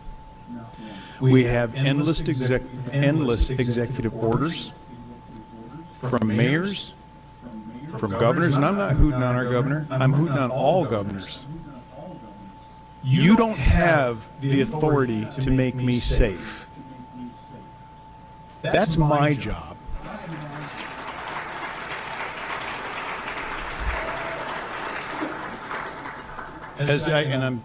My wife is not going to let me say this, but as I look around this room, I'll substitute a word. I'm absolutely outraged by the excuse that's been used for an 800-person ballroom to be limited to 160 people.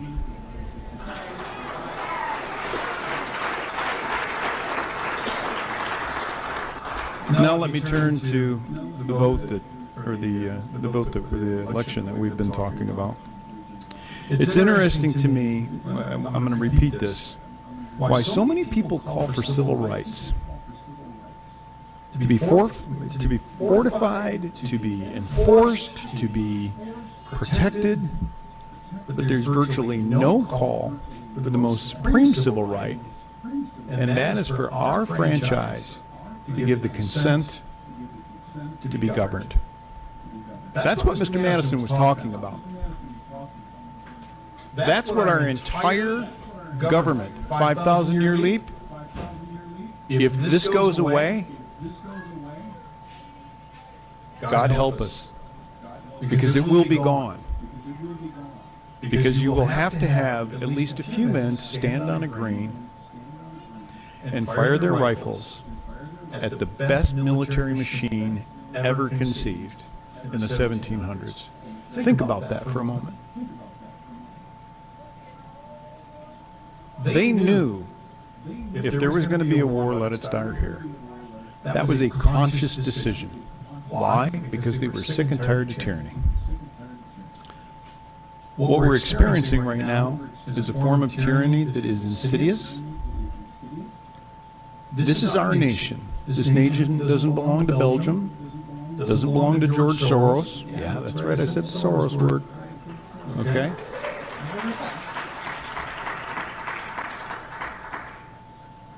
I have the question, I guess, in my mind, will history judge us as acting objectively today? I love the fact that this panel has been so objective that they have, I mean, we're at 7:24. I told them we would be done no later than 7:30, so I guess I better wrap this up. But think about all of the thoughtful, deliberative questions that have been asked by these people. That's strength. That's courage. I hope that out of this, besides calling for a special session, which I am doing right now, I hope even more than a special session,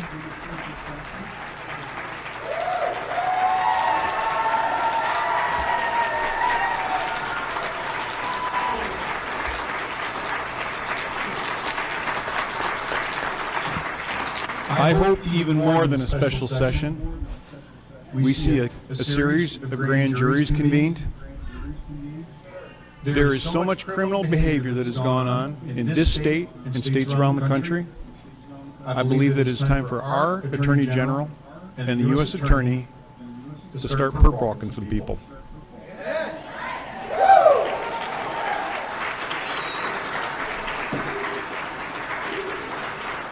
I am glad that you are fired up. But ladies and gentlemen, This is a skirmish. You ain't seen nothing yet. Because when Satan wants to extinguish a light, he will stop at nothing. So be on your guard, put on the full armor of God, and be prepared to fight.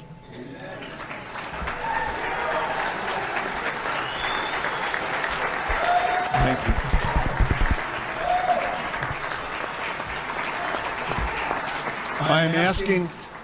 I am asking my colleagues to please consolidate your notes over the next 24 hours. And I'm hopeful that we will have a work product that we can at least vet with our leadership in both the House and the Senate. This is what we have heard. This is the resolution that we would like to have heard. It's going to take some work. I mean, we're talking about a pretty fast cycle time. But I think that we've got the talent here, certainly. And I think that we can do that. So with that, ladies and gentlemen, thank you for your time. Senator Borelli. Yes, thank you, Mr. Chairman. I don't know about you folks, but I think that he would be a great Secretary of State. Let's give it up for Mark Fitcham.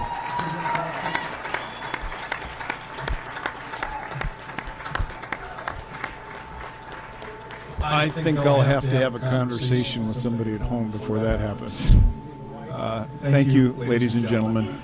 We do need to clear out of here because we are over time. Thank you.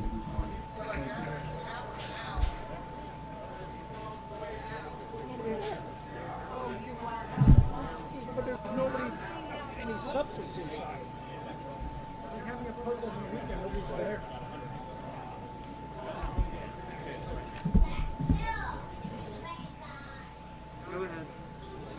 Well, that's concluded today's election integrity hearing at the Hyatt Regency in Phoenix, Arizona. The crew and I got in here around 7:30 today.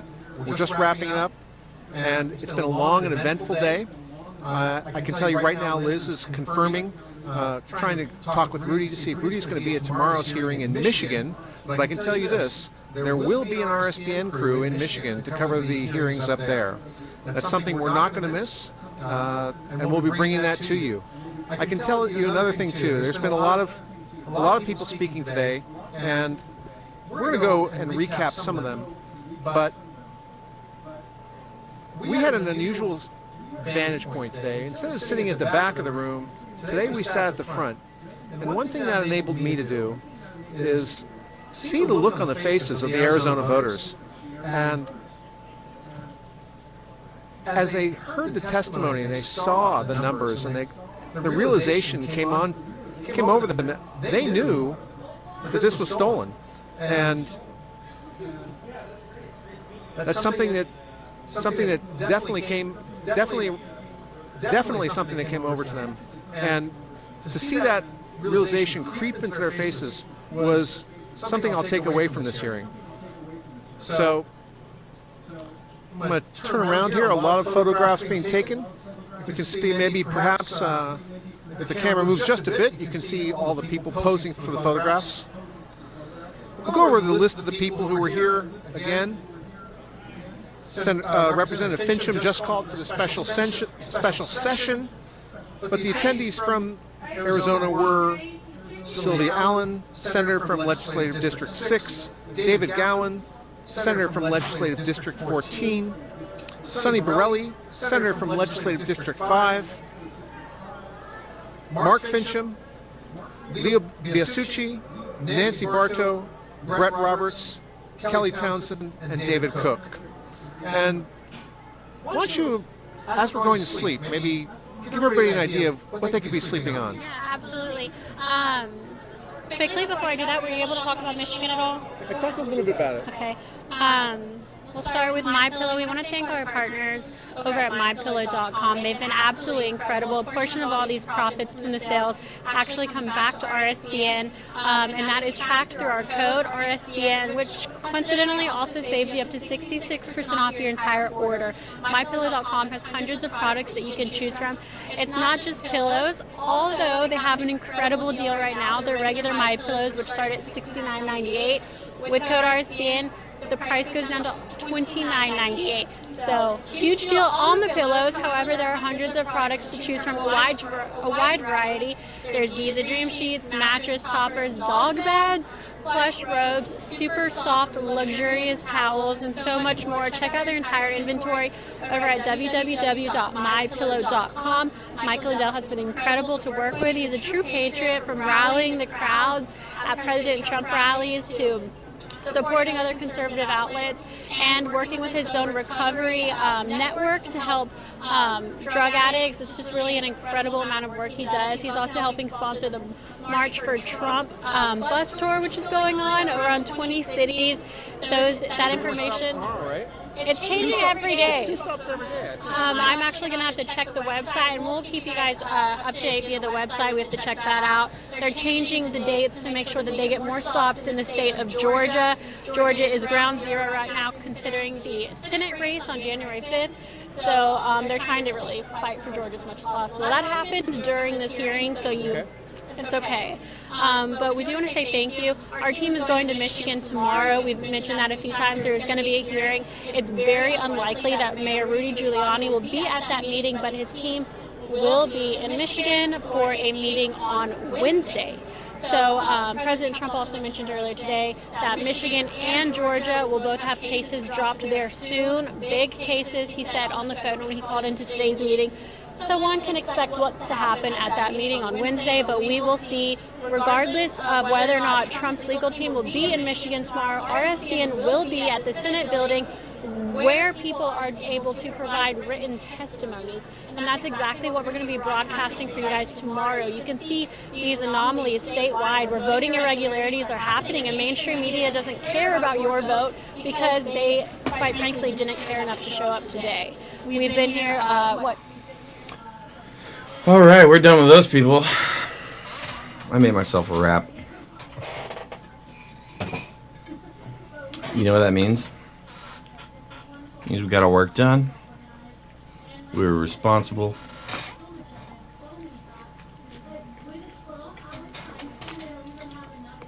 So now we get to treat ourselves. Okay, yeah.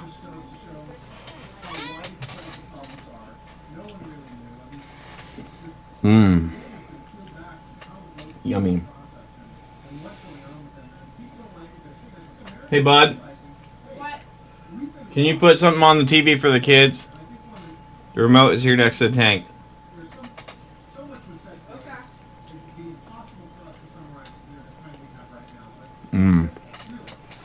That is good.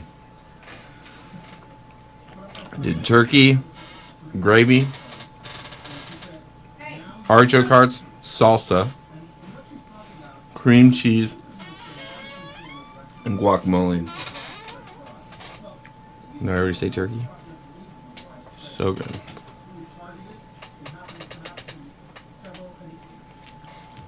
Sloppy. I love how you have that exact thing going on 2 different devices. What exact thing? The Fox News thing. Oh yeah, it's not Fox News. It's right side Broadcasting Network.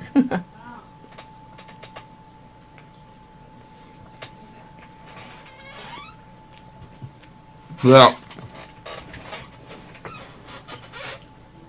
it's because when I'm in here, I can't always hear it out there on the TV.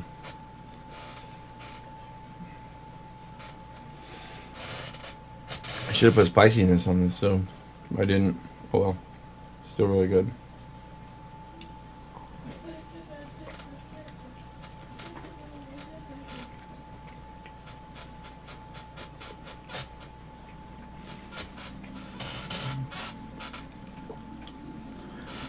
Such an explosion of different characters and the flavor.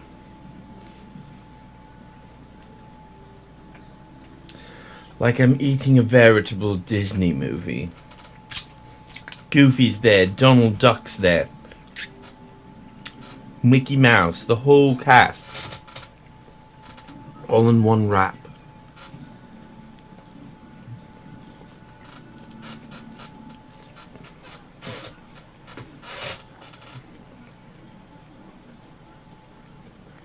Okay. So,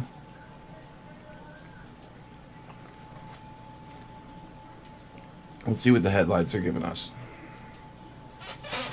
before we jump into the game.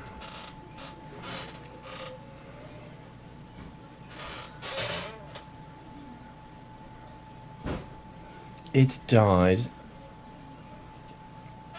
My tablet died.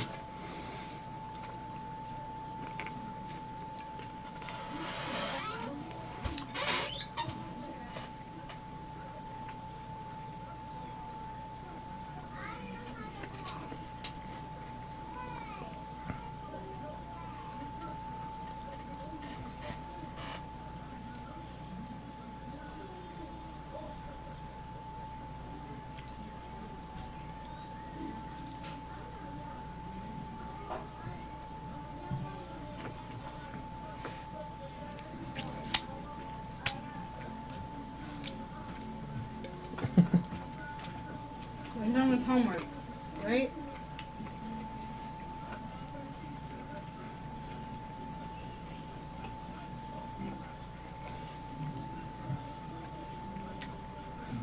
So wait, what about that one lesson that needs the stuff? Magnets, nails, and what? Yeah, but I did 4 lessons, right? You need to write down a list of all the stuff you need for that experiment, right? Do I? Didn't say that in the assignment. Don't you need to do it? I mean, yeah, I need to do it, but So how are we going to do it if we don't know what we need? it's in the article what you need. It Okay. tells you steps. So send me the article then, and then you can play your video games.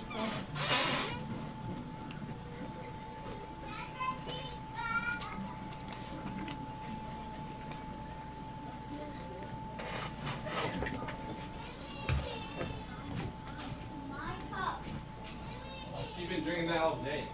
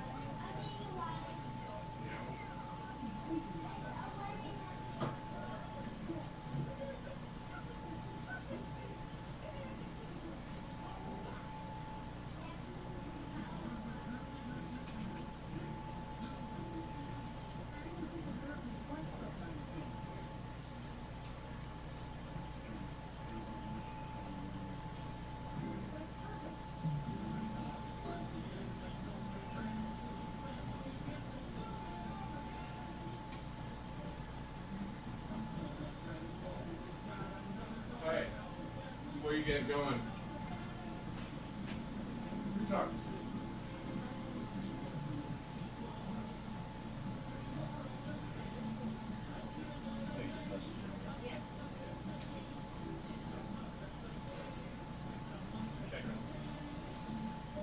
Alright, clean up your dishes.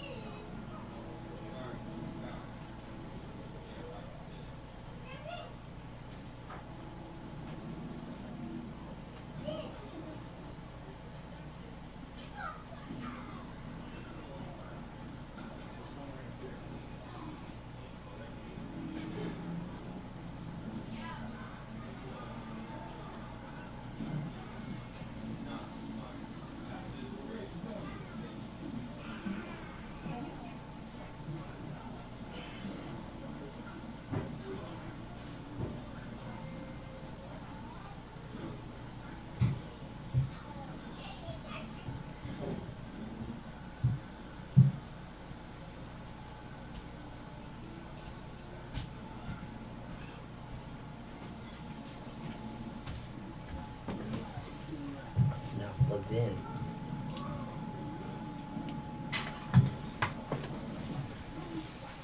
Oh, it's 100% charged.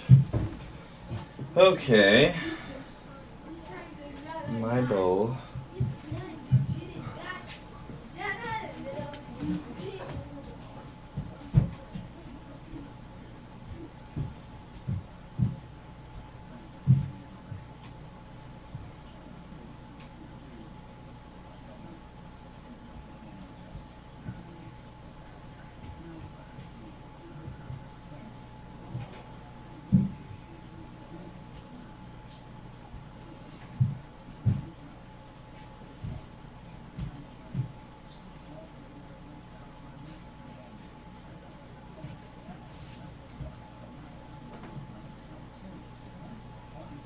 Zachary and Judea, leave her alone. You want to watch a movie, you come out here and watch a movie.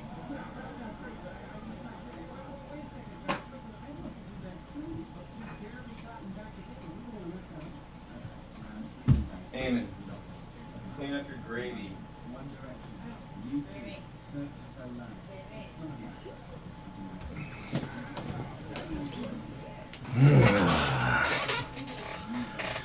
All right, just gonna read some headlines.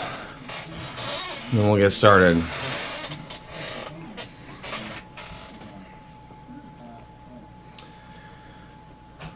Frankly, I'm beginning to think that the entire FBI and Department of Justice need to be hosed out with Clorox and fire hoses.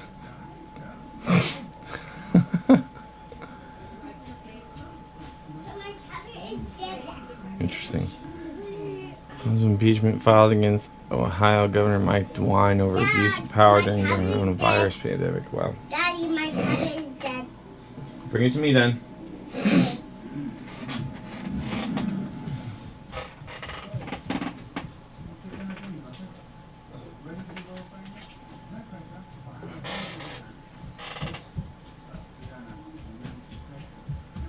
It's right here. Okay. Go watch the movie.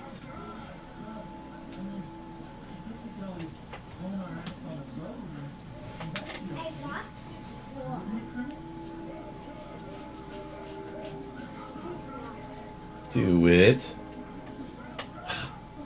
It's dumb. Dumb.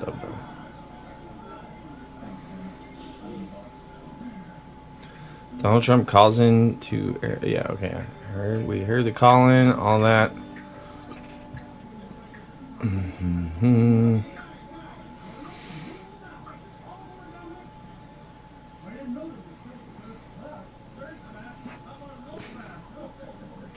Islamists massacre scores of rice farmers in cold blood in northeast Nigeria. That's terrible. I'm sure it's fake news. Biden knows big tech, and they're going to want payback. That's for sure.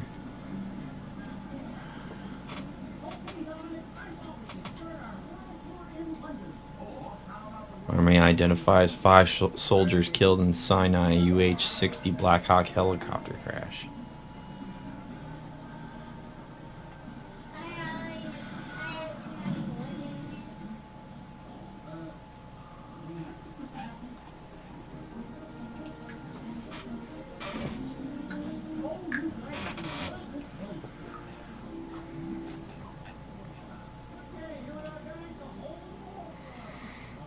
Okay. Commanded 2. How do I set that?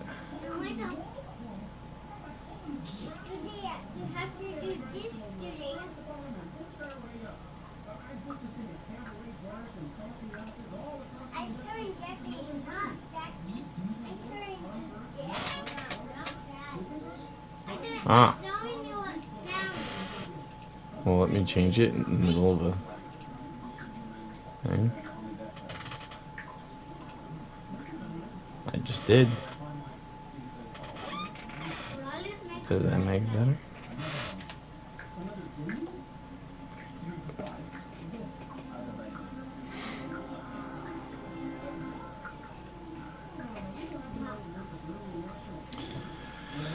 All right, going on 4.5 hours. Here we go.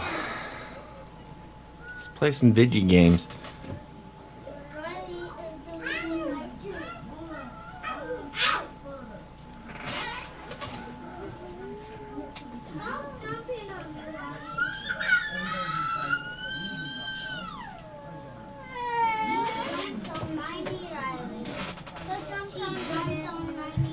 Whatever.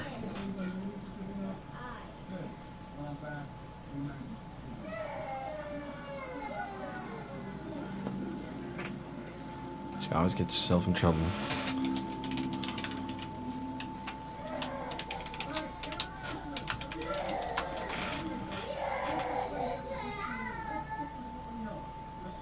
So dramatic. Girls.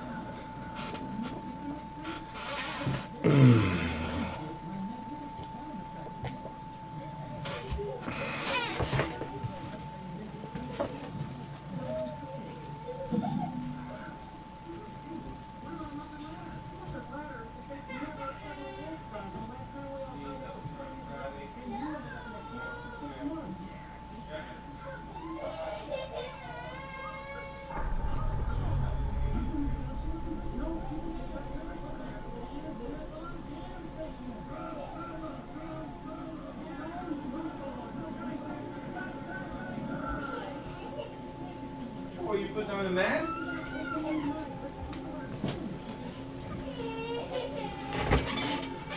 Okay, climbing this, whatever that is. Okay, boo boo.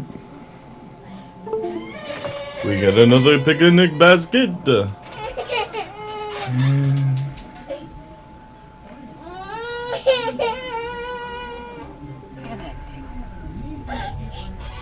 Okay.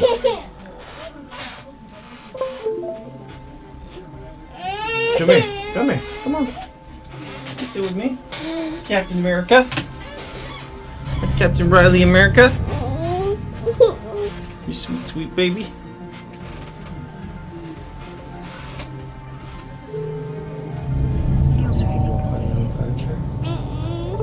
Why don't you go sit on the party chair, okay? Let's come over here. Peppa Pig.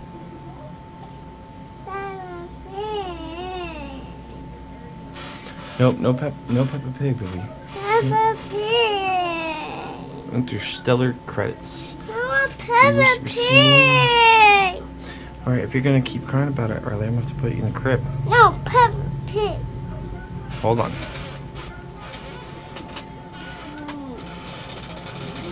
Do you wanna play your game? Play your biggie game? Okay.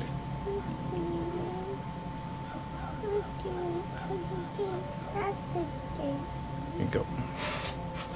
Got my old iPhones working. So, if you want to know what to do with your old iPhones, turn on the cameras, or you can install old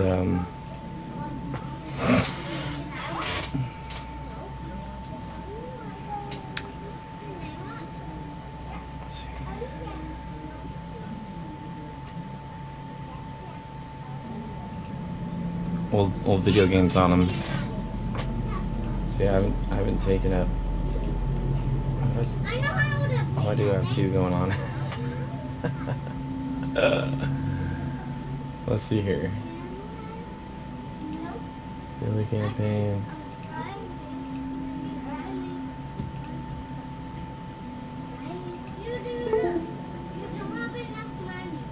Wait, what the hell?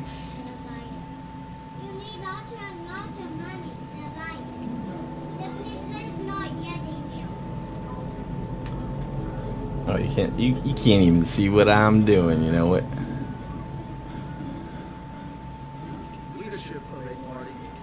We don't need this anymore. Okay. Where's my wallet? 73 million, jeez, I even spent a bunch.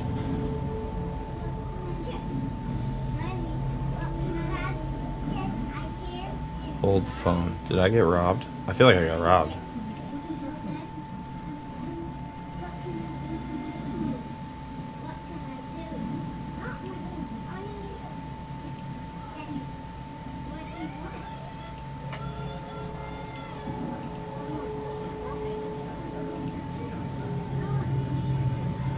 I got robbed. Or something. Why is that the only ship I have right now? Oh, it's because I'm in a different place. Oh, I'm in a different place. Okay, let's see here. I gotta pay attention to that kind of stuff.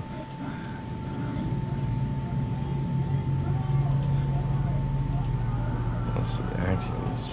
Oops.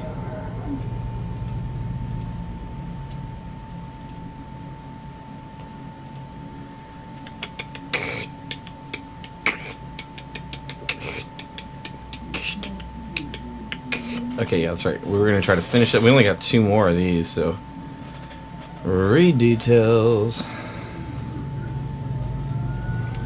Stay fully prepared for the coming battle and these insufferable pirates. Our forces are suffering a shortage of afterburners for their frigate contingents. The resulting lack of speed is costing them dearly. Yeah, it's not enough juice to keep this thing charged. So I can't keep any apps open if I want to like watch my chats. But I'll just have to be in and out.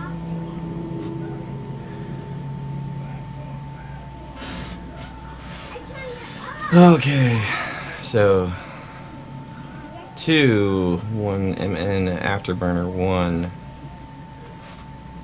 I need to buy them, build them, or loot them from the cooling wreckage of other ships. I won't ask questions.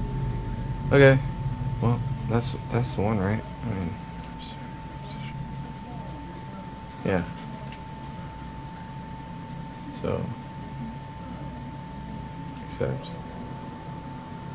accepted remotely to go. Oh, okay. So I gotta go back. All right.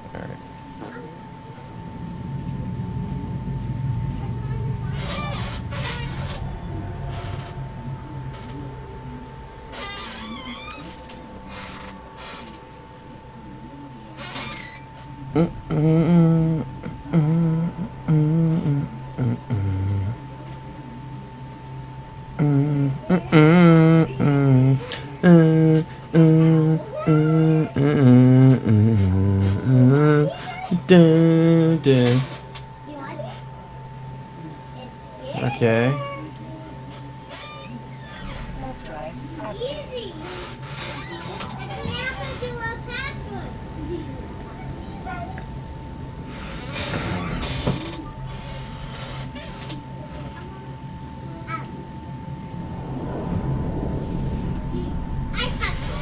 Embod. I got the embod.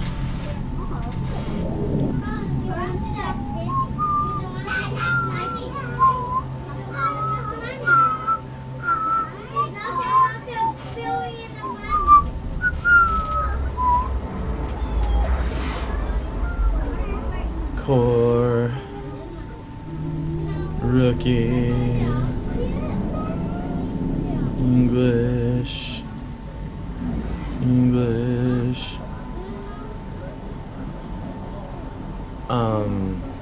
This one, right? Yeah. Doc.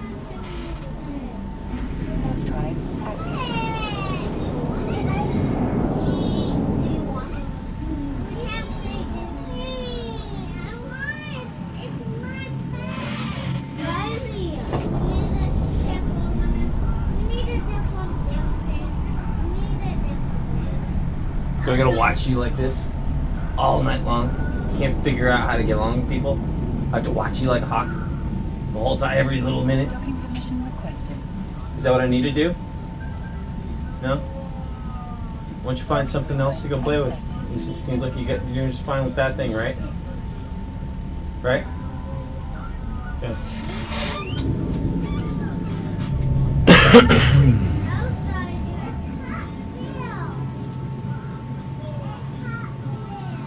What do we got here?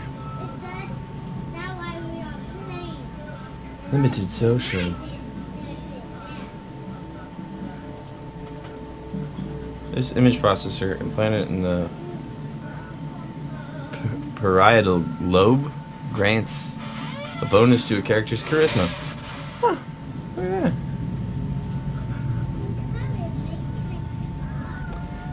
So yeah, so connections. I want to train up there. Do I just drop this over here?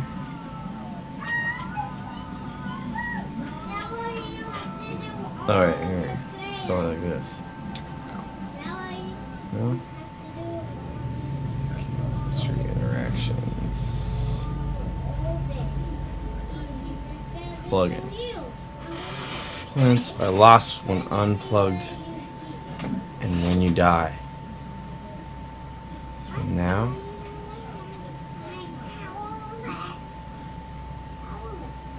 Okay.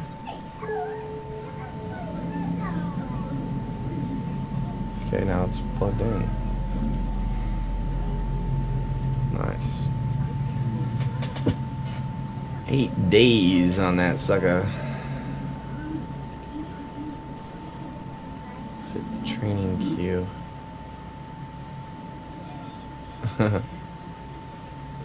Alright.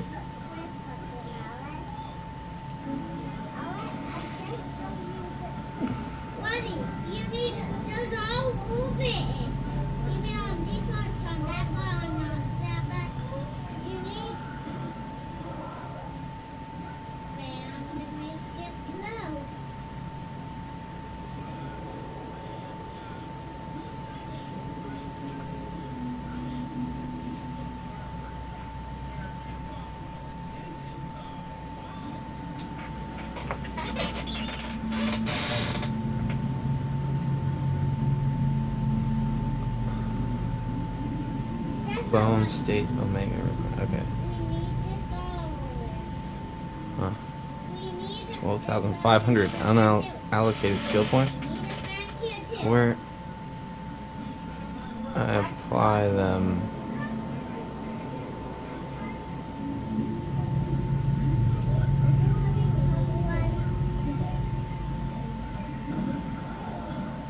Yeah, because I mean, doesn't that just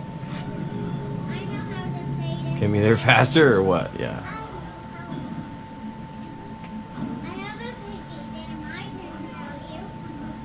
All right.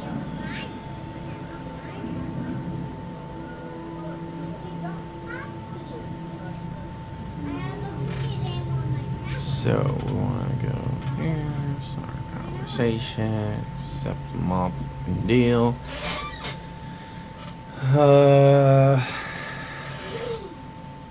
We need 2x 1mn afterburner. What do I have in my inventory? Riley, what is it? You need help? Can you do me a favor? Can you say help, please? I'm not talking to you, Riley. Do you need to say help, please, Daddy? You got it? Okay.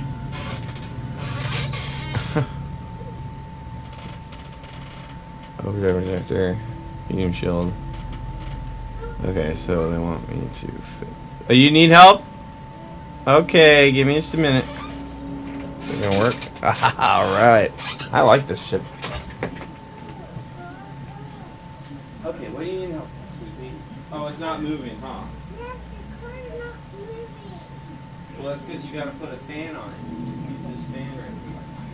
You either put a fan on or a squeegee. Which one you gotta put on it? That's gonna blow it up. Right there. You gotta put a fan on right here. Oh wait, that's not enough space. We gotta take this off. Take this off. Put this on. So we can make it go. So you go. Oh, it's too heavy on the front end. You gotta move the wheel back. You gotta put this over here. Now try it.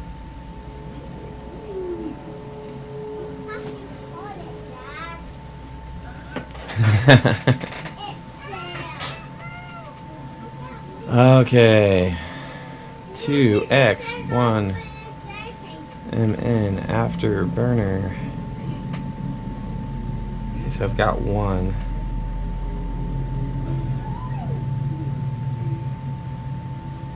I'll put that module, right?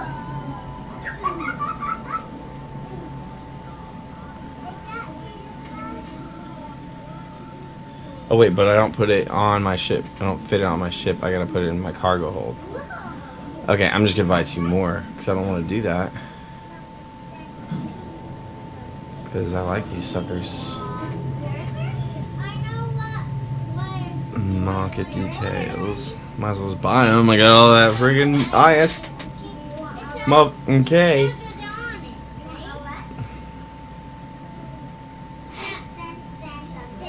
Of course, they're all more expensive here.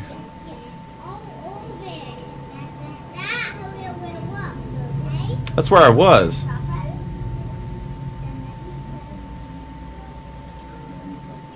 I should have bought them there. I should have bought them when I was there.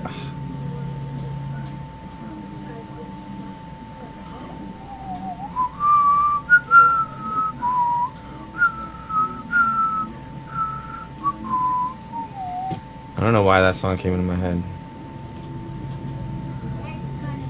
Yeah, I'm gonna continue because I'm gonna go back there. Undock from the station.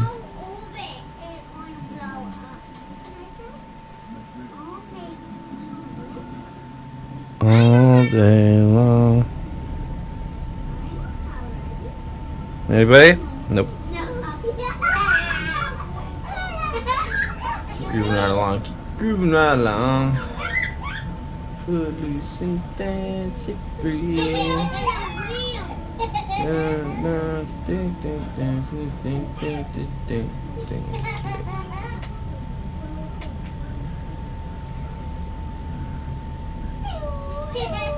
see. I think I just jumped that one, right?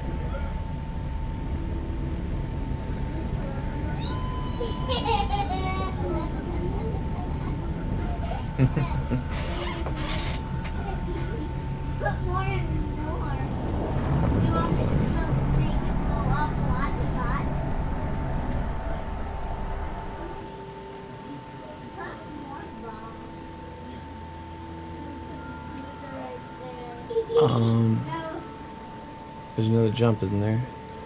Oh yeah, that's, okay, let's take it.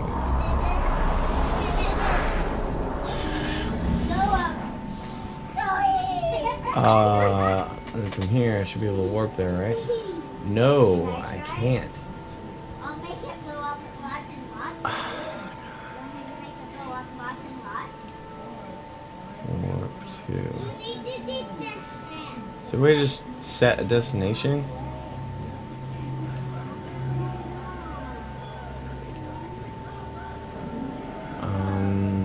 What is it?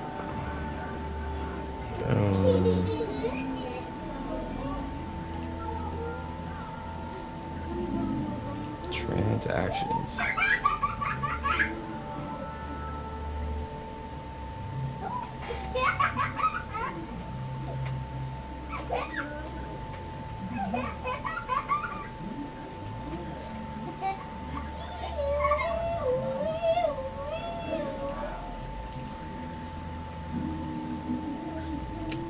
Details. Go-y. Location. Set in destination. Good deal. All right.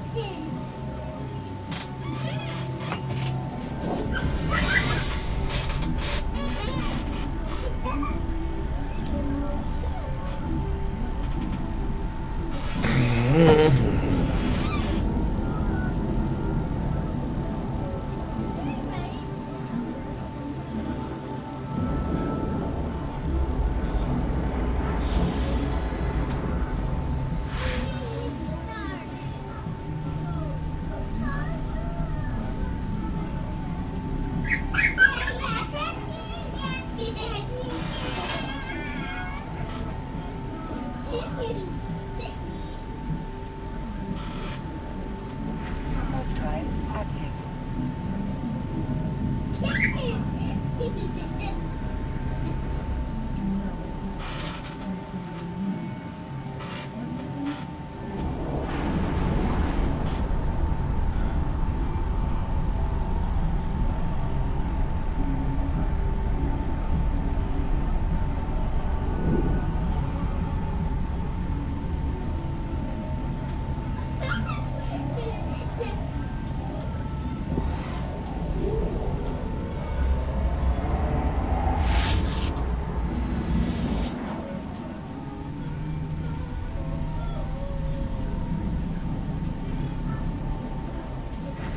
Drive active.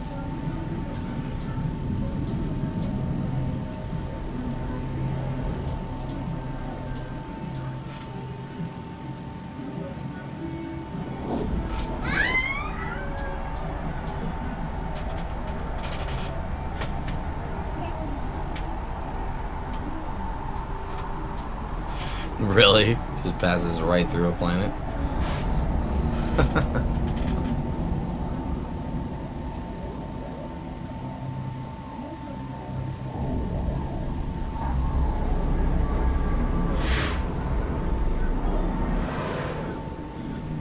Okay.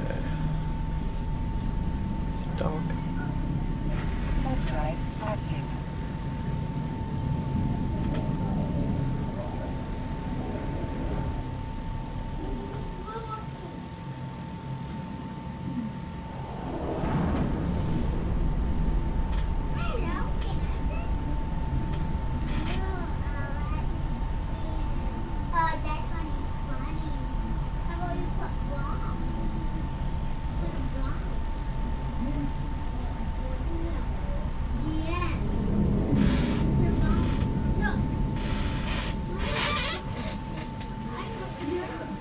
Docking permission requested.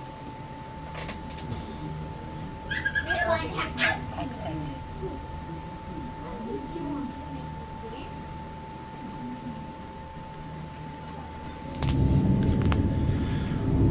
Alright.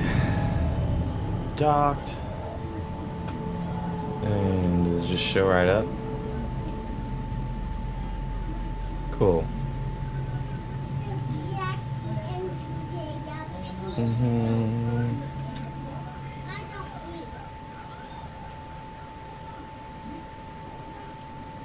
Okay. Dock. Destination.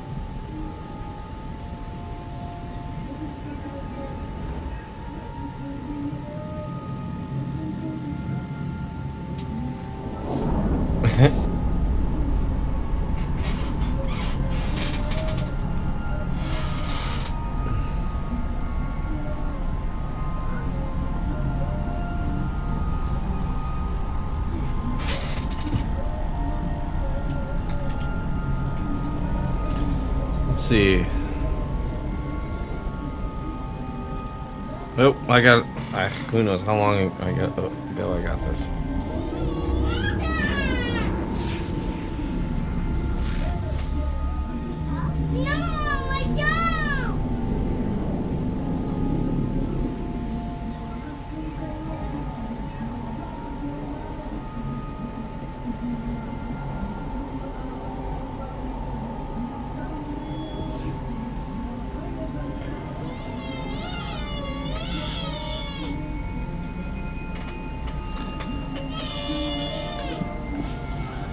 Riley, who are you hollering at?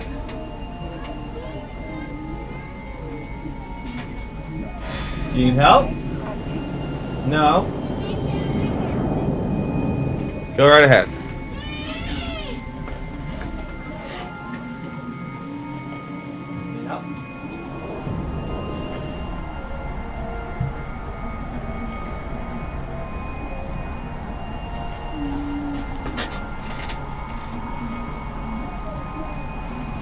Okay. Doing some pig stuff here.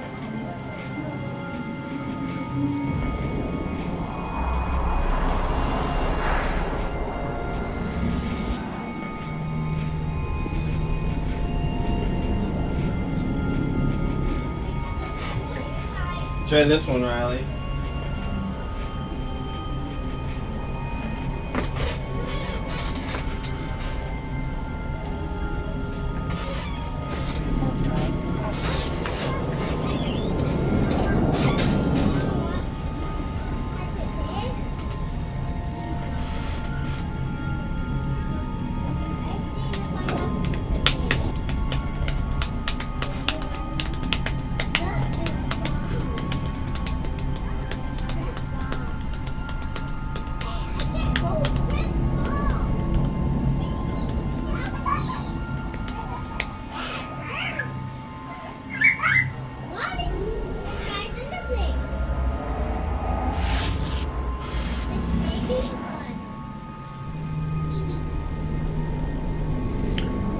We'll see.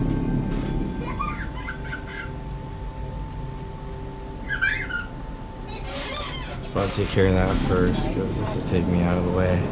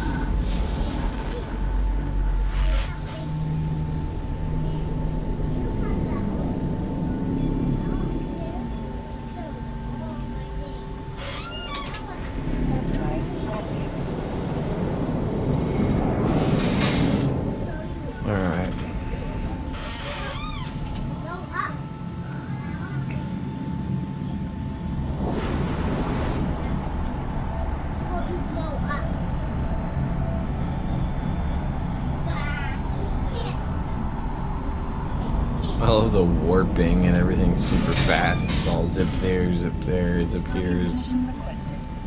zip all over the place.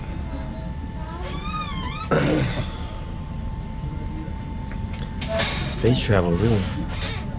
The most efficient way to travel.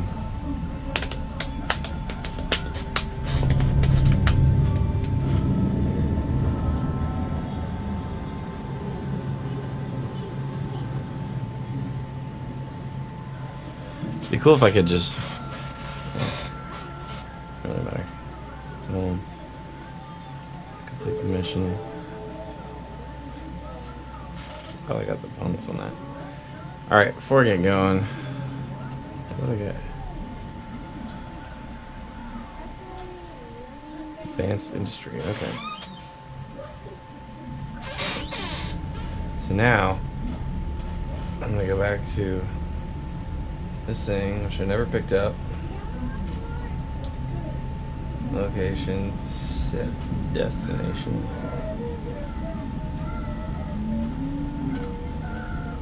And do it.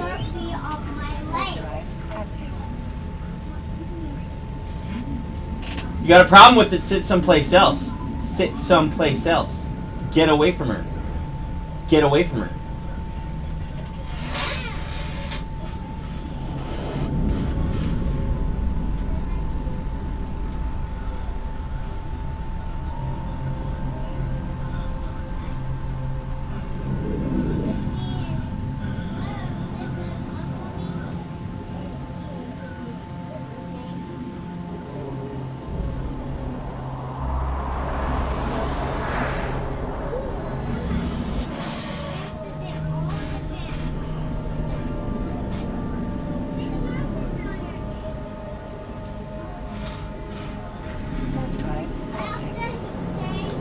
establishing wall effect.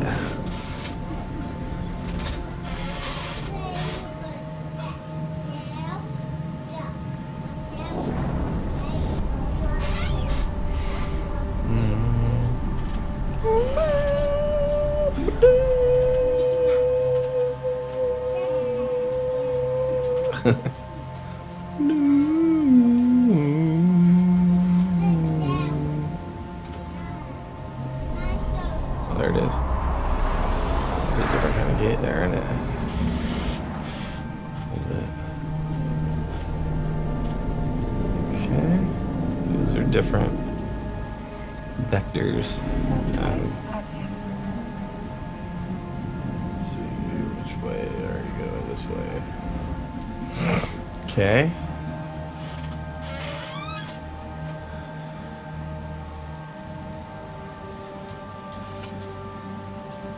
You have a lot of power.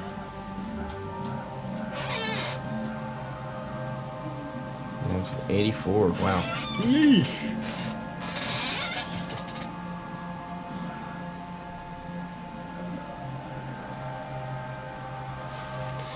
Yarger.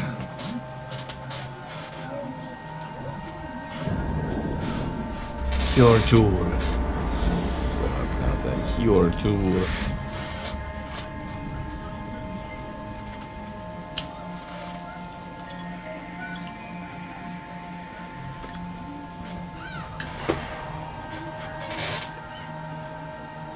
Vetulur.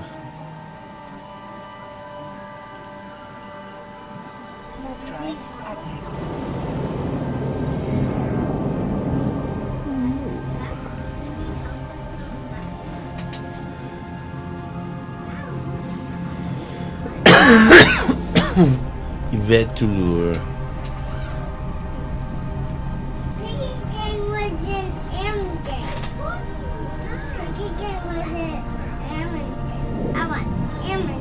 You want Ammon's game? Okay. Let me get out of these other things first, okay?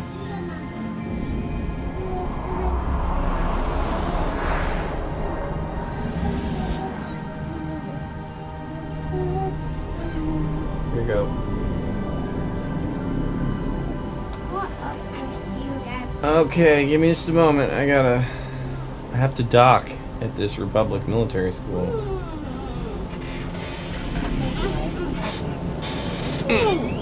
It's called ISK. Okay.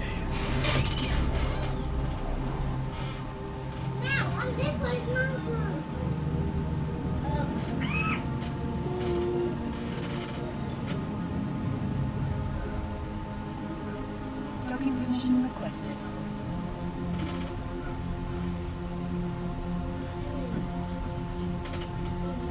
Docking request. How did you get on Ammon's game now? It's becoming nervous. Back.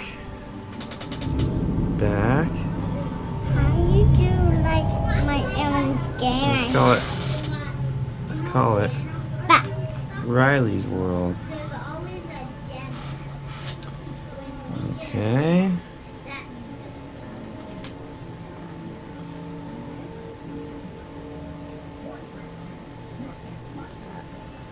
Here, wait. We gotta type in. Wait. Oh, okay. There you go. All right, done. That's your world now. Okay. Now we got that going on. Now I gotta go back. Gotta go back home.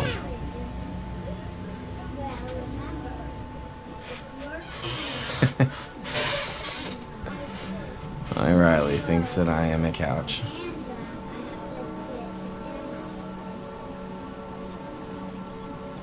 Are you still not working? Start conversation. Accept offer. And let's see if it'll.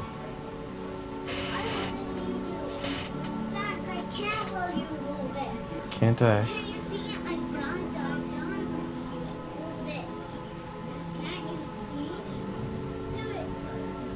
How do I set a destination? Oh, okay, cool. Yeah, set destination. There we go. There we go. Okay.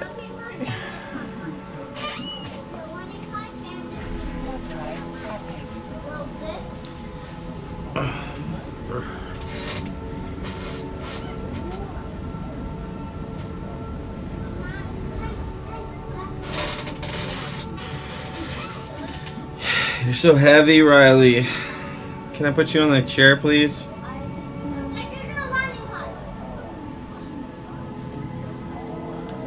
I'm gonna put you in the chair next to Eamon. Well, you're too heavy for me, and it hurts my back. Okay.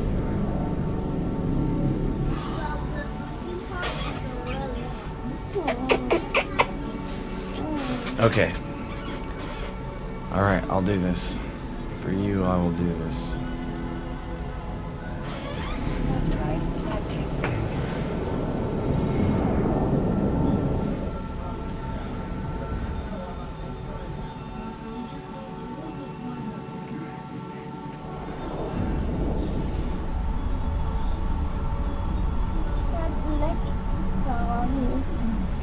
Let go of me.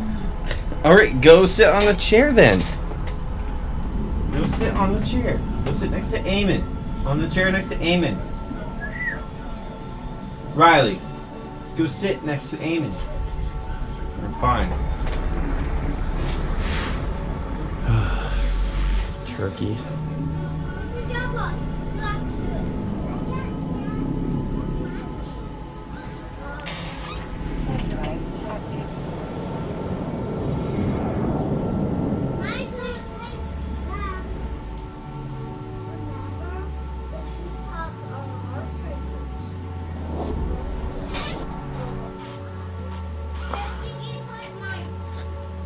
It's kind of cool seeing which direction each thing goes.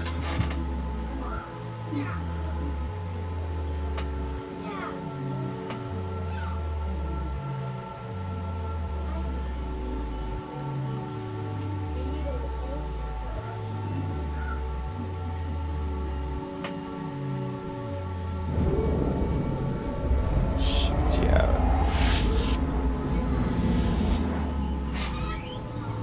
You die.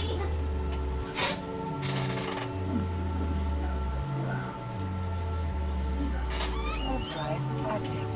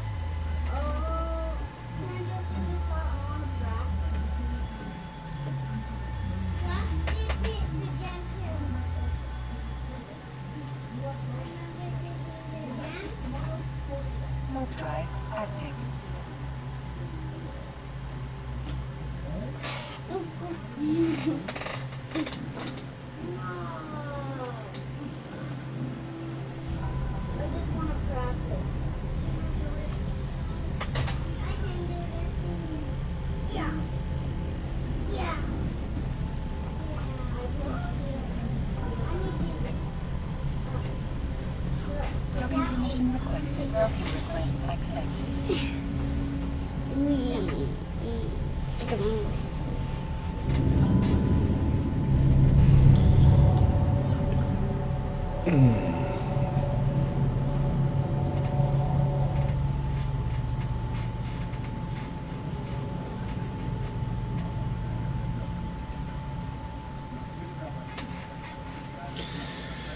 So following objectives must be completed to finish the mission, acquire the goods. What do we got?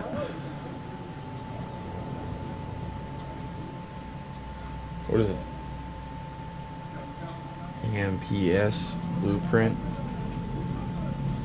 So for you, my friend, there's always something. Your final test as a business mogul is also your opportunity to feed the war machine. Ooh.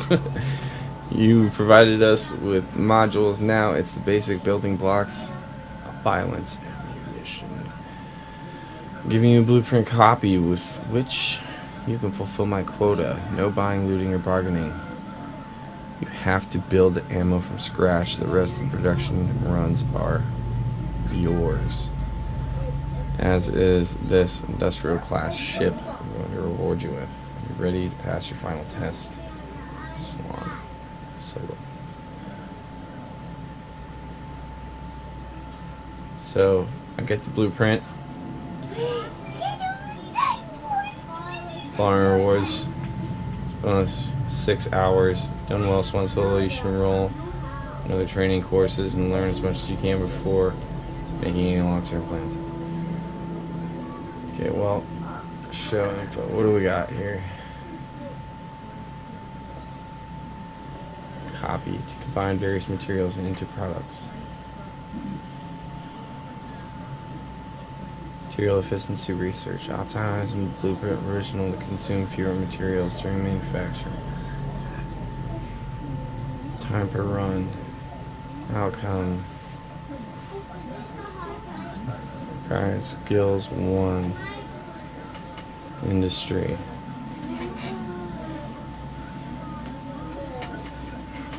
Industry 1. I'm at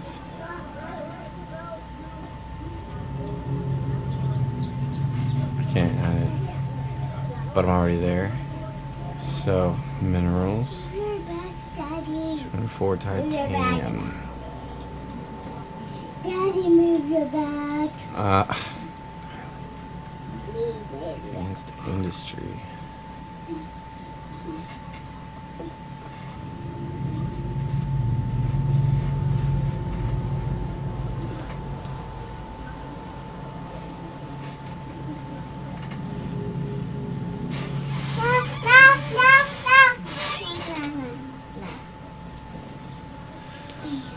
Okay, I have to go to the bathroom.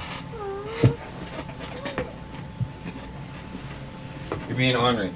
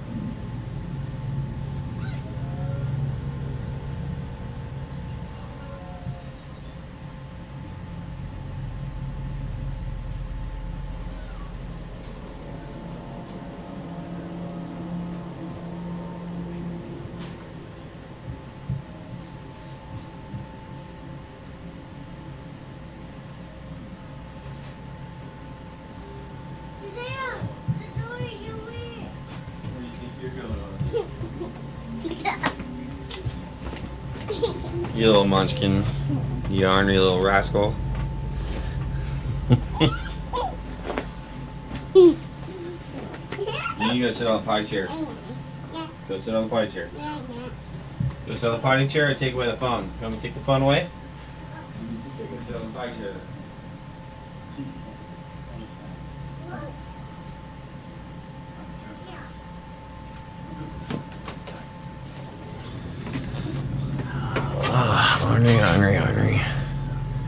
Ornery. So dirty, okay.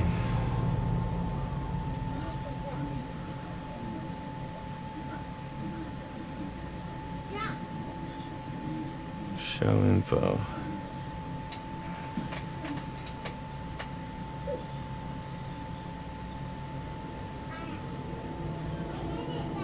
Not trained.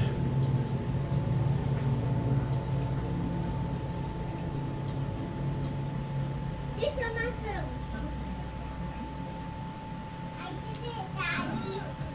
Dad, I did go potty. Oh, good job, Riley. Come see, Mom. And Dad, see my pee. Okay, I will see it.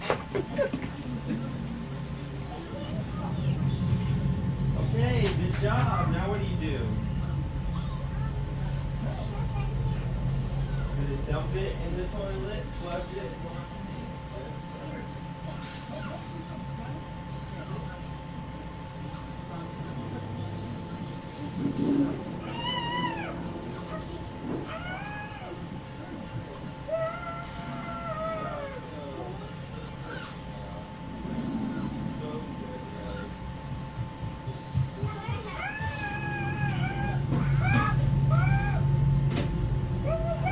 Other way. Remember this notch? This notch right here? It's this notch right there. Just like that. Yeah. Go wash your hands. Go flush the toilet, wash your hands. But not there first. Here. Take mine. I have to start.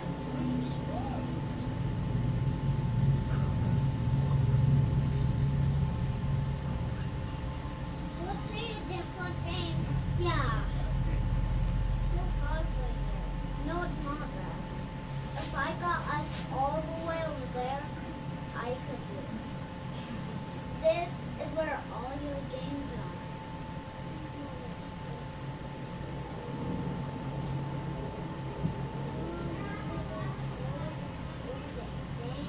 Good job. Need help? Got it.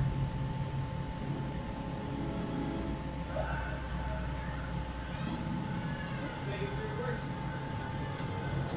Just making sure you know which way to go. Put it back there.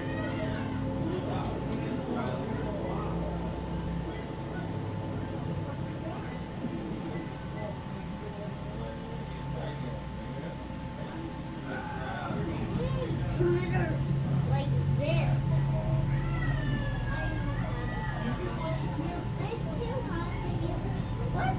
I still have it.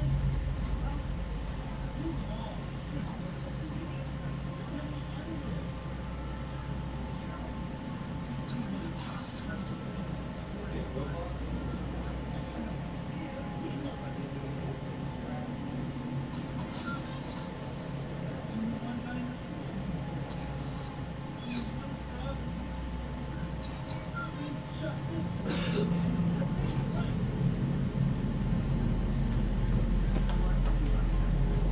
Okay.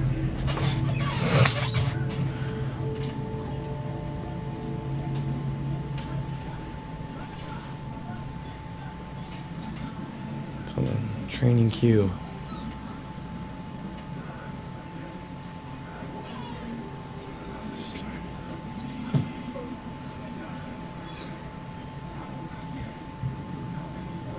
Oh, jeez. I should just stop this. This is madness. There. There we go.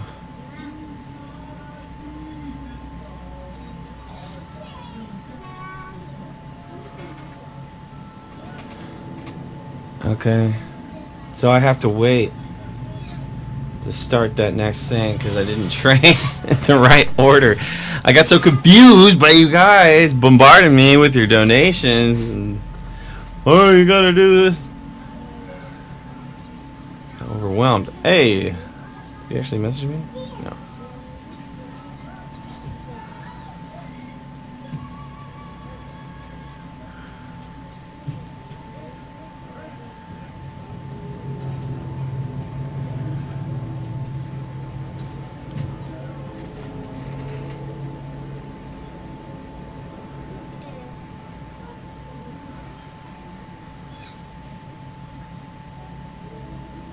SOE mission, huh? SOB.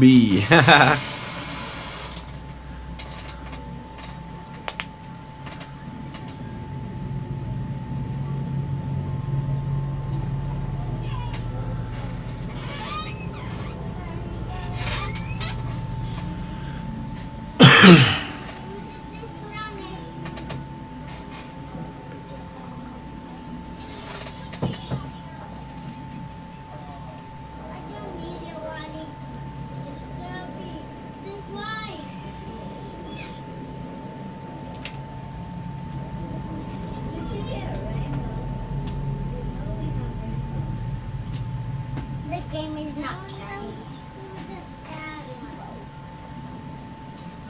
Here you go, Riley.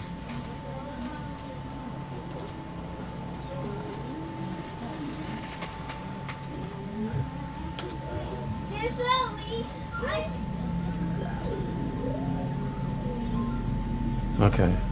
Nothing to see there. Alright, so before I can do that last thing, then I've got to go over here and see about doing the other one. Gas site scanning. Here we go. Here's a mission suited for someone of your caliber. Your last assignment is to scan down a gas cloud. Create an official cloud pocket for you, and while you usually reap it with a gas cloud harvester, our only concern is that you make it through the second area and bring back the discovery document. Boosters, dangerous industry, popular by dangerous people. You're safe this time, but gas clouds are occasionally being inhabited by pirates. Stay alert if you're on the prowl for them.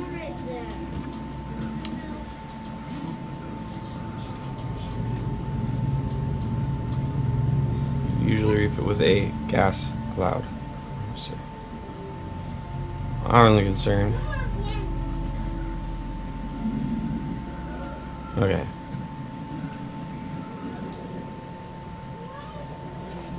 Oh, this is my last one on this, too. Okay. Accept.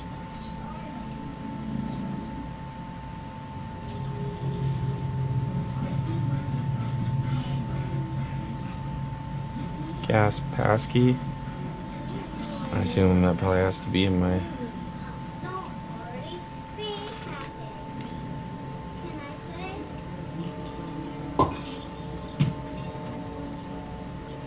Unless capsular training programming is used to unlock an acceleration gate inside the gas site training area where the discovery documents can be found. Stored inside containers. Serves physical evidence that the capsuleer was able to discover a particular type of site. This passkey is used to unlock acceleration gates found inside the gas sites only. Okay, got it.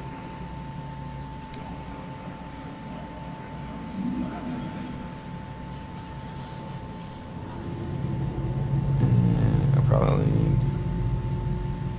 Well, let's go ahead and...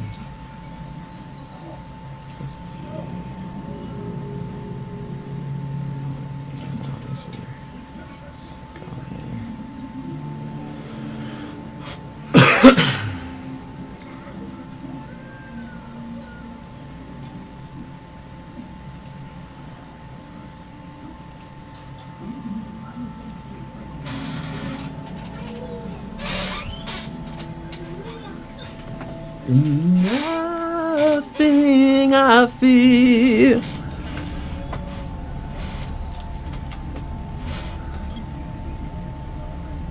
Okay.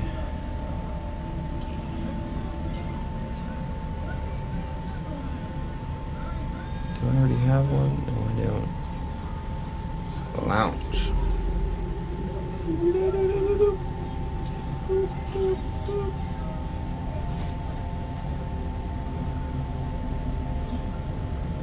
Wait, what?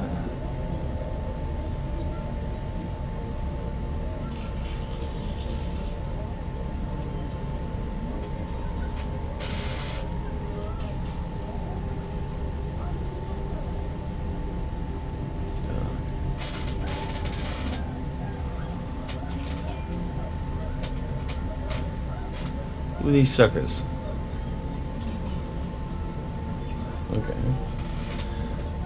They're not suckers at all.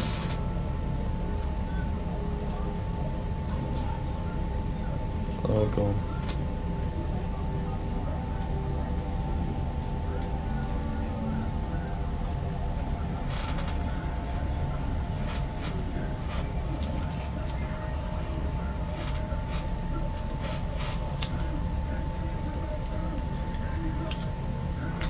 I thought I'm docking. I told it to dock like days ago. Come on. Are you docking? Docking permission requested. Docking request accepted. Finally.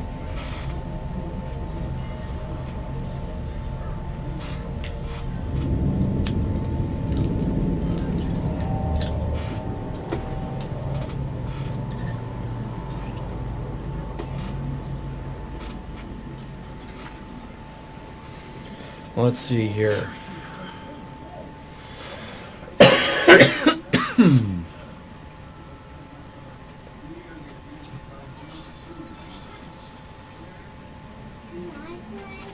No.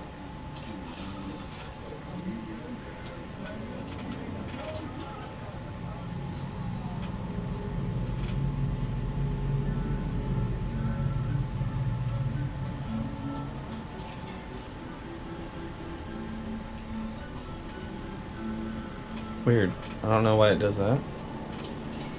But whatever.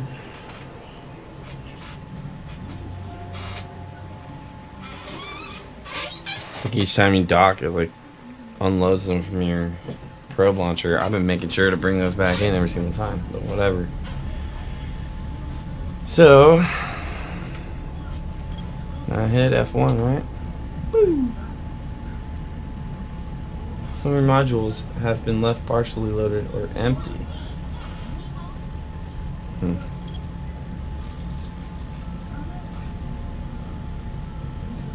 Analyze.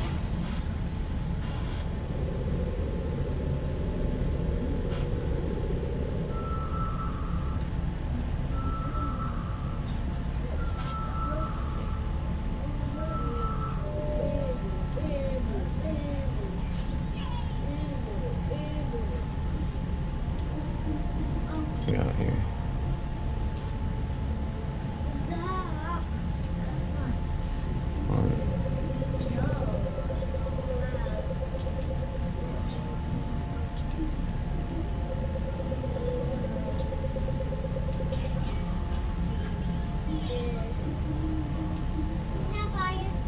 What about that?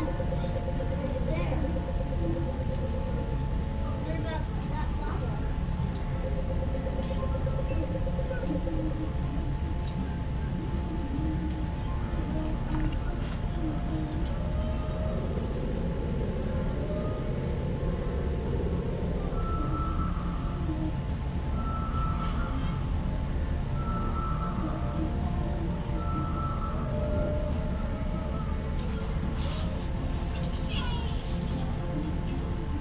Okay.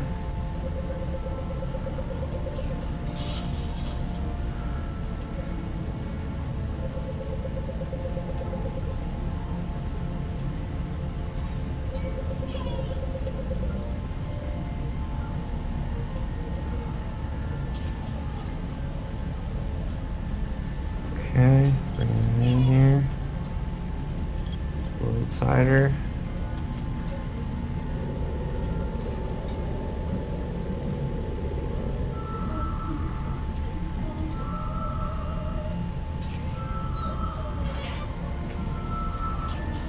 Okay.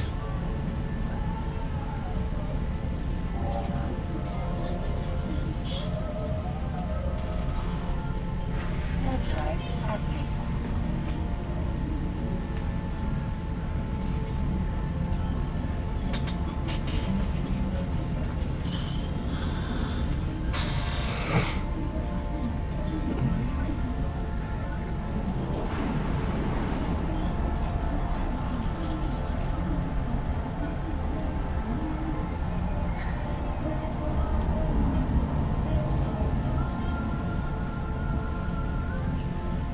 You're almost done, pilot.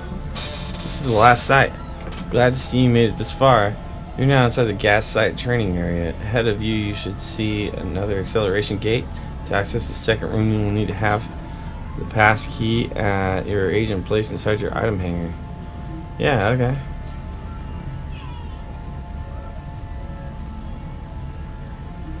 Activate gate. Warp drive active.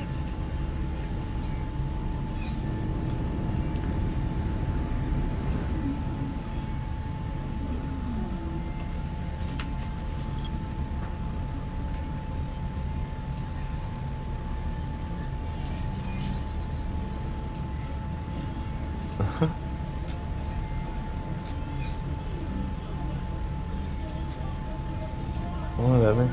Excellent work. And don't forget to recover the proof of discovery gas documents from the container. They will prove you made it out of here. Someone else has already made it. What's...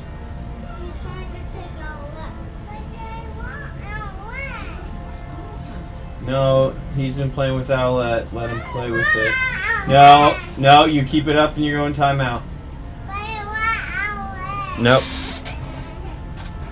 Someone else has already made it to this site before you, then there may not be a document immediately available. If you find the container empty, wait a few seconds and a new one will be produced. Okie dokie. Where are we at here? Cargo?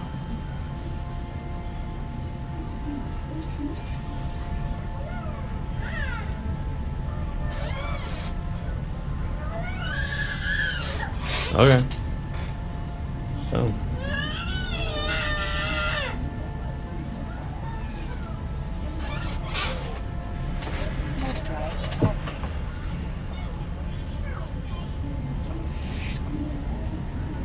Cool.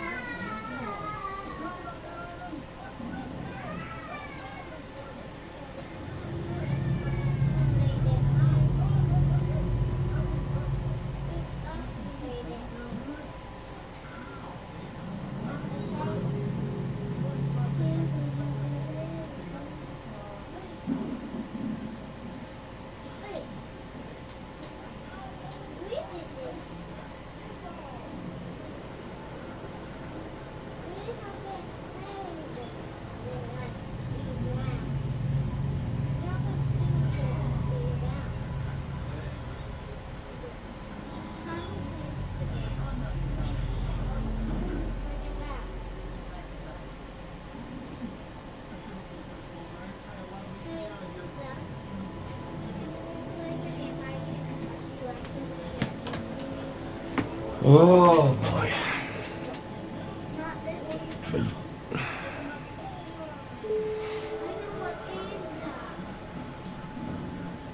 We got here. Oh, I got a probe.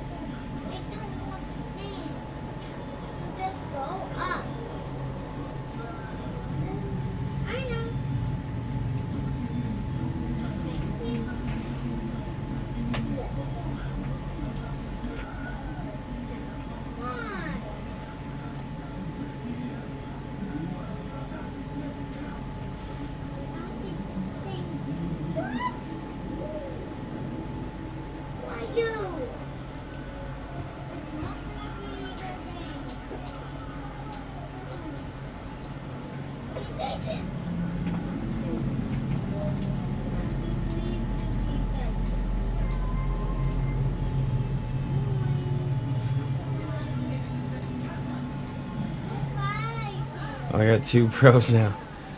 All right.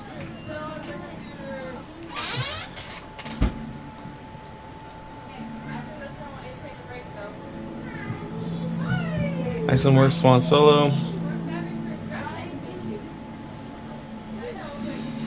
For passing the exploration training program, you have been awarded with a scanning frigate.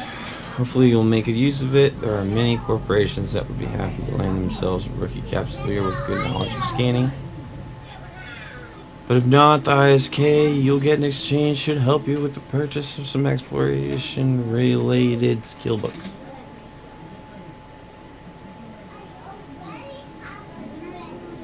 Okay.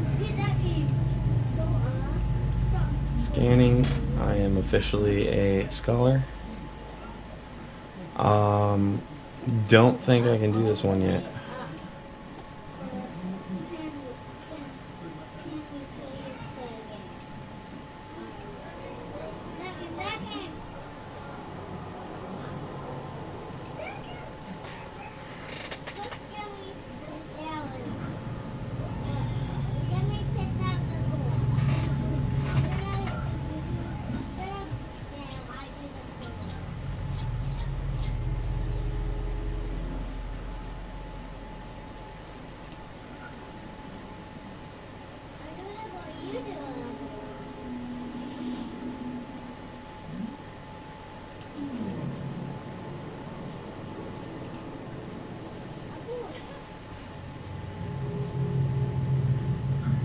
Trained, so I am trained to the right level.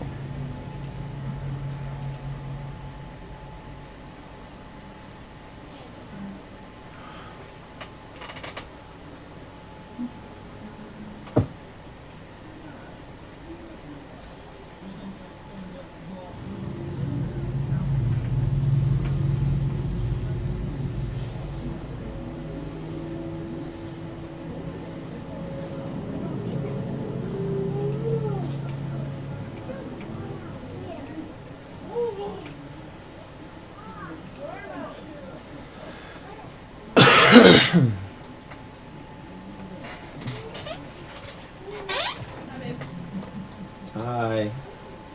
How'd it go? Oh, good. You just bought fabric for Alex. Cool. I didn't buy anything but 50% markers. Riley, I've got markers for you. Nice.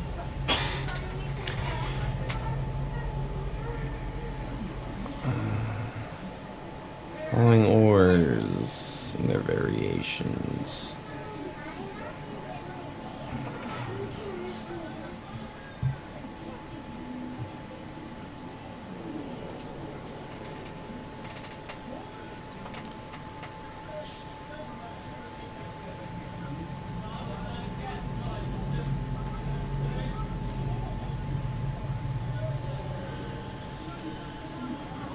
Pyroxene, Noxium,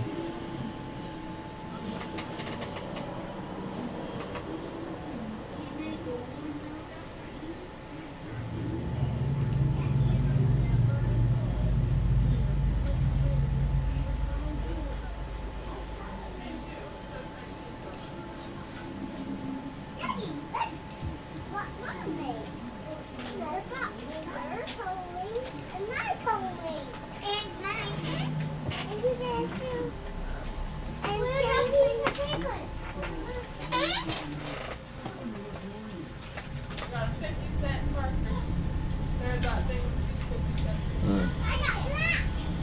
I edited a bumper video while watching all the. Dude, that testimony today was pretty lit.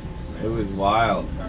Like it was some straight cowboy thunder, you know, like a scene out of a western where everybody's at the town hall. We gotta do something about this thing here. This is funny. Okay. So let's go to mining here. Let's see.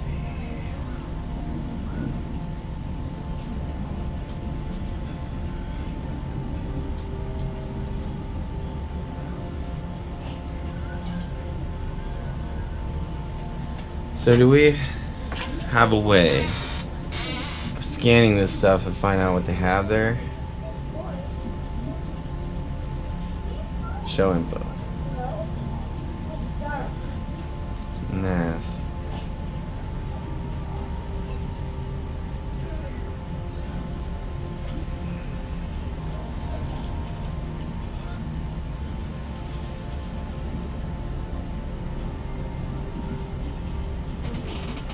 Left drive, active.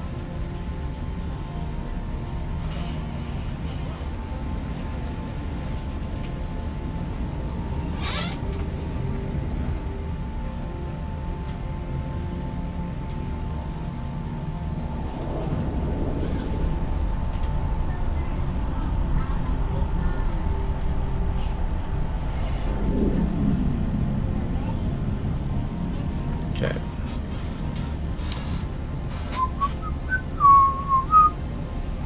Scoredite. Where's the closest? This one.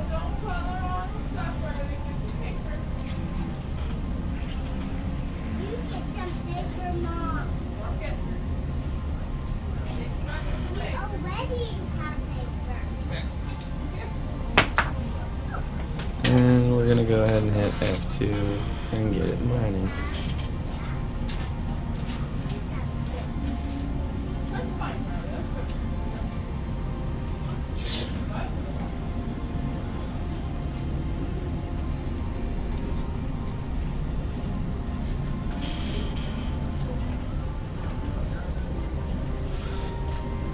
Now,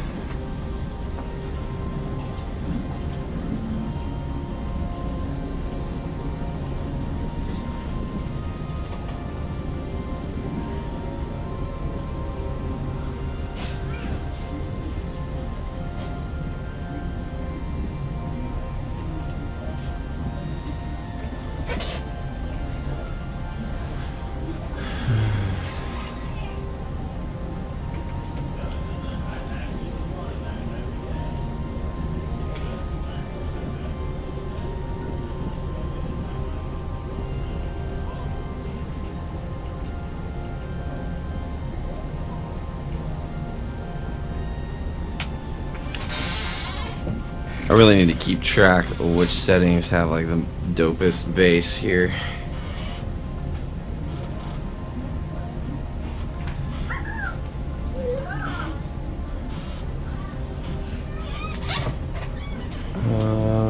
I need a notebook. Don't I have a notebook up here? I should. Here, better.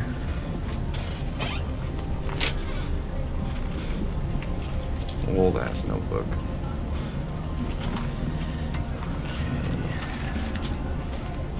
Half the time, all I'm doing when I'm writing something down is just helping me commit it to memory. And oftentimes, I do consult my notebook frequently, but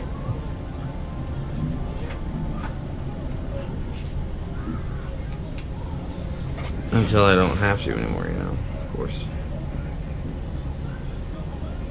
Where did this come from? Hibi, everyday tools. Hibi means everyday in Japanese. Okay, Scoredite. Alright. We'll get a bunch of that shit for now.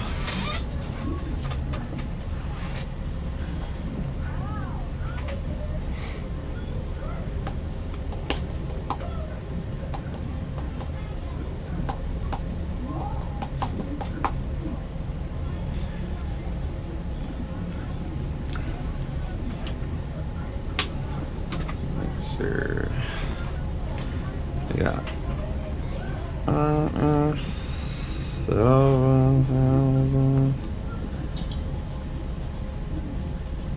Base sets. So we have MSB LSB 063 07 is this. Let's just do this up here. MSB LSB.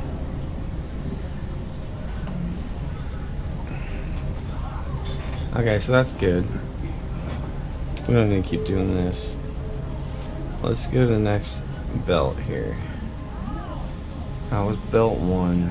Let's warp to belt 2. 2 kilometers.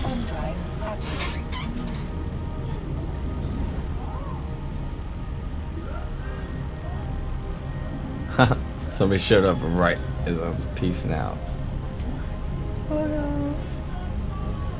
Feldspar score date. No. Let's go to 3. Let's just warp around and see what we can find for what's out here.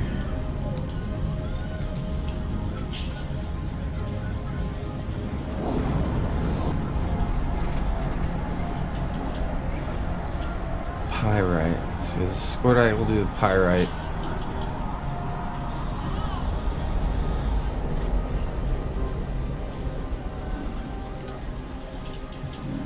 Massive Scordite. Feldspar. Nothing else.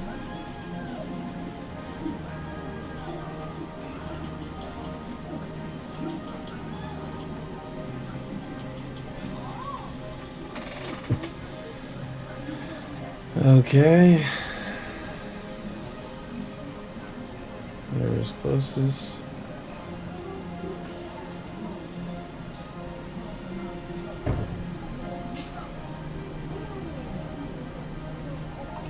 Thousand. Alright, F1. F whatever.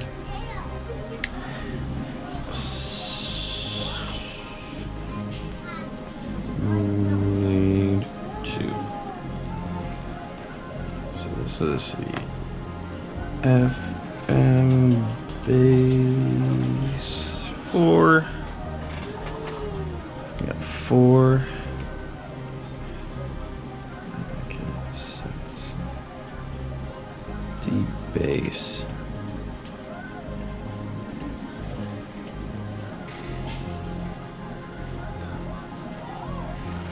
Oh.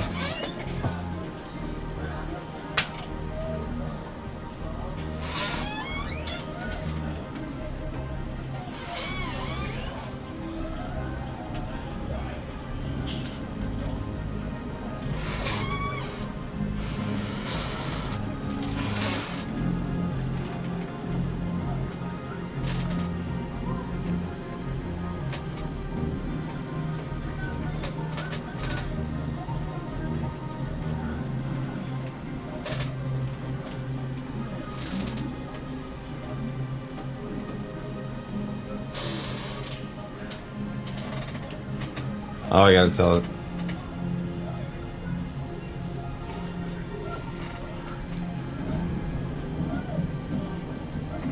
You locked on it? Yeah.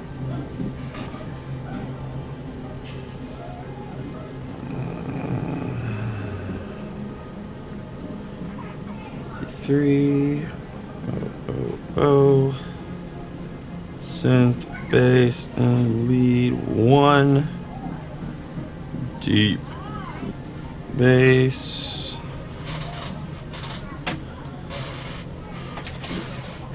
Time out.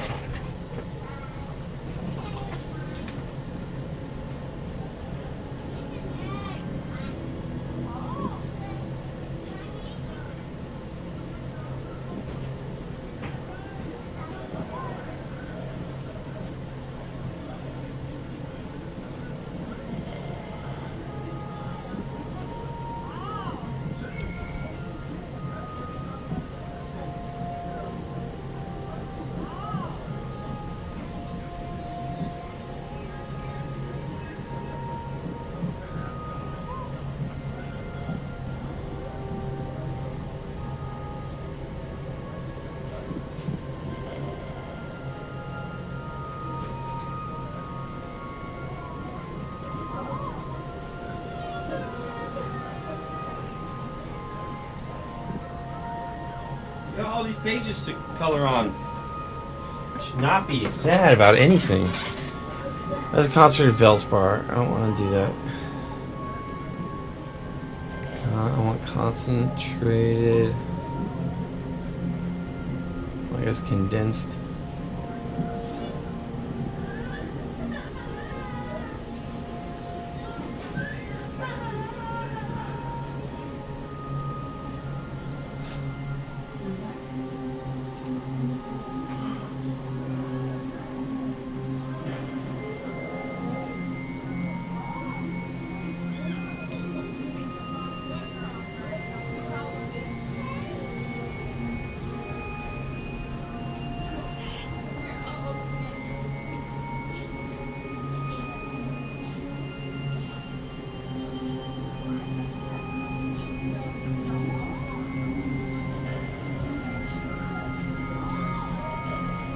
What is that? I don't even know what I've locked onto here.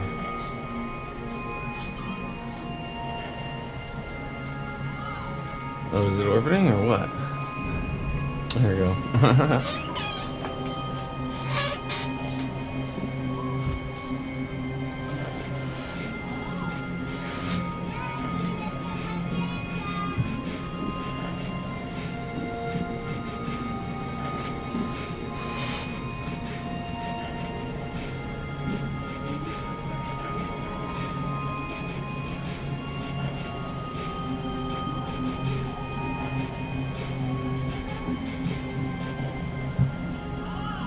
I'm almost full. Damn. Pretty much have to stop.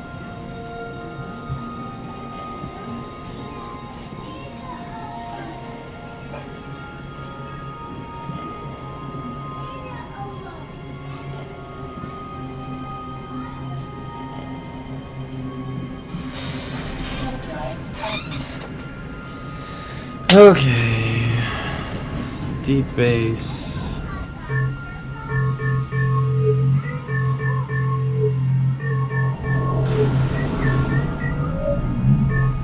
I like that.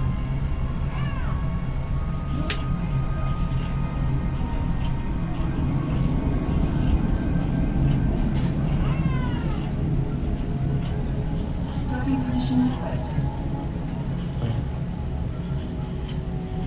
Docking request accepted.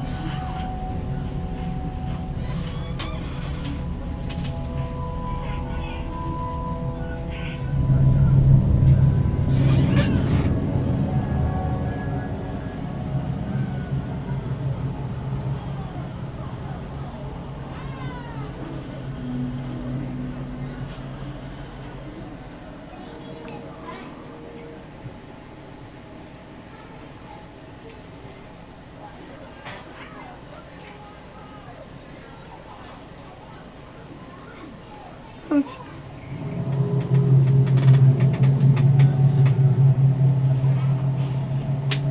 I don't get it.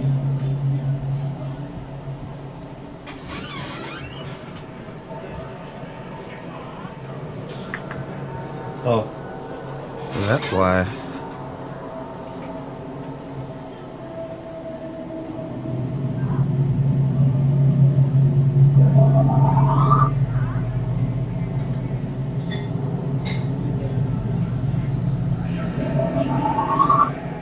Okay. There's a spacey sound for you.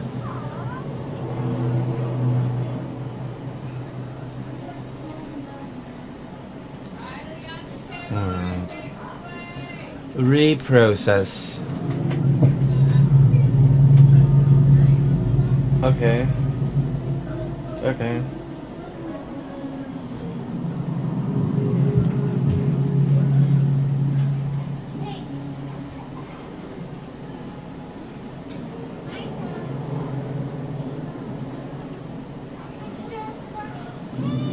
Oh, I have to have 100 units. Okay. Reprocess. That's just giving me a shit ton of trade today. Okay.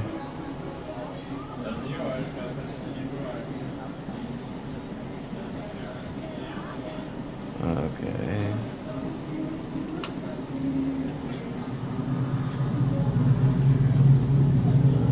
So I have to find other shit, right? Because what else do I need?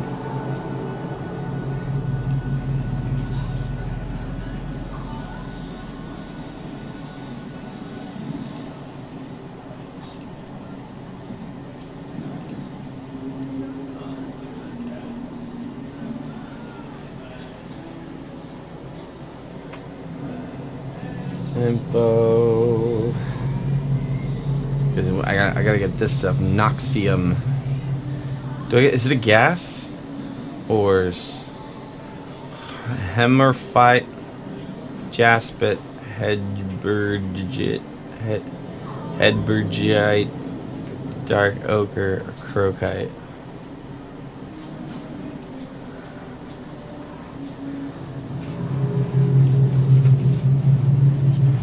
Then this rare ore. So that's a rare ore. So we're gonna go back. There we go. So it's all improved. Kind of oxygen inside it. Low security status star systems.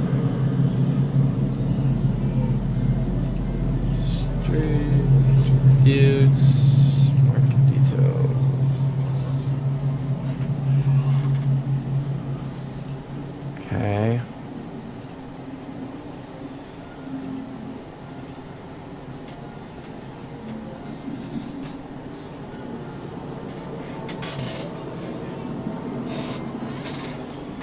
He's got a bunch out there.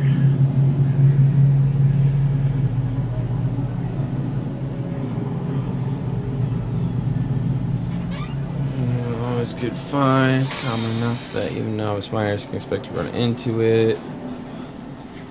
Okay.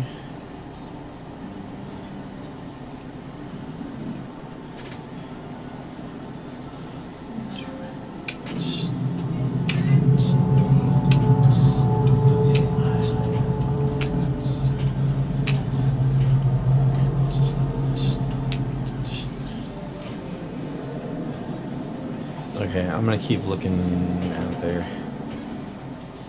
So it's gotta be one of those.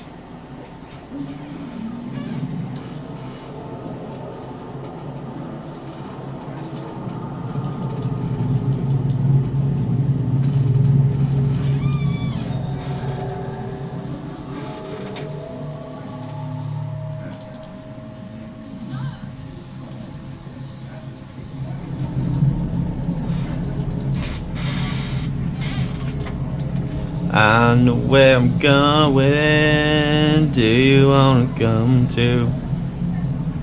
It's a little bummer. It's baby too.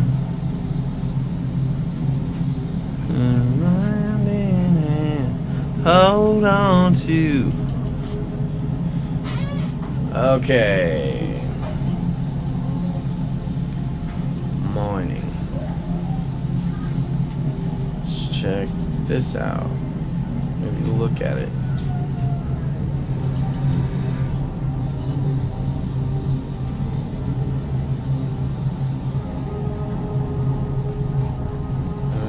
Tell me.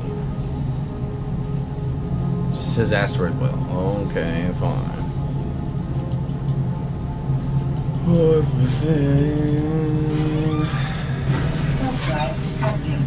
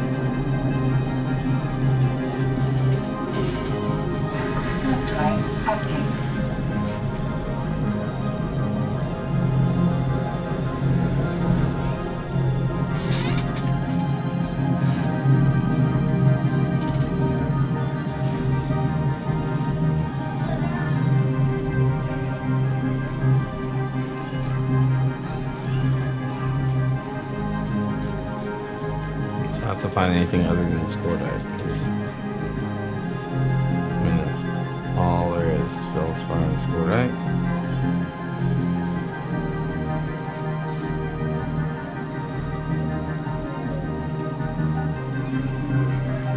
Warp drive active.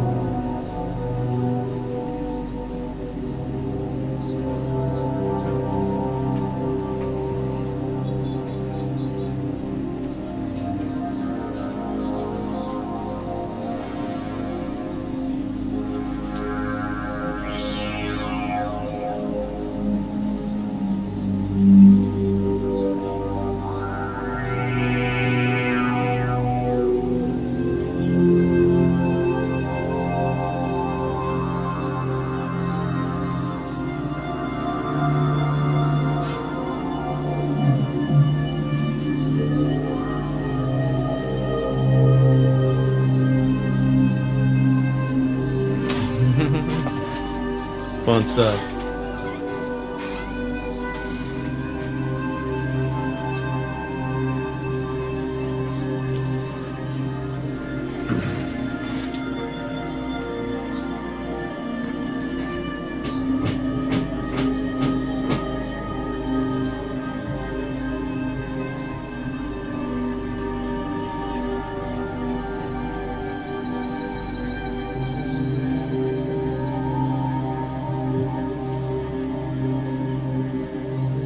Warp drive active.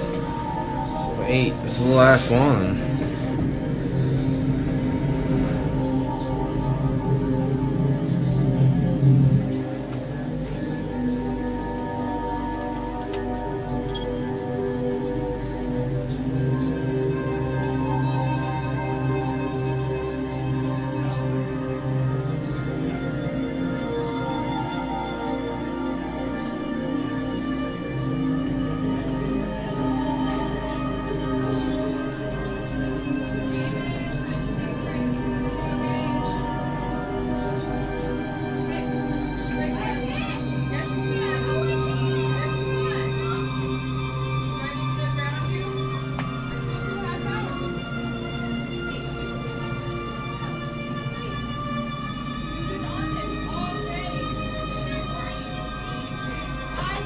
Yeah, but get.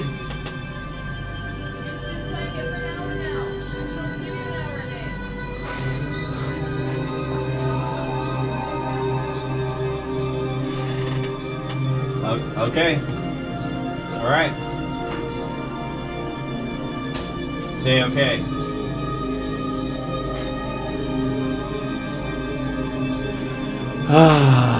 All right. Well.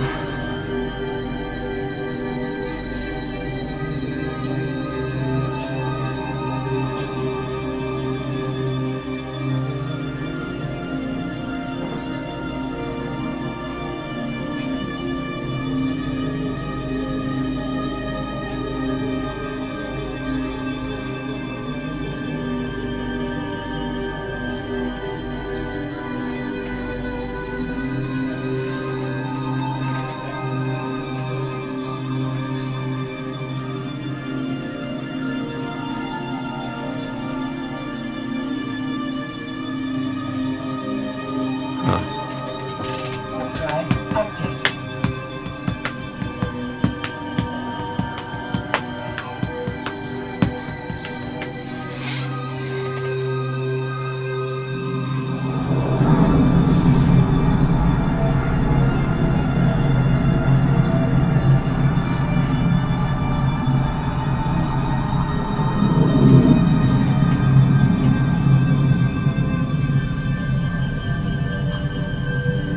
Docking permission requested. Docking request accepted.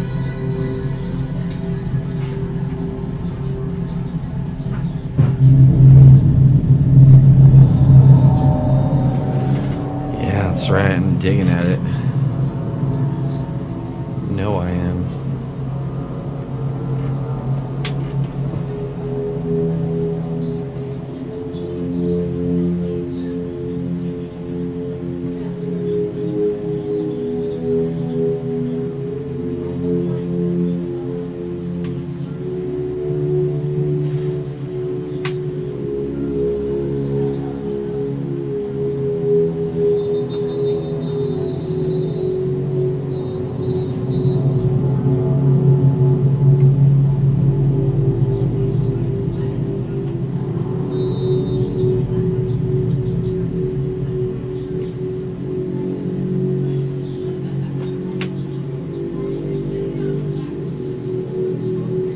It's got a nice rumbly bass to it, huh?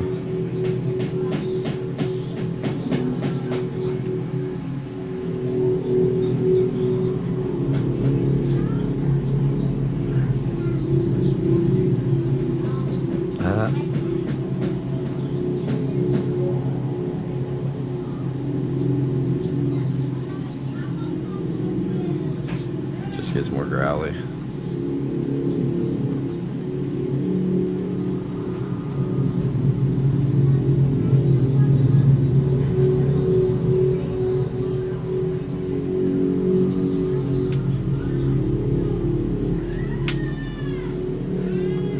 Very sinister.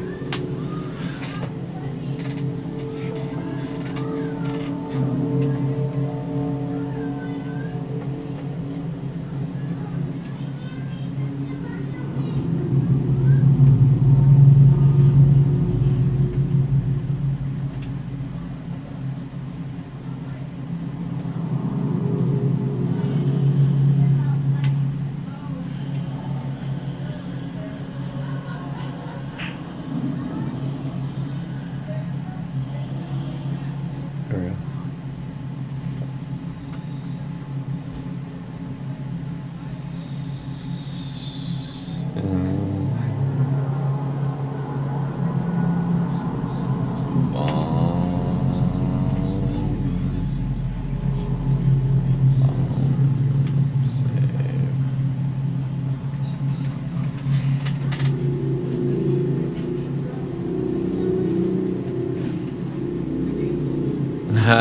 I like a growly.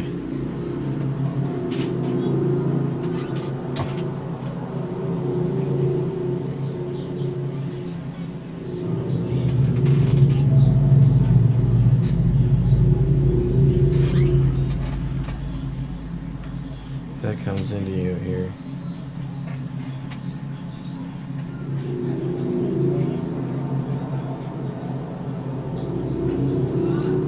Yeah, that's definitely coming through.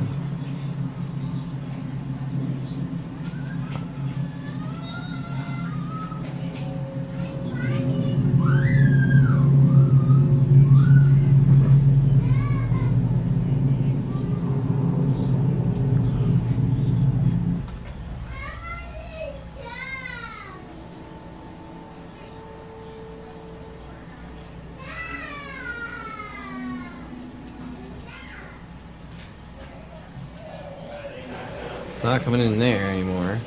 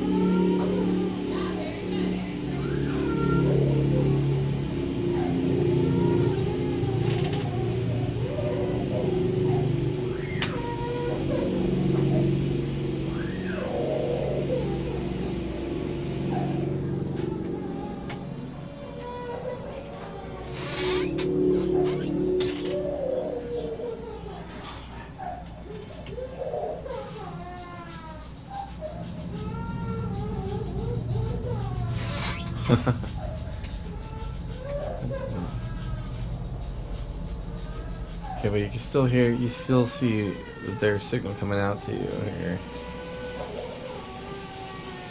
Even though I muted those speakers. Just gonna mute it. Okay. Let's do some sound testing here.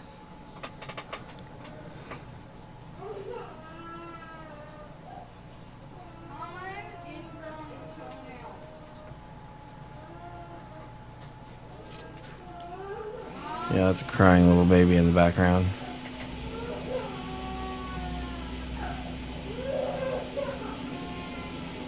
Yeah, that's a crying little baby in the background.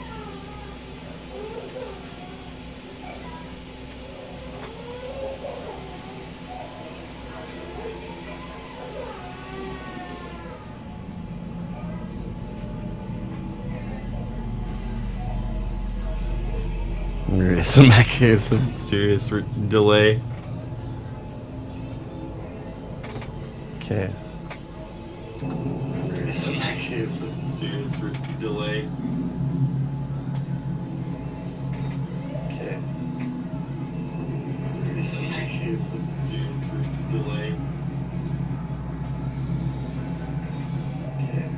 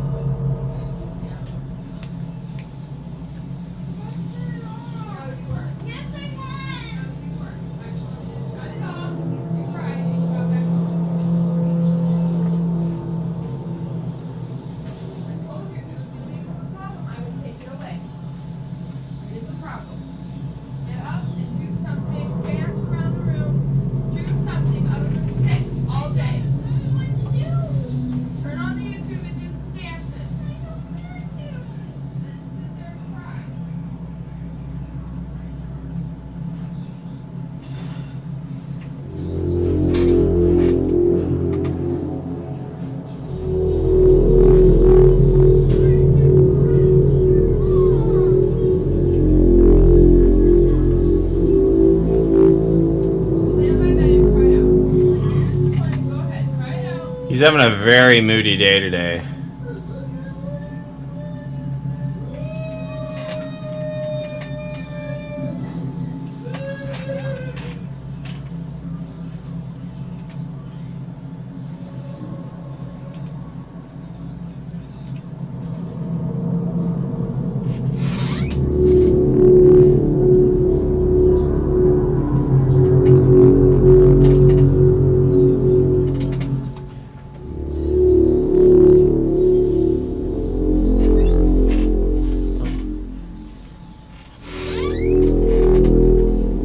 I'm not gonna let him sit there all day like a vegetable every day. Yeah. It's 1 hour game time after his homework, then he needs to get up and run around and do something and not do anything on the computer. Okay. Right on. What do you I gave him suggest? suggestions. Dancing. He loves dancing. I bought him a trampoline that he begged for. He begged for a trampoline. You want him to go outside and jump on a trampoline Yeah. right now? For 15 minutes during the day. You need to give him a recess. He needs 15 minutes. We need to give him a recess. 15 minutes, go outside before it gets cold. Okay, so is he doing recess or is he doing school? I mean, which is it here? Honey, you can sit down and do school. You can set the timer for 15 minutes and he can come back to it. He needs to have a recess. Okay. Like regular school. He can't just sit there all day and not do anything. I didn't have recess in 6th grade. I didn't have recess in 6th grade. Yeah, well, I did, so. I had lunchtime, that was it. Yeah, and then you go play outside. I had recess in 6th grade. Cool. 15 minutes, jump on the trampoline. Okay. I mean, like, he gets that time to do that. I don't know what you're saying. No, he doesn't. He will sit there with his Sure, laptop. he does. Like, he's got the time to do it. Okay, Jill. Okay.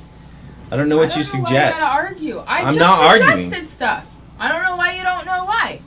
Why you It's don't. raining, cold, freezing, wet outside, so why You am I can't going to jump- force him to go outside? Okay. And well, we don't just have an off the undercover tablet. area. Okay. He doesn't have to do anything else. He can sit there and not be on whatever. Just he needs to be walking around the house. I don't care.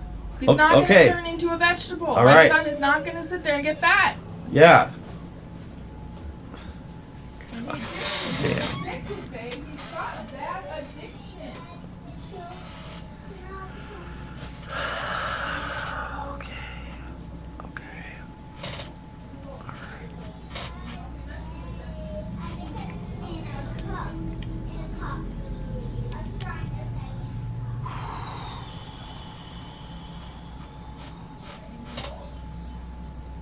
I'm gonna let that whole thing slide.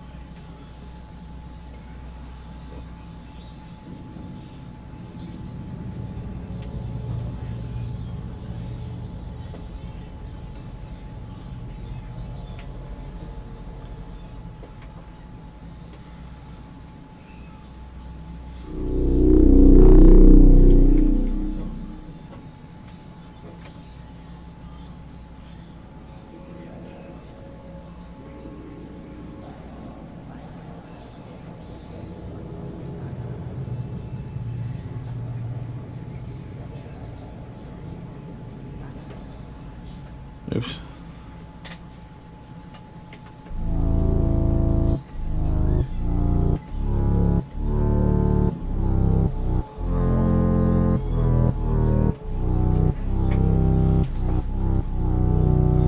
Here.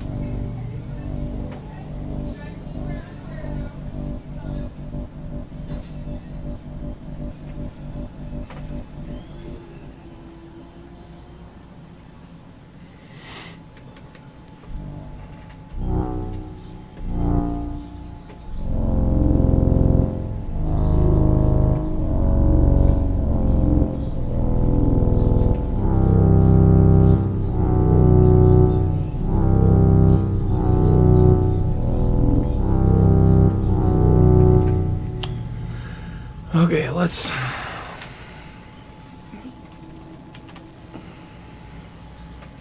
go ahead and take this up. Just see what happens.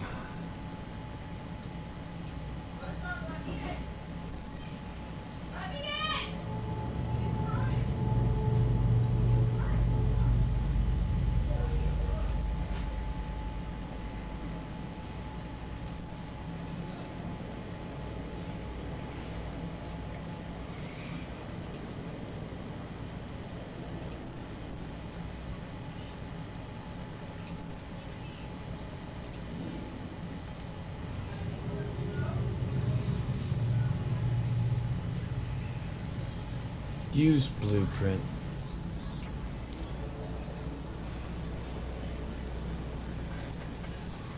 Please install blueprint.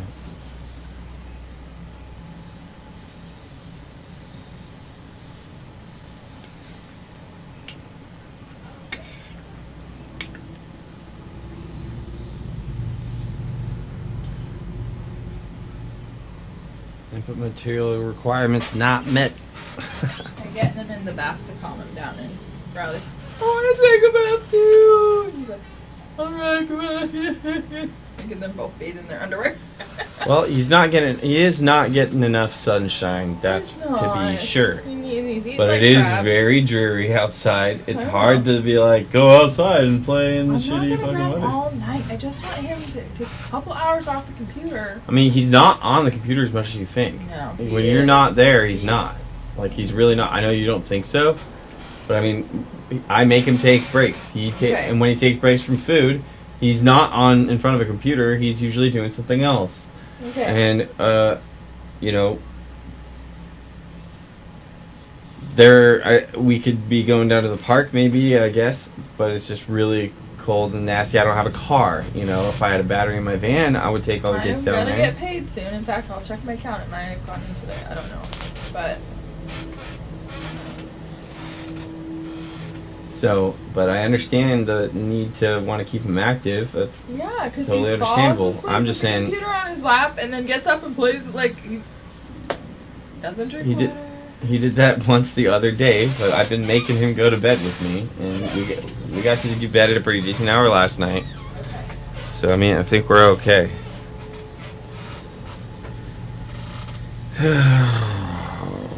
Okay.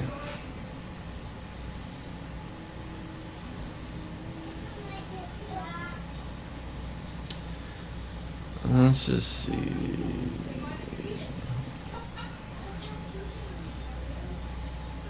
Found.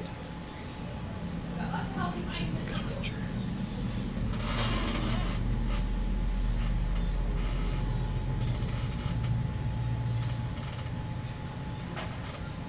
This is Courier.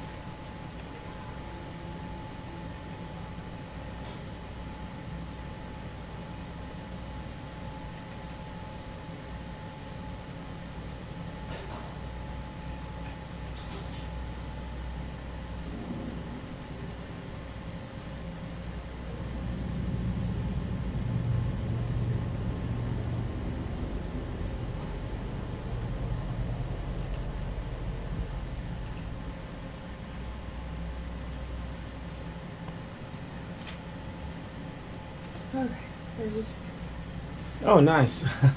Thank you.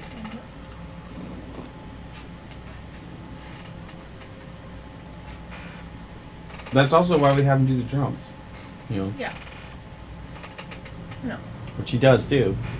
And that is vigorous workout. You know, like that's vigorous I exercise. believe you. That's good. He needs to be It's doing all four limbs. You know. He does need to be doing it. I mean, he can do that right now. I mean, as soon as he gets out of the bathtub, that's what he should do. Go play It's drums. just really cold out there right now. But that's why I need propane. If I get propane in the tank, then I can keep it warm. Let me in go there. check my car. I think I have more in the smaller tank. I didn't bring the smaller tank inside.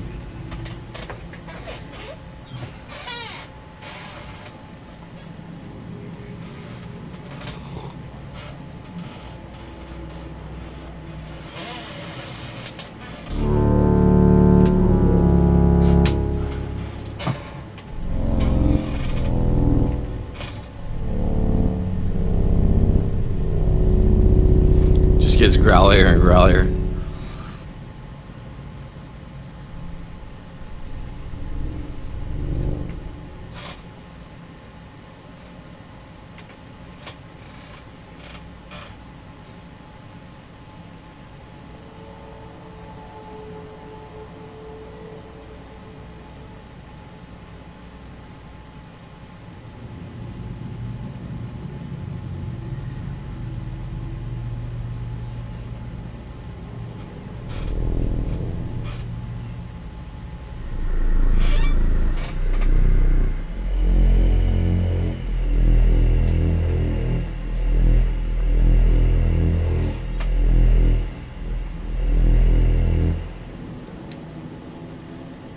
Do you have any idea what these are?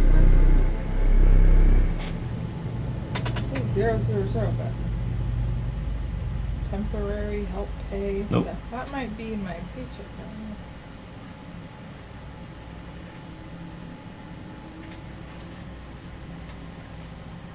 I System bill. ordered I know some shit was scrubs. didn't go through. Yeah, it probably just didn't go through.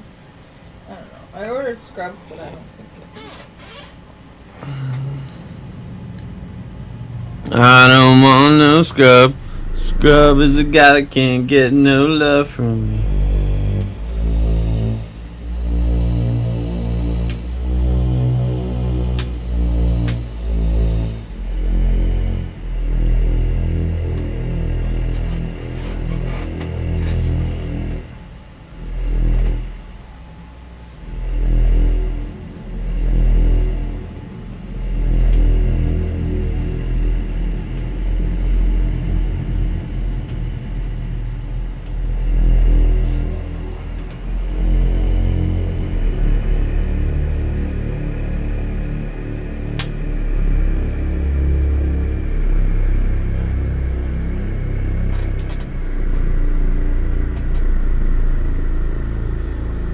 Looking for some fat synth tones.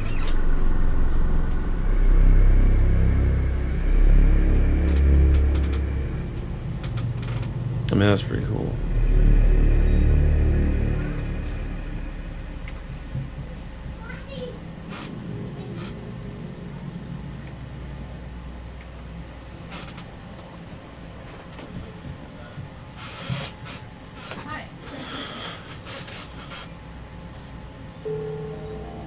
Skill training completed.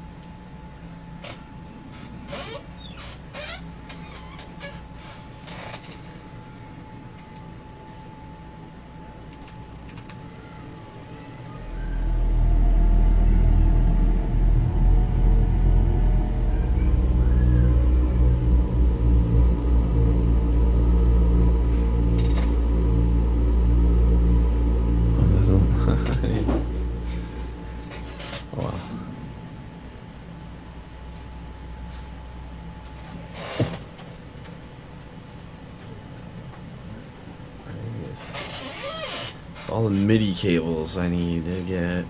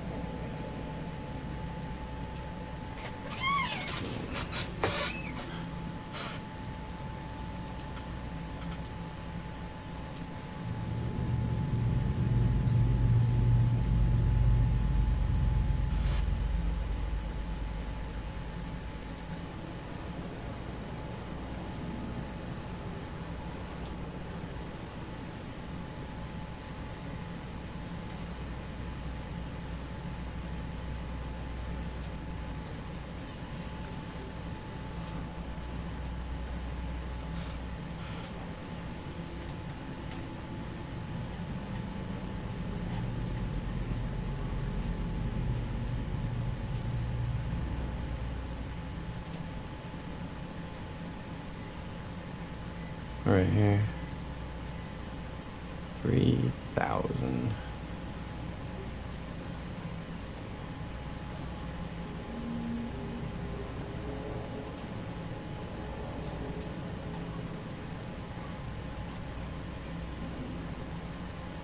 One and a half.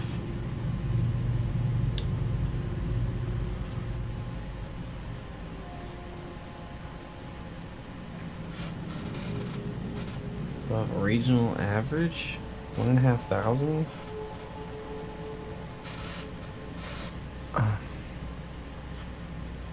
What is the cheapest?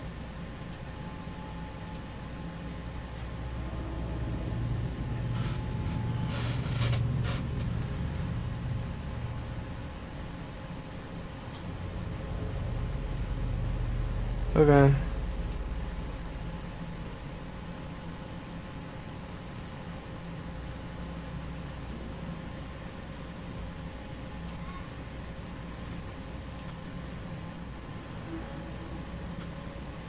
Yeah, alright, so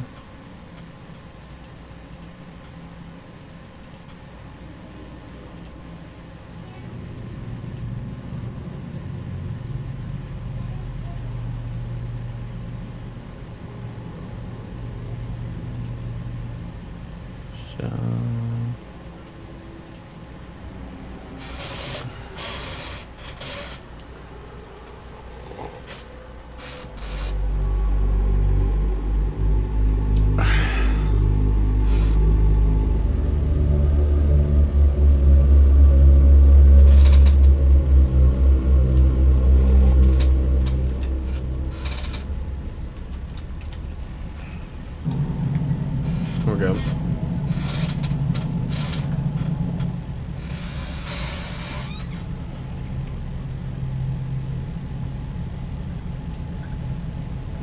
Remote drive active.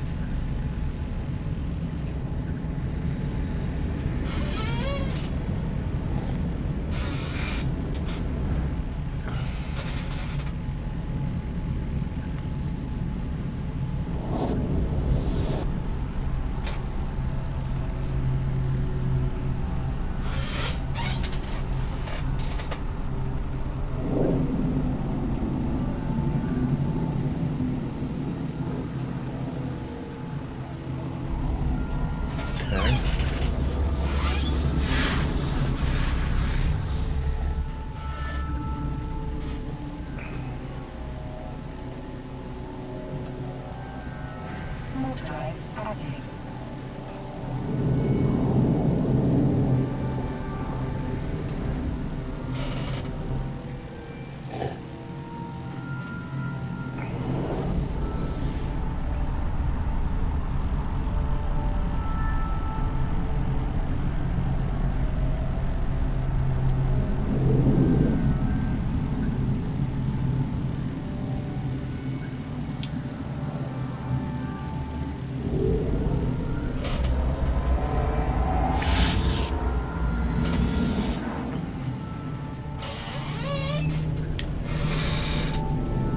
Arlek. Remote drive active.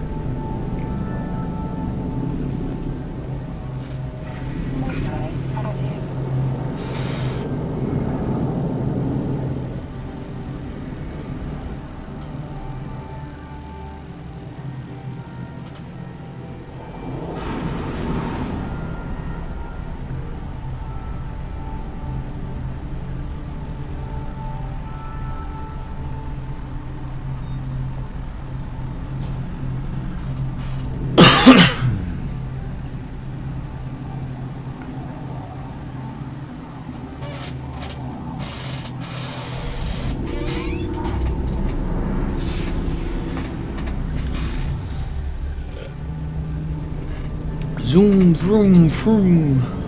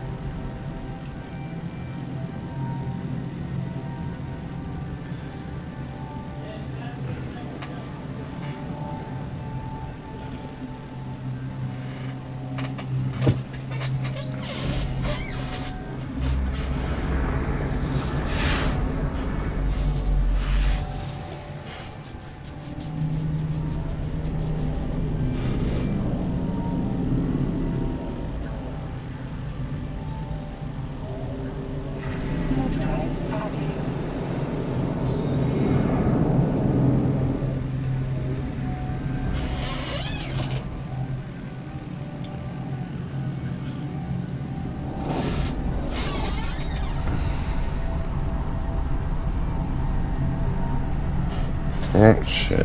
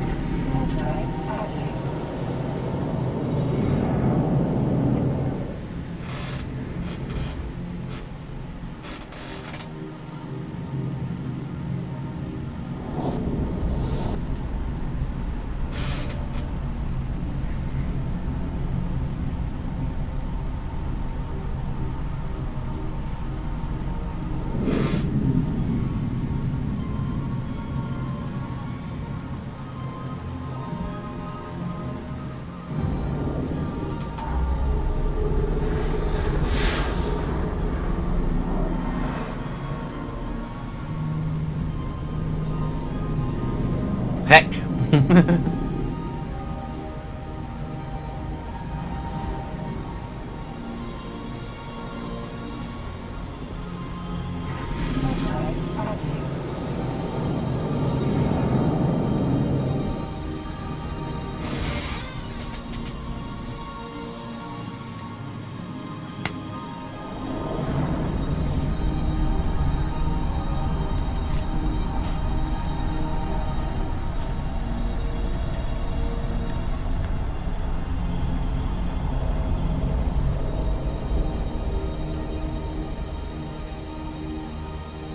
Documentation requested.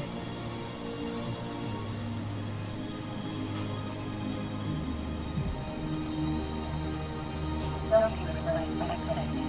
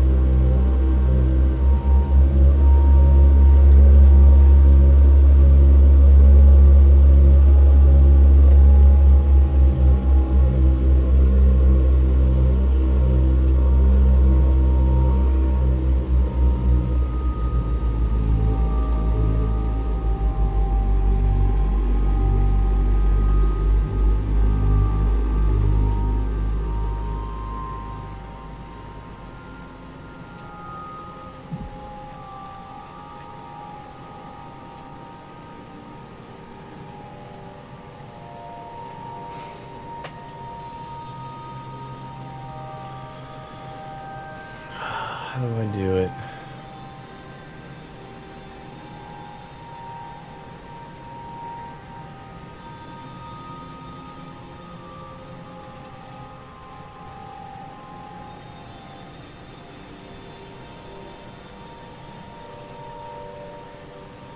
Oh, here we go.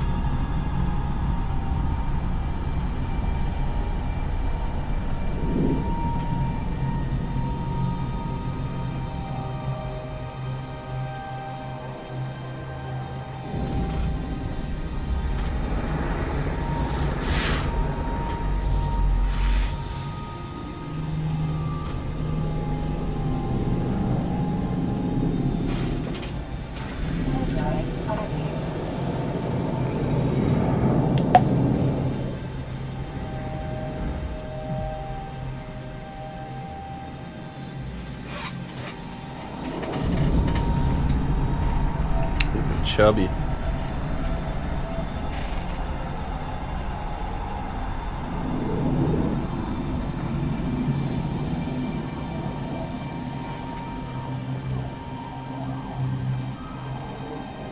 Oh, sorry.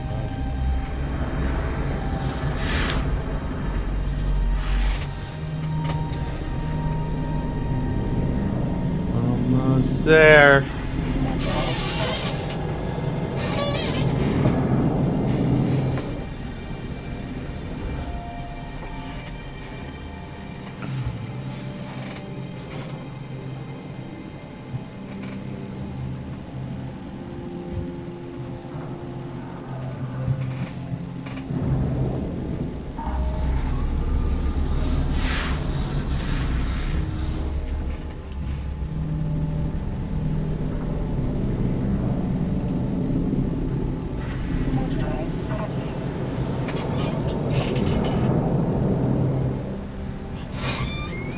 Riding yarn. Riding yum.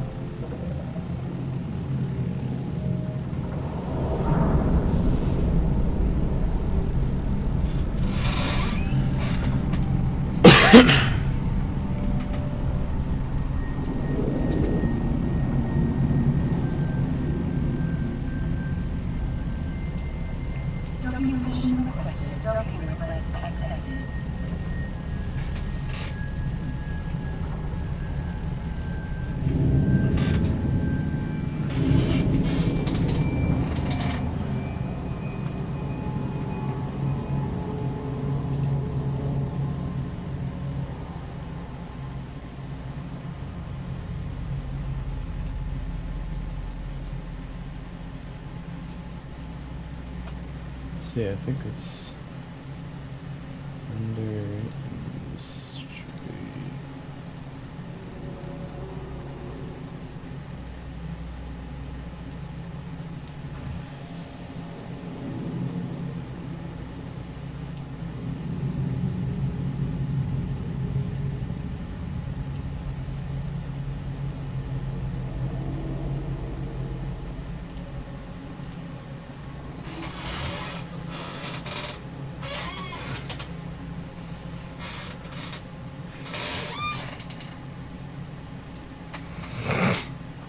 Four minutes.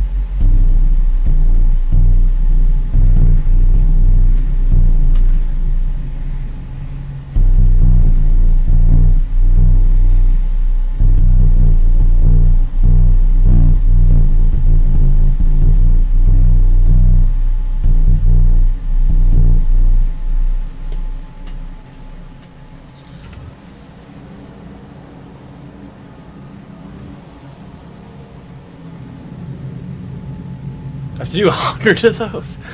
Okay, so I have to go around. Oh man, are you freaking serious? So 17. And I'm out of those. So I gotta find where they freaking. View market details. I got to buy a lot more of that.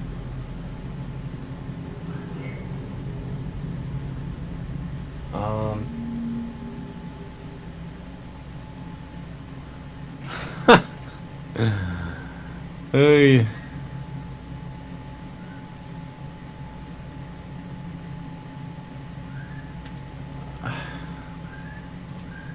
So I gotta buy freaking 199 more. 199. Yeah. Buy.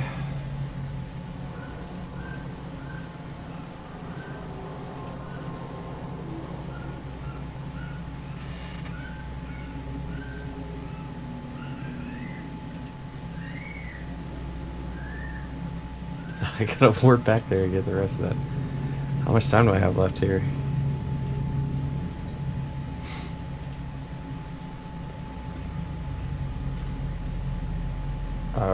Oh yeah, I got plenty of time. Alrighty then. I might see if I can find a place I can actually mine that shit since I'll be out there.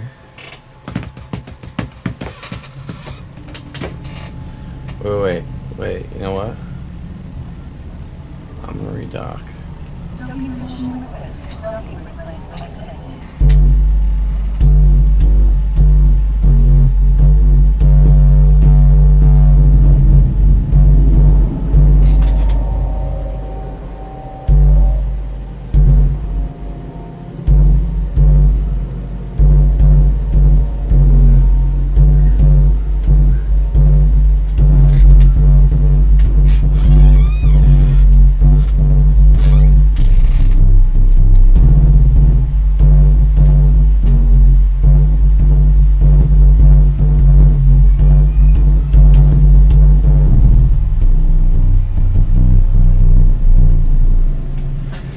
Sounds pretty cool.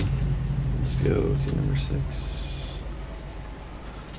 Just loading up a bunch of base patches that I like here. Alright, I want to make sure that I've got my core scanners going on here. 1, 2, 3, 4, 5, 6, 7, 8.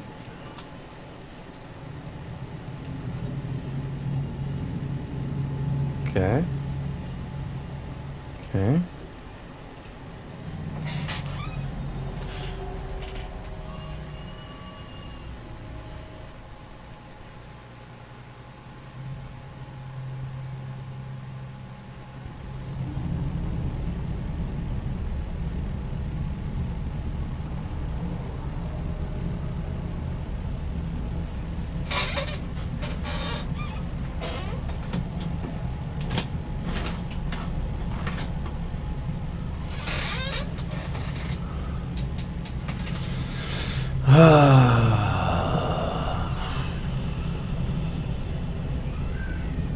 Go back here.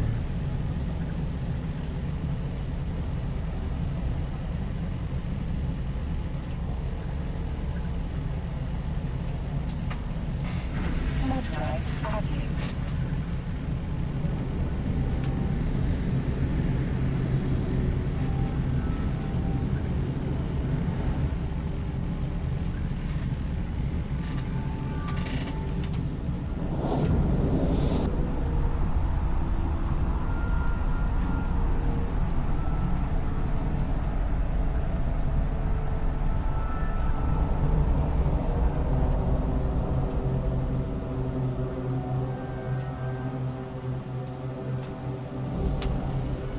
It's cool it like recognizes the lines in the software. Mind blowing.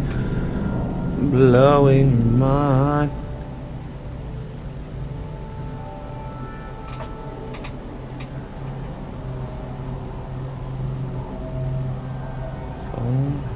comments? No? Okay.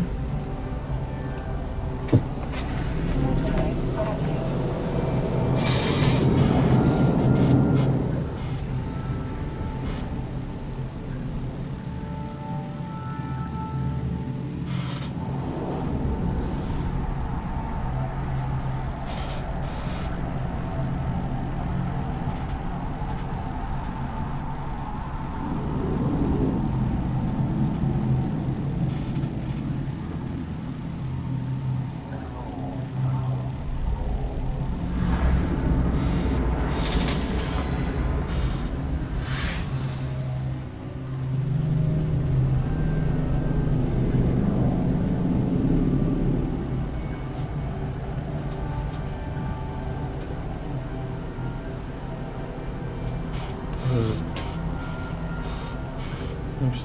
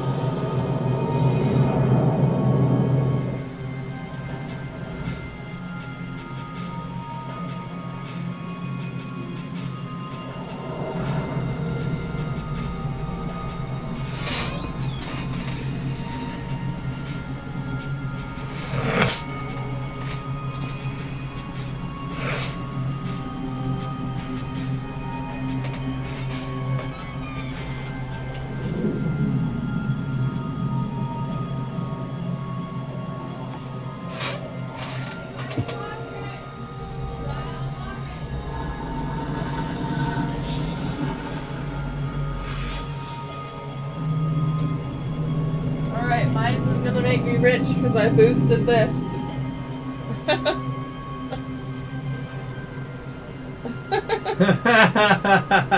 How does jumpstart a millennial? That's funny. Bill Weber posted that on Facebook. I stole it. And put it on mines? I put it on mine. Nice, yeah. I'm gonna remind it. There's what they're doing now. Back beyond! Back beyond! Back beyond! Back beyond!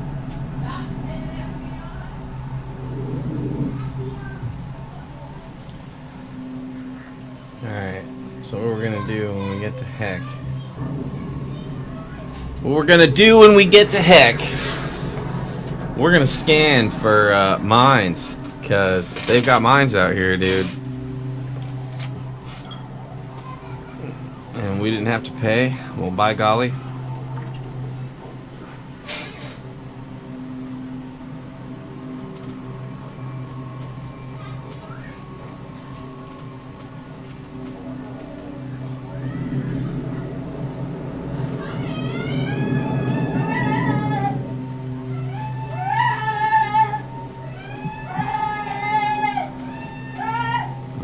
Here we go.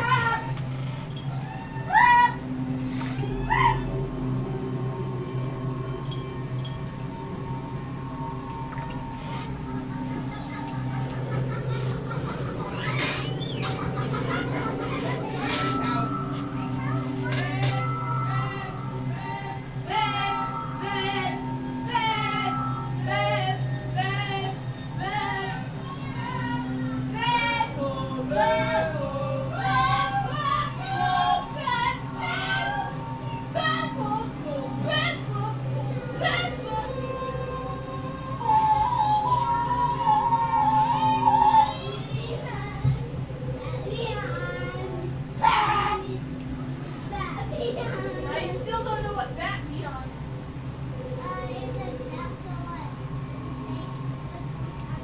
Babe, oh, you mean what? Are you talking to me? The fire went out. You let the fire go out. My bad. Can you start it? I will, yeah, just as soon as I get this scanned here.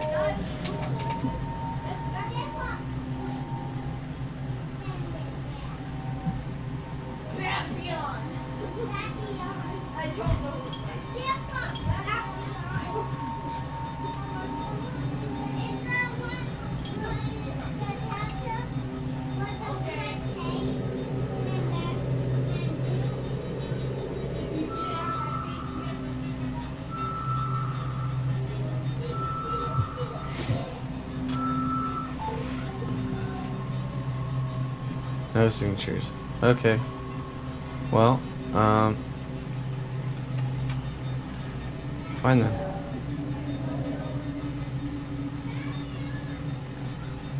Which one's one?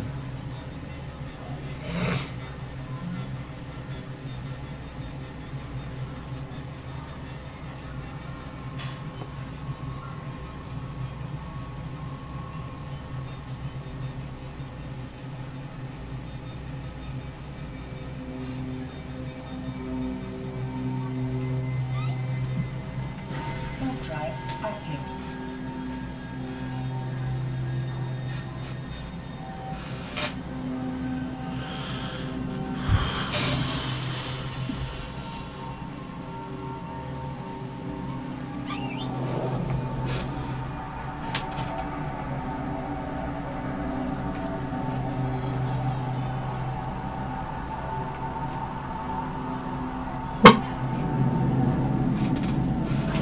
Very loud.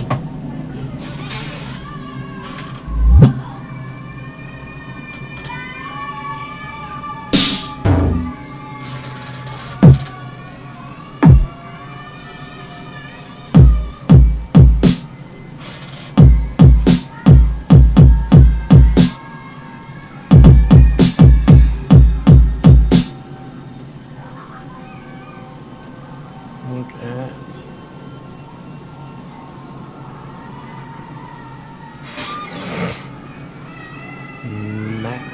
Maxalon.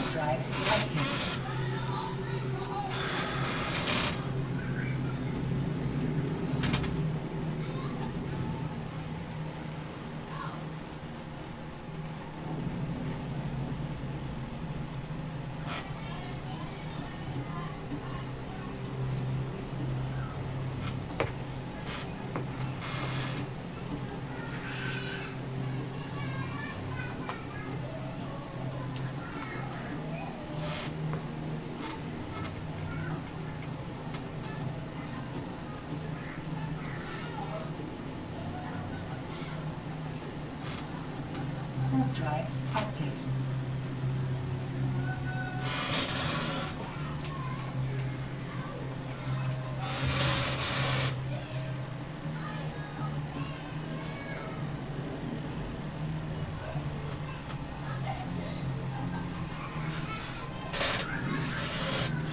Half an hour ago.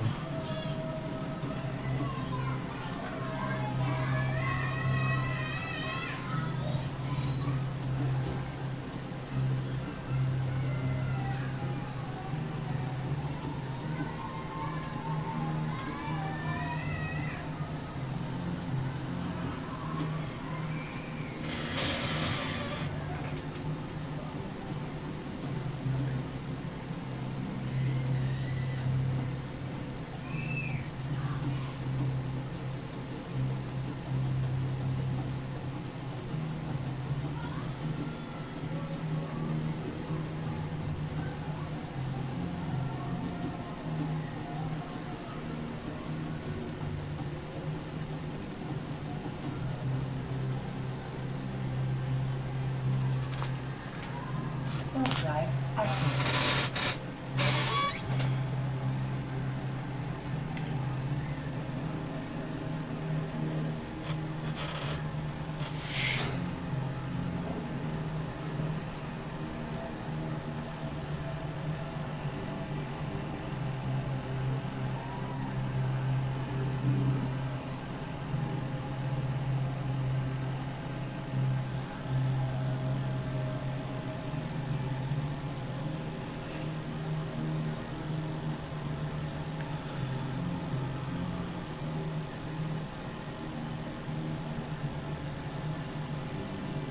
Air stagnation advisory. Oh shit.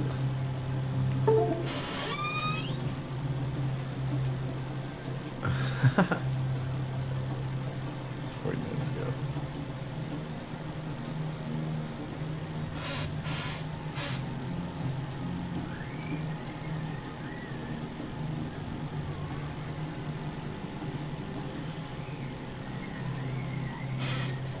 Full drive active.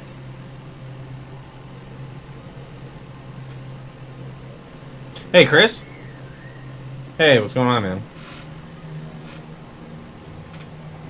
You heading over or?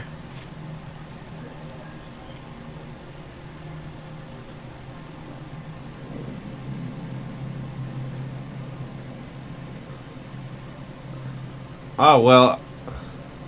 Yeah, I mean, if you just tell me where I can meet you, I can bring this all over to you, man.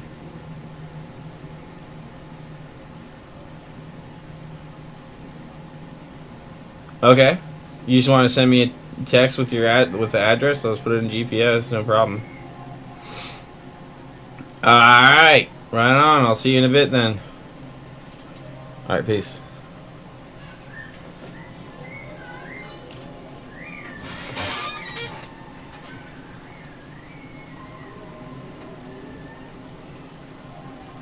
Full drive active. I feel like I've already been there.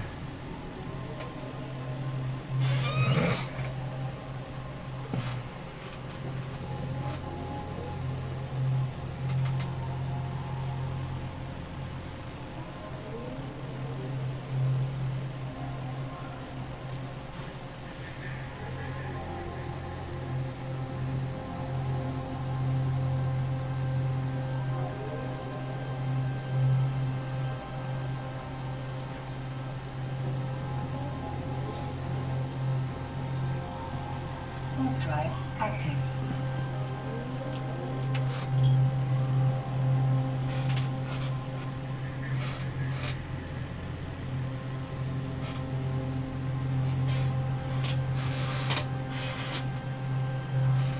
No probes and launcher. The hell are you talking about?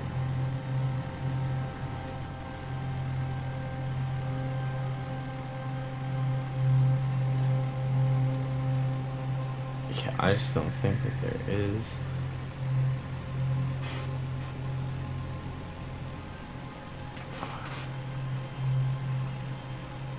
Any of it. So, oh well.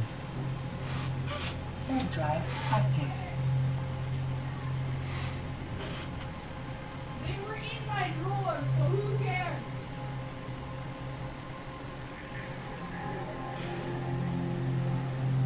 Okay.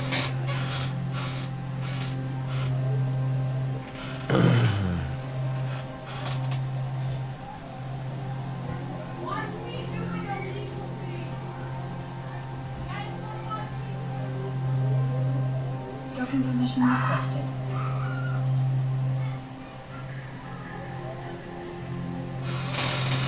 Docking request accepted.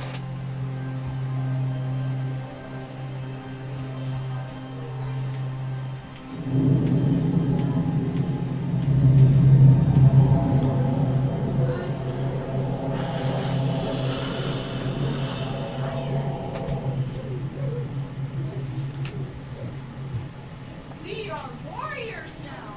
You trained us for this. We are warriors. You trained us for this.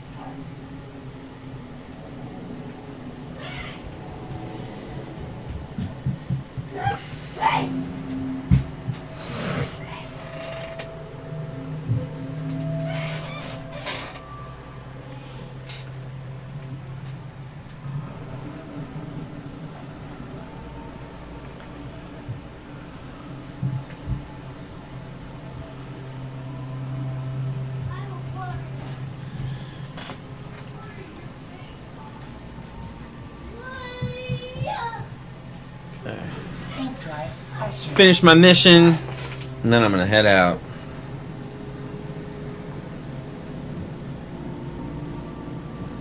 Then I'm gonna make like a baby and head out. Zing. Zing. Zing. Zing.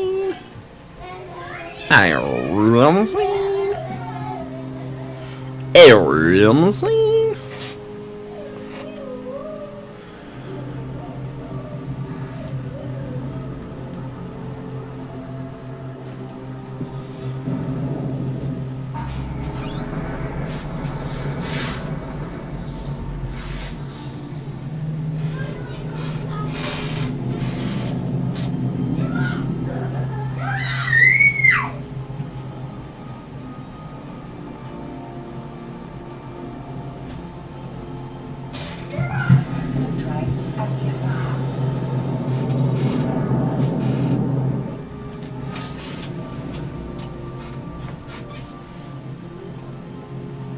Ew. Yo, zing. Ew, zing. Yo, zing. Yo, zing.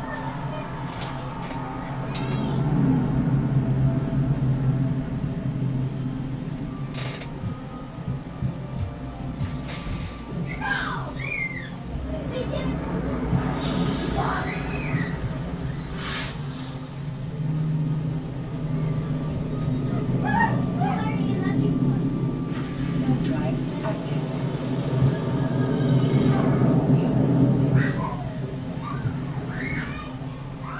Yeah.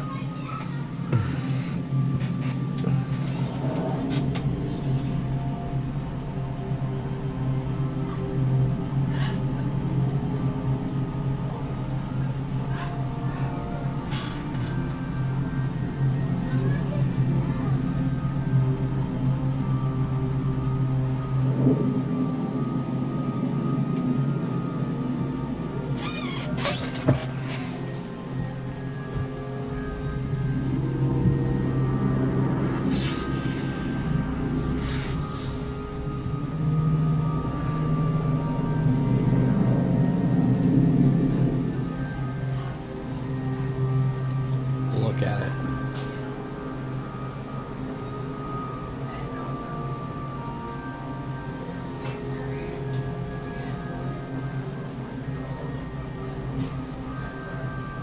Whatever. Drive active.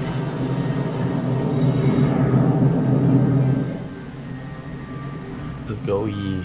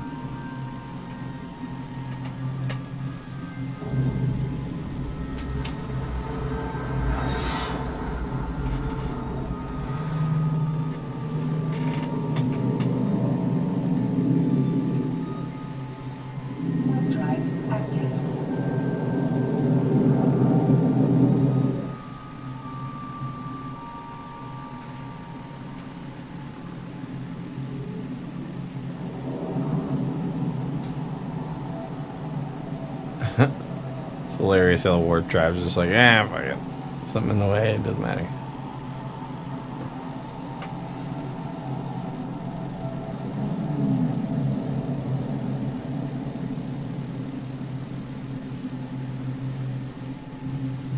These are great, dude. I can't wait till you get to actually, I mean, you gotta be able to go on planets or something somewhere, right?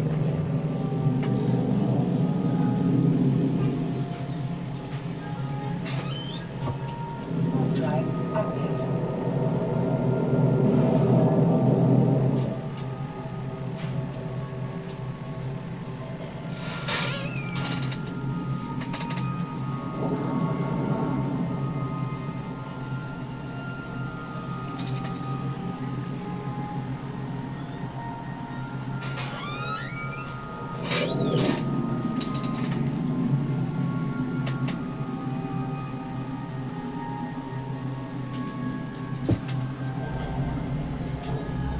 Okay, let's do this here. And take away this one. Put up this one back. And a more conducive position.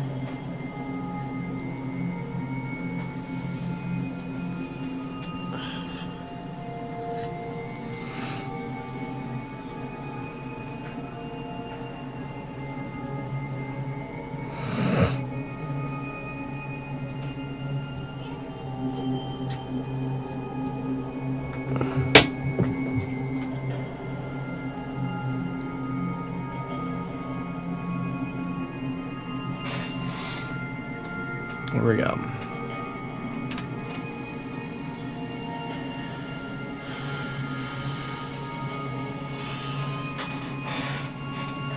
Drive active.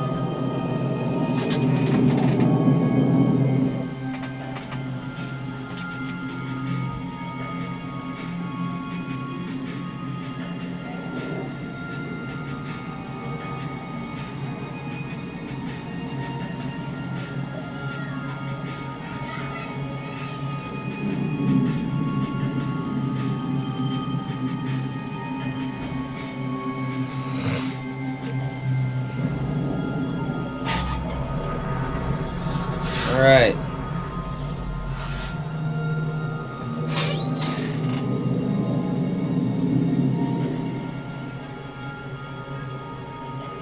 Drive active.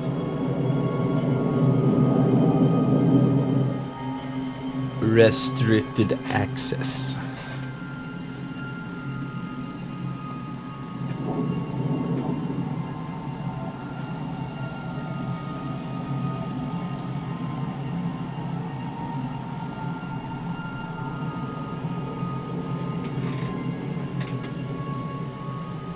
Docking permission requested. Docking request accepted.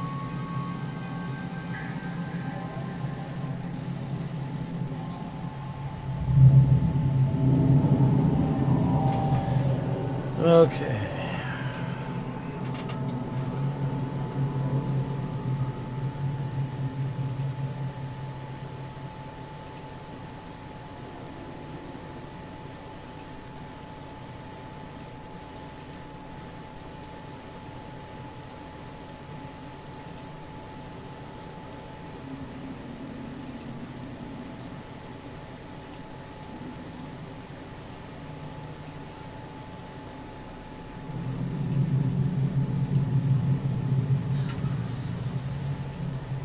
Stupid.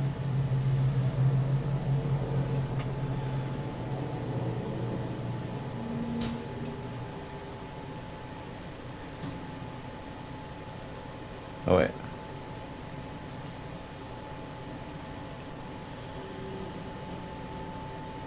Yeah.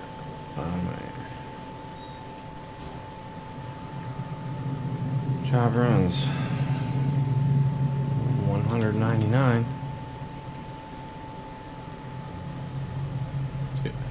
Oh no! I gotta make more pyrite. Oh shit. Okay. So here's what we're gonna do. Look at mine for the.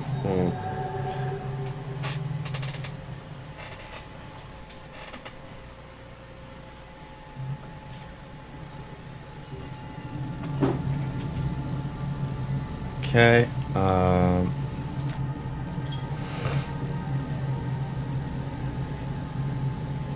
Just over here.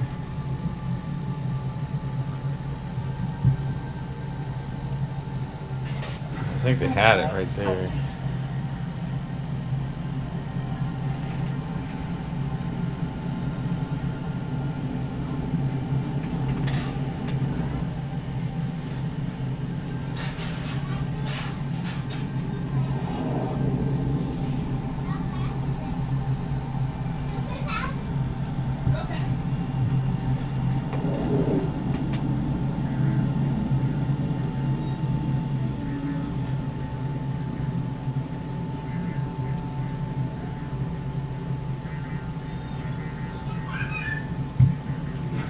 Drive active.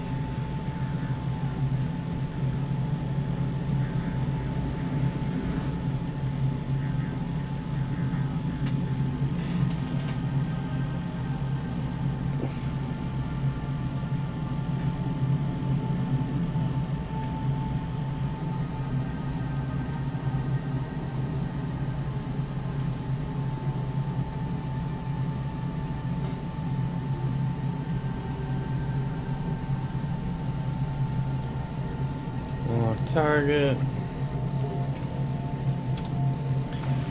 Have two. Should start firing within. Okay. Yeah, okay.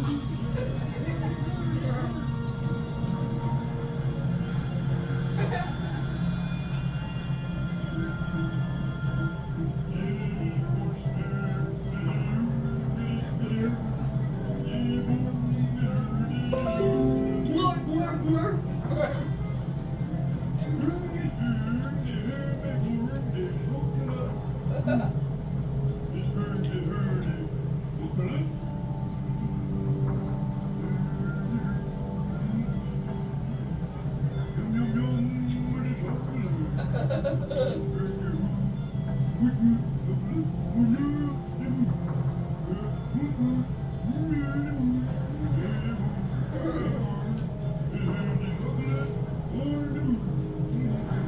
mousse. That's funny. Chocolate mousse is like a cake cup, like frosting. Amen. Amen. Actual chocolate mousse is a kind of frosting. That's why that made a pun. Chocolate mousse.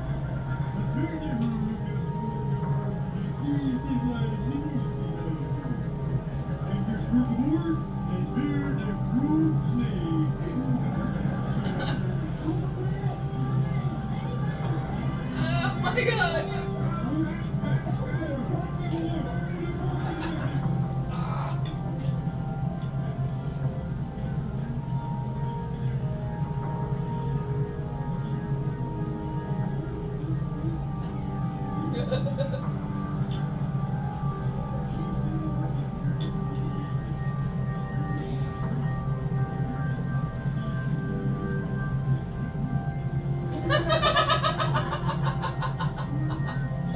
That's what I have to do for work.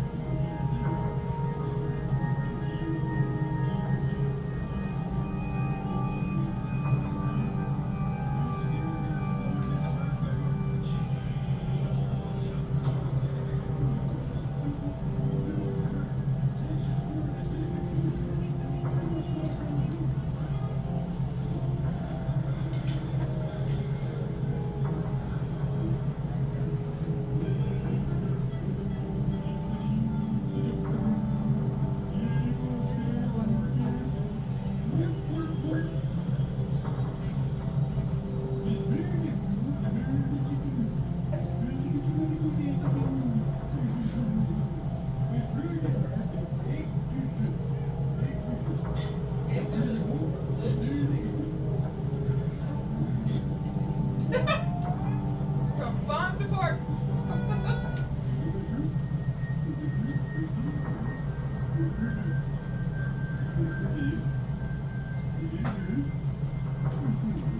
It came out all hard boiled. No, it was like a big ball. Oh, it was a big fun ball.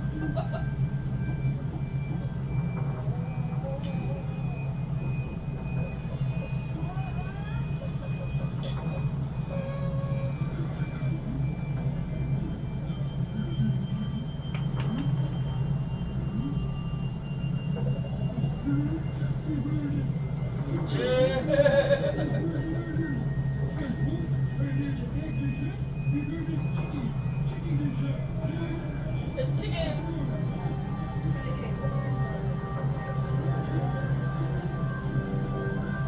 Yeah.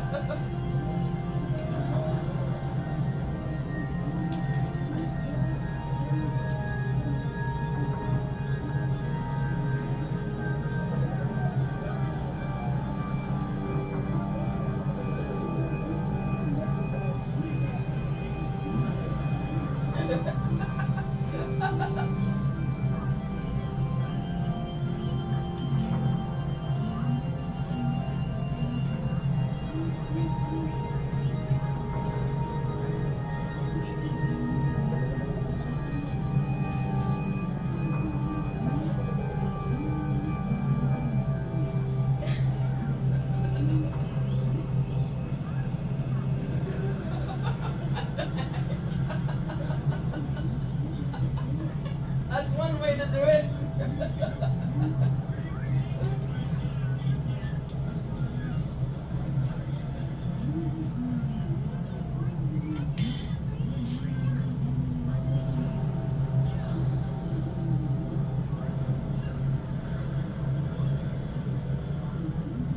What is that?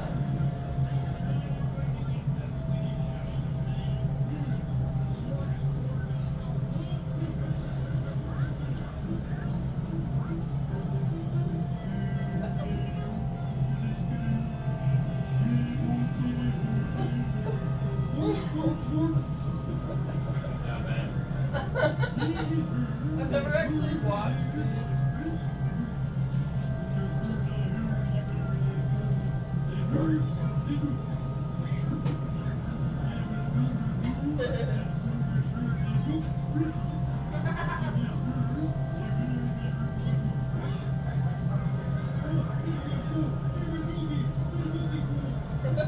Decades.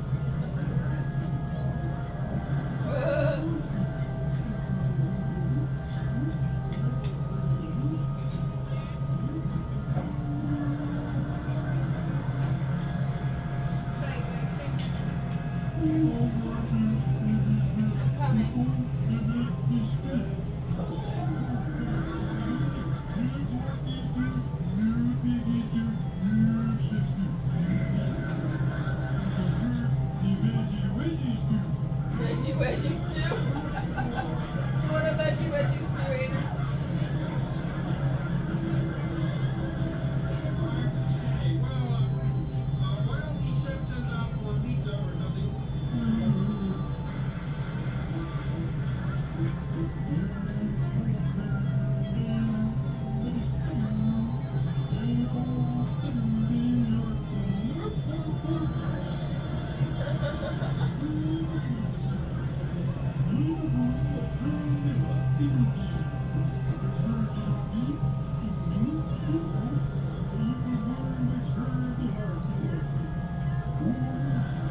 Oh, hot dogs.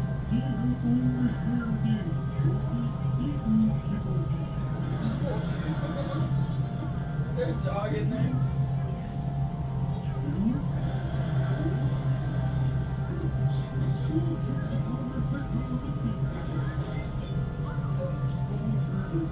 Have you seen Fufu?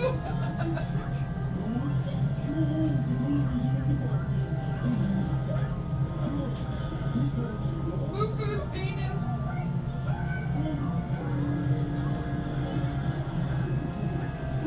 What boy? Amen. You get me. Okay, I'll be hungry. You are sneaky ready.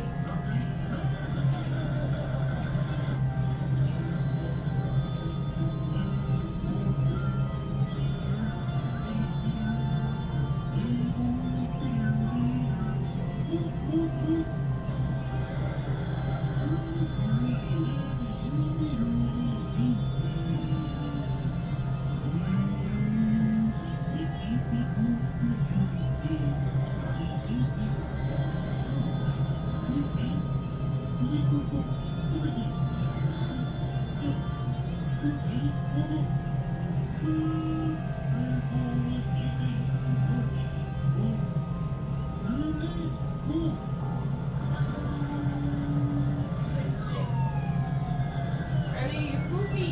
Hey, look at my spot. Poopy girl. You want more? Come and get it.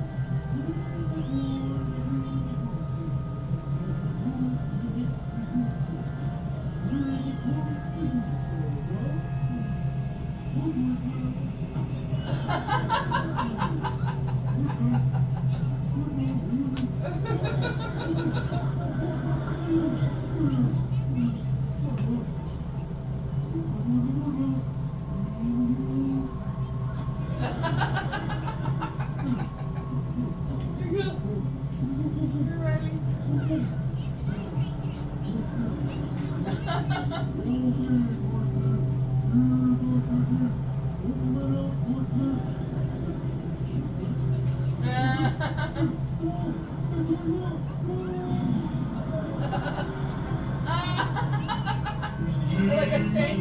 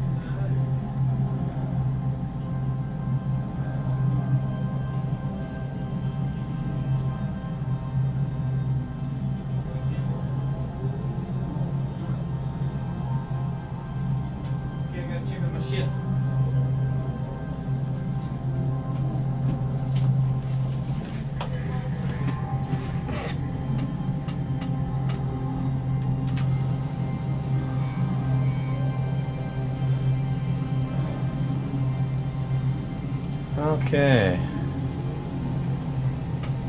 Doc. Drive active.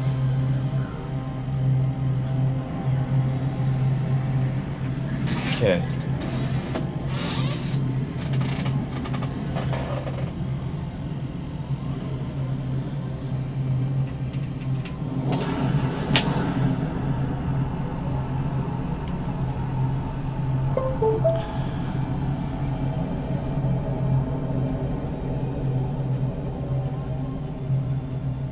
Docking permission requested.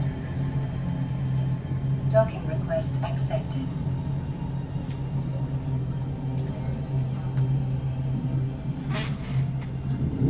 I'm back. Who missed me? All y'all missed me? Okay.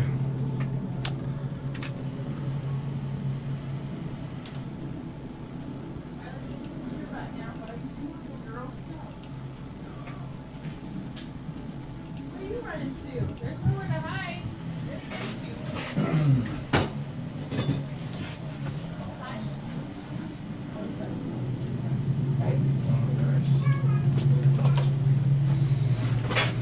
Yay, a bunch of peas and burrito and pizza snacks. Oh, nice. I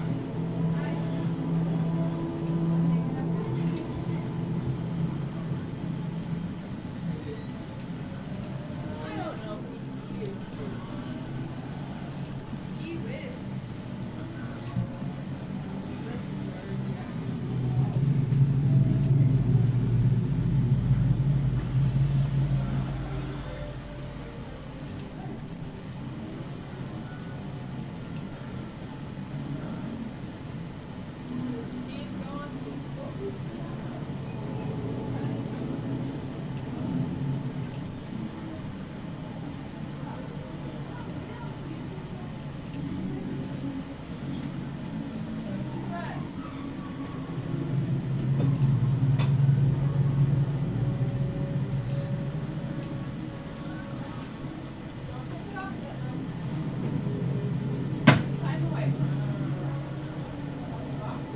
Did I get enough of it? 3,024? I need to keep going, don't I? Oh my god. I have to mine for more. It's not enough. I need 3,214. I'm at 12. I'm only a third of the way there. Holy shit. Okay. Here I go.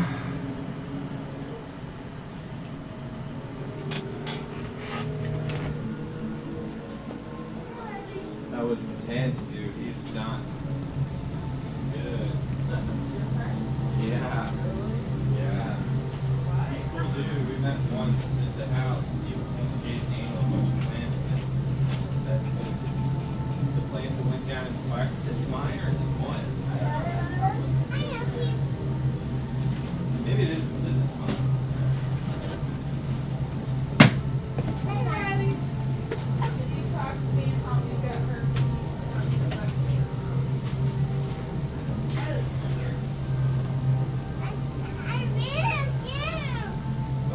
Do it the first time, okay? We don't have to. We shouldn't have to ask you more than once. So go now, or I grab you. Are you gonna go? Are you gonna go? Do it now.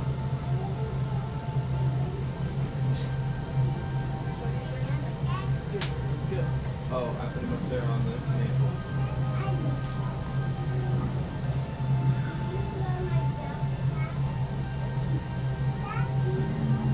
I love you, Joseph, but I love it more when you do what I say. Okay, then go. Do it by yourself now. I wish you would do it in a hurry, so I don't have to wait and tell you what to do. His baby mama is accused of terrible things, and he's innocent of all of it, of course. And he's looking at serious charges.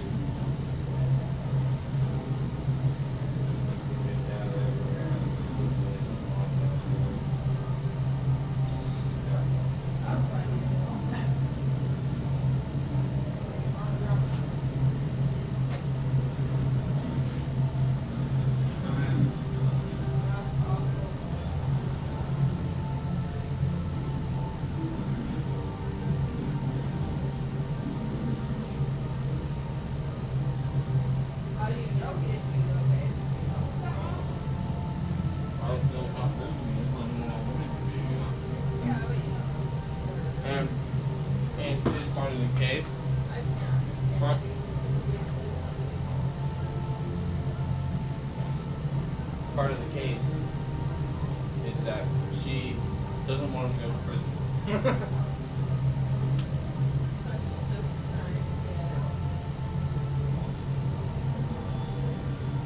Yeah.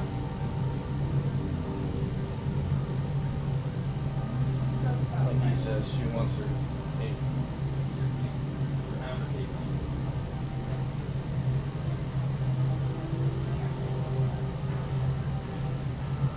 I just don't believe it. Like, I don't believe you can do that. Why would you go on the same thing?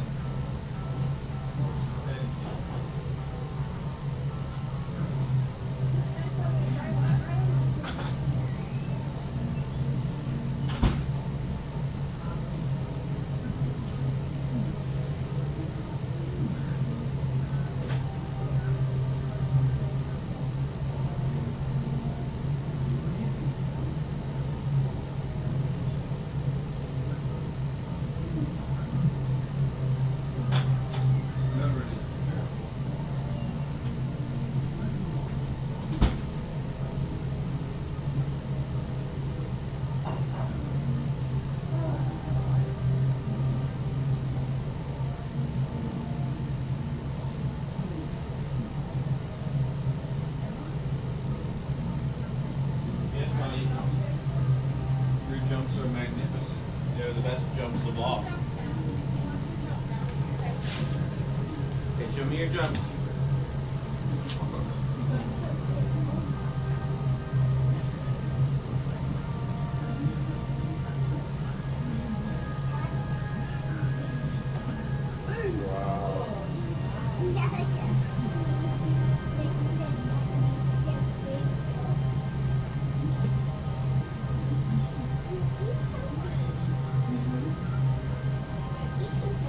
I was hungry, yeah.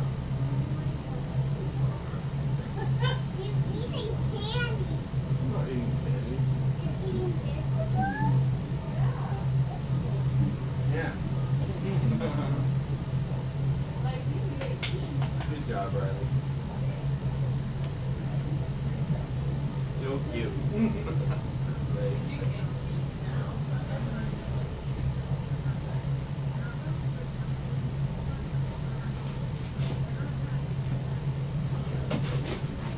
Okay. What? To show you your tricks? Well, that's why I'm gonna pull the curtain back. I'm gonna watch it. I'm gonna watch your tricks from right here, okay? I'm going with this. Hey.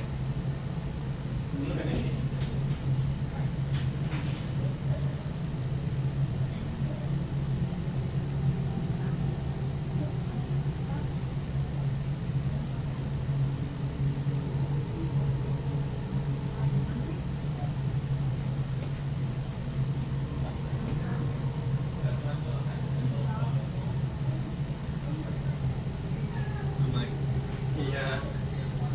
That's what I told him. I was like, yeah, well. She's like, you guys are together, right?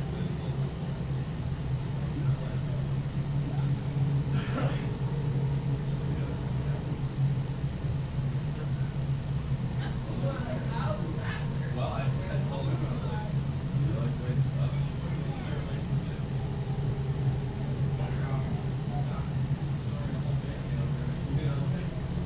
All the nightmares I have to go through, this, that, and the other thing.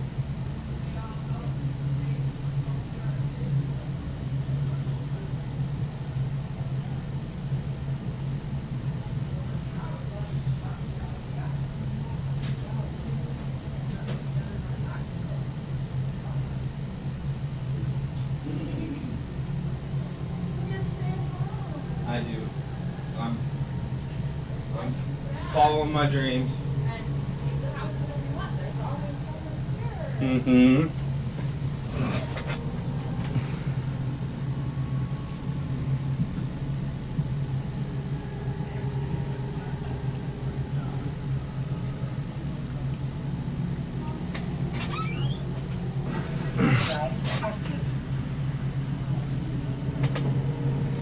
You want to make me some tea? You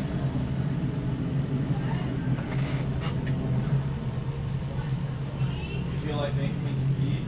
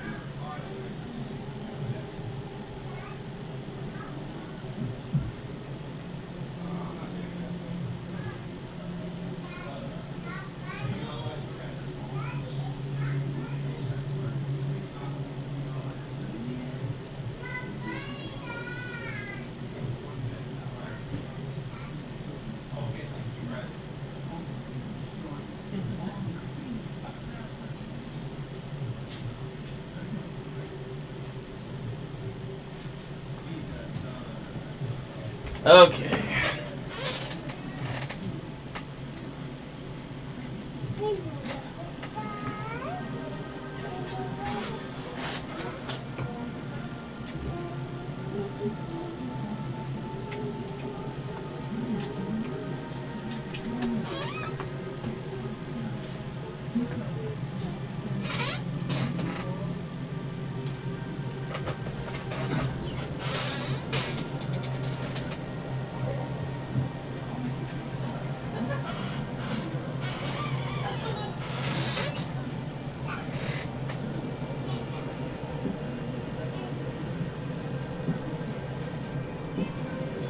Okay.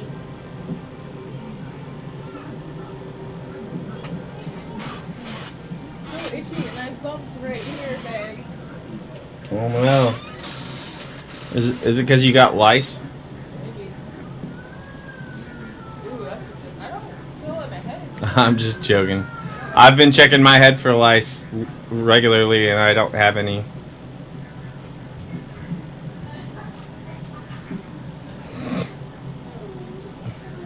Look at all these people mining. Wow, it's all lit. I should be like, what's up?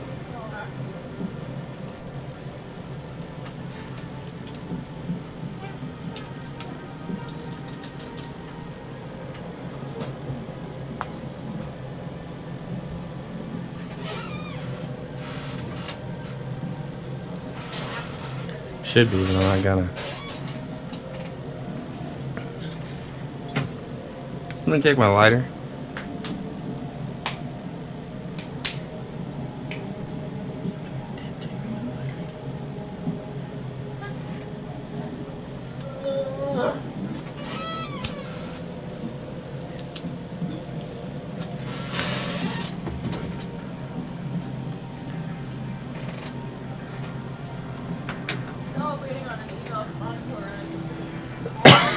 Yeah, you should call him tomorrow.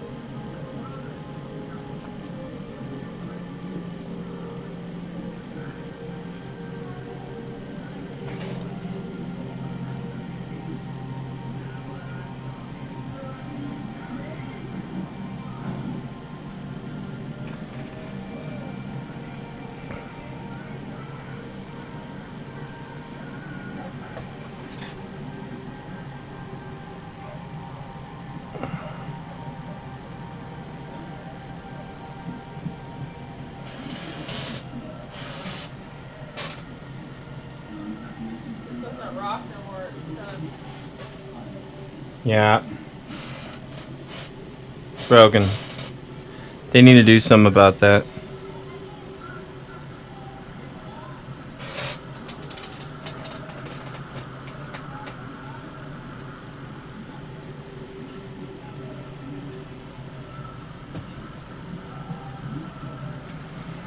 I've had a few people stop by. That's pretty good.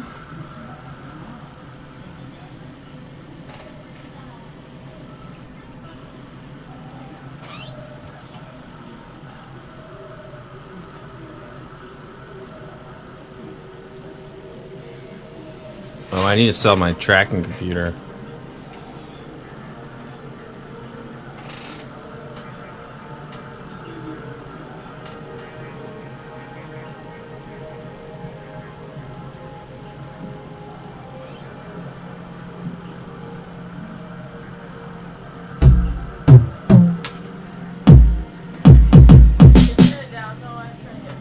Oh yeah.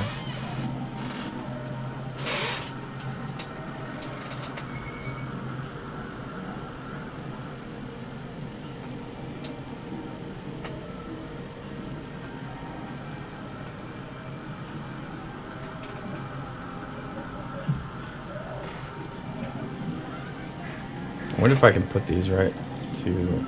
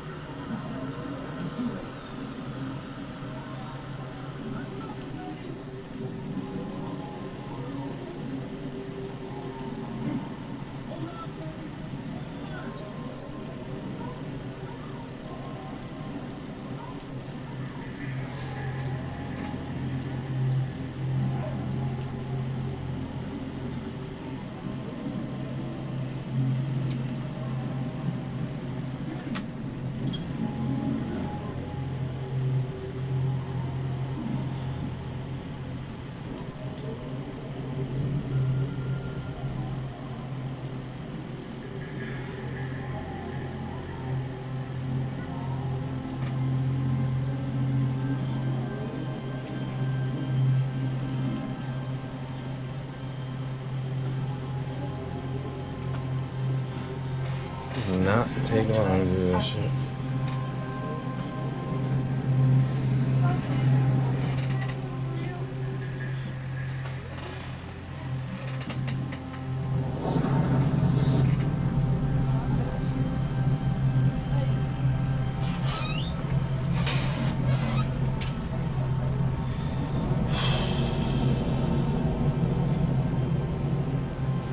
Docking permission requested. Docking request accepted.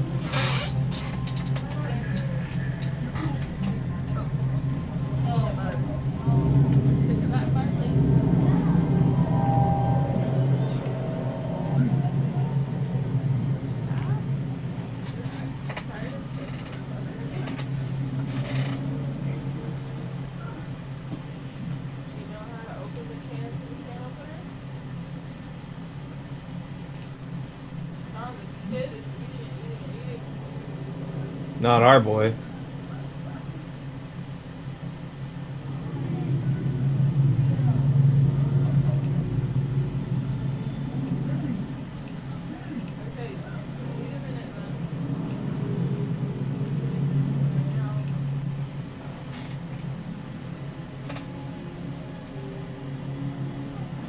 Oh my gosh, this is gonna take forever.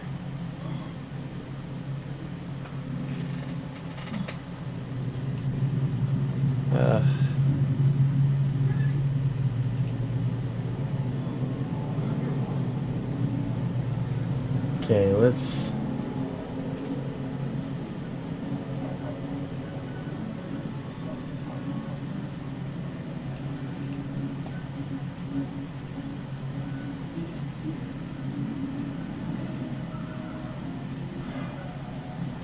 See if I can sell this item for more than I bought it. Put it up for 23,000. 0.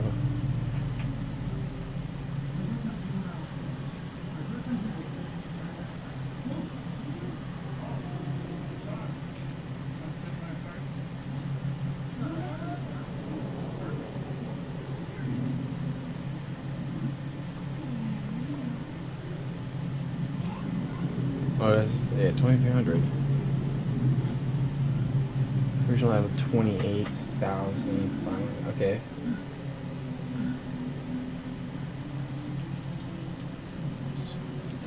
It's 28,000.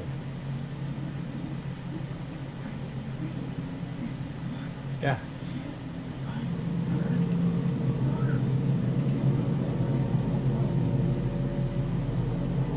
Yeah, no, 28,000.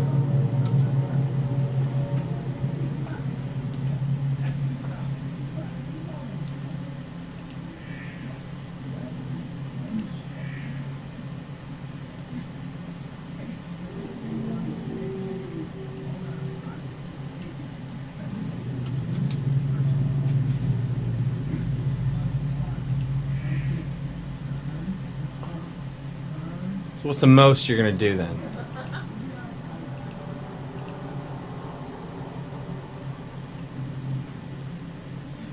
You won't go over 100?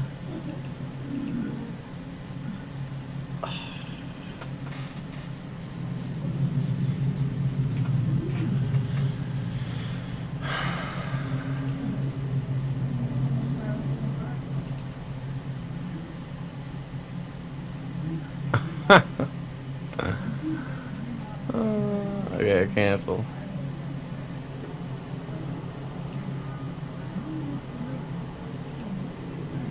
Okay.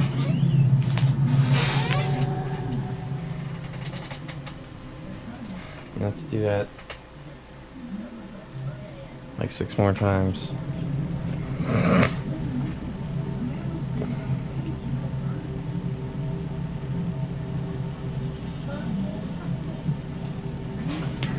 Drive active.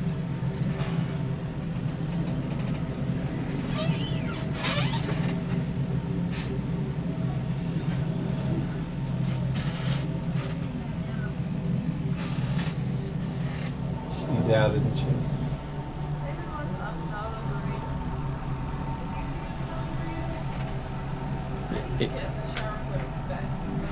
Yeah, yeah.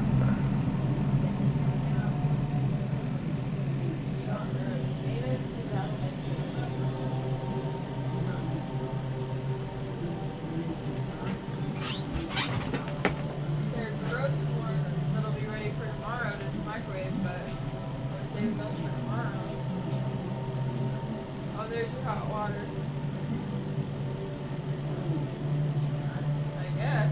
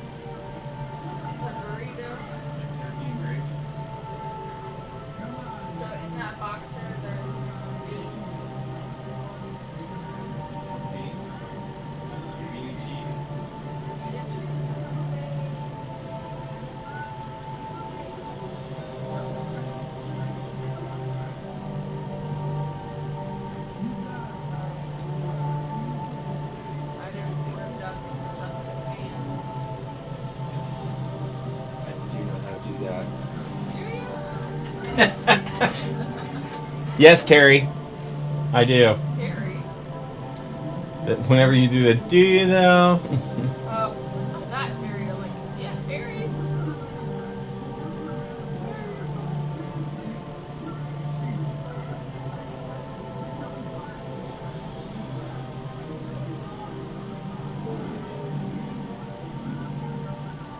That doesn't matter.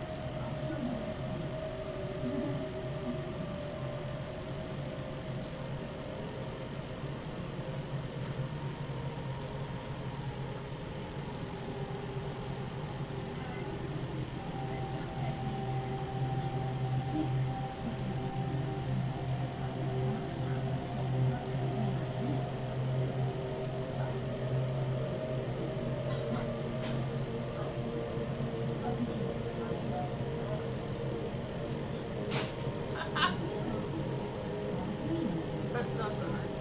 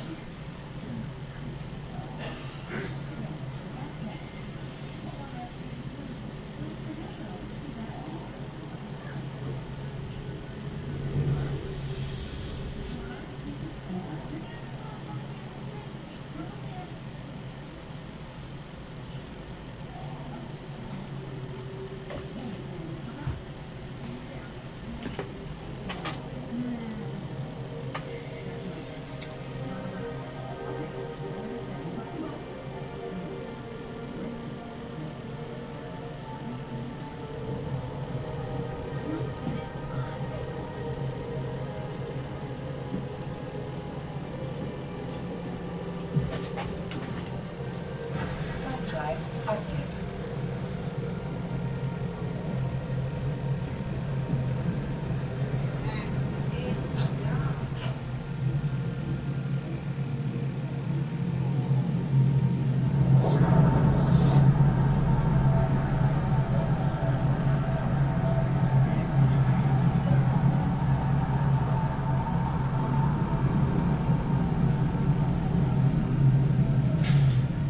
Docking permission requested. Docking request accepted.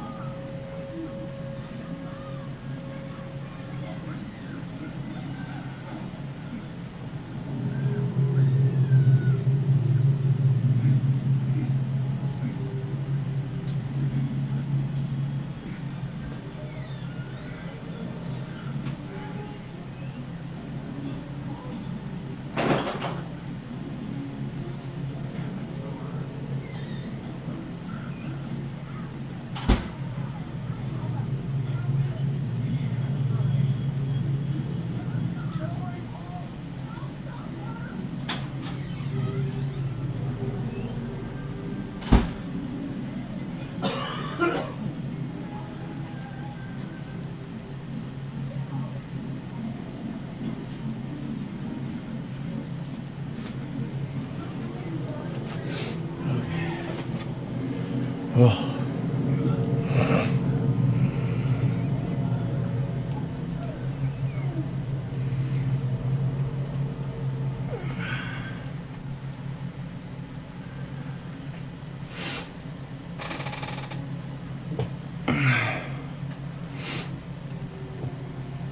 one more time.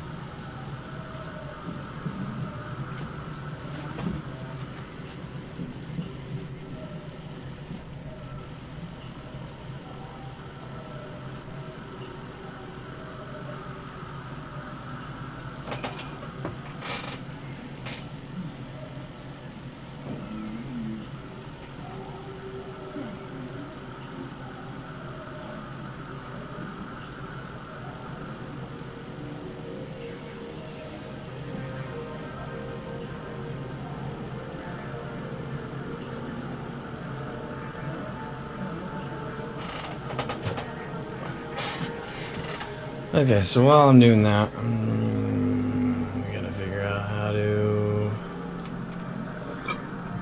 clean my cast iron skillet.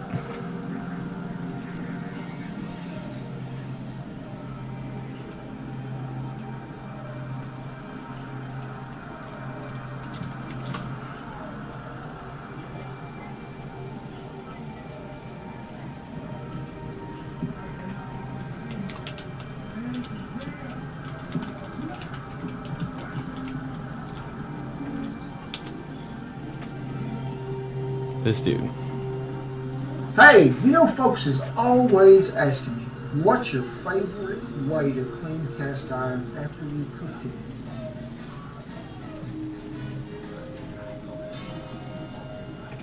That's one method, and that's the one he prefers, but it's not the one we prefer. Stick around, I'll show you how we do it.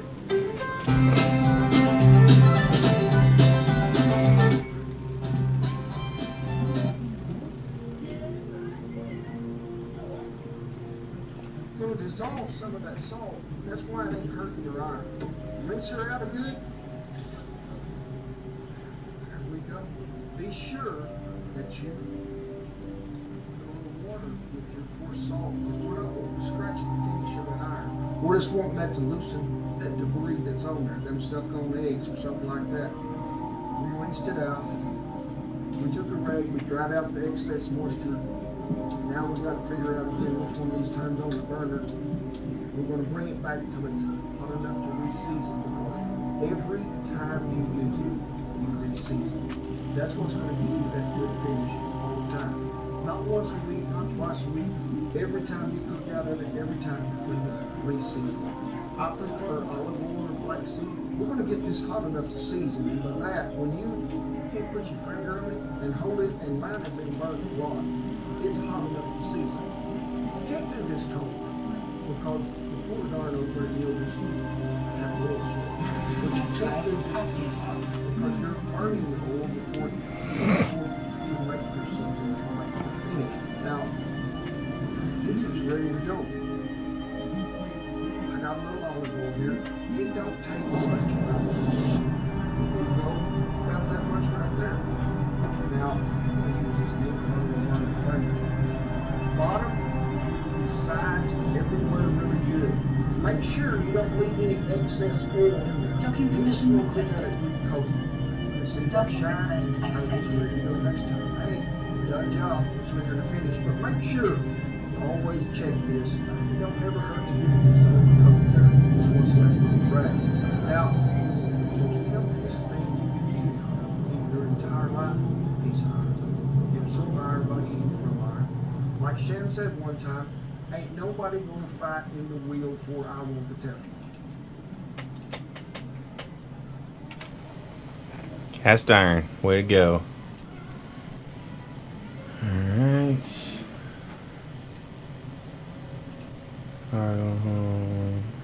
Here. 1733. That's a good number. Let's see where we're at here.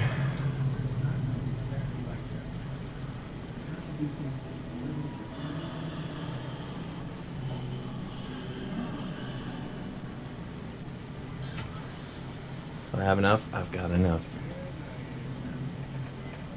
Alright. How long is it going to take? 14 hours.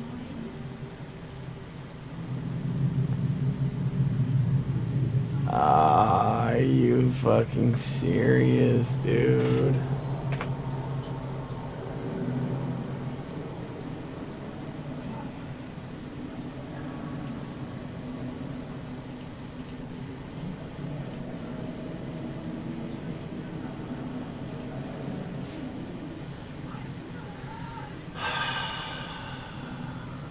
Can we speed this up?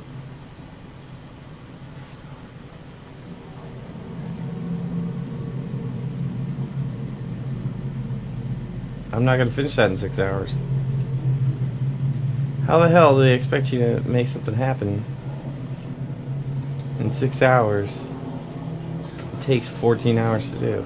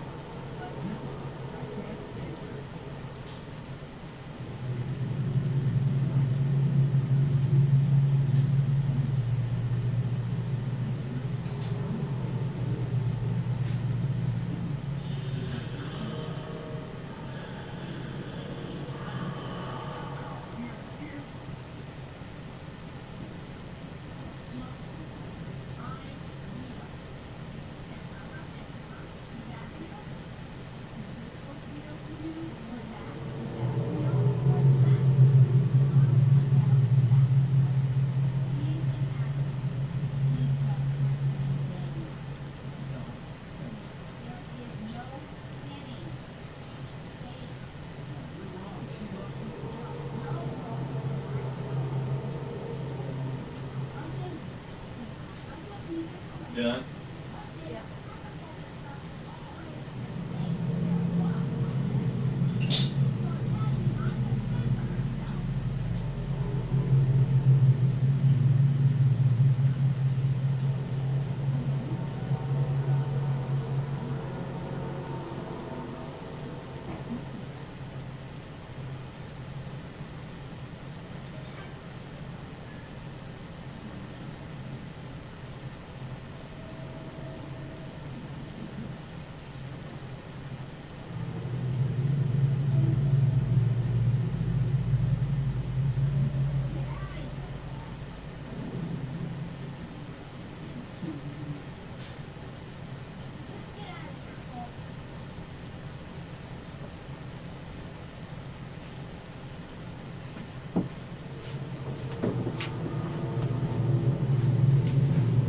All right.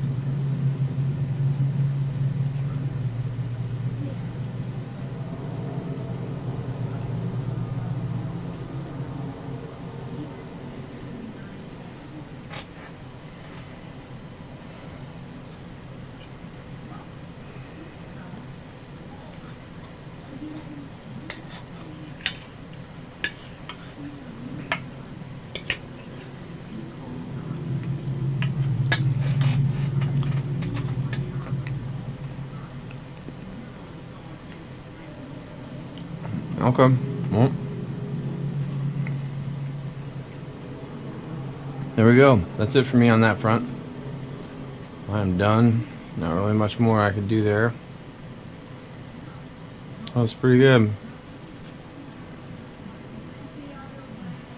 See what we get on the other side of this. That's gonna be 14 hours away. Well, we got no way to do that any faster. Not that I know of. I mean, seems like I should be able to buy it my way there, right?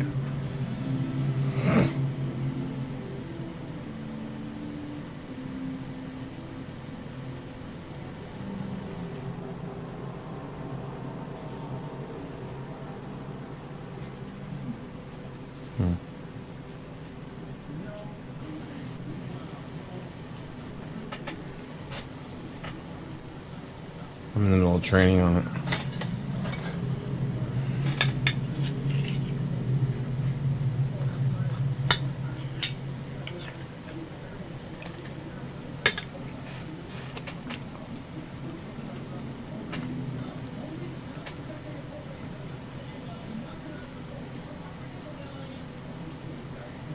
Nope. Okay.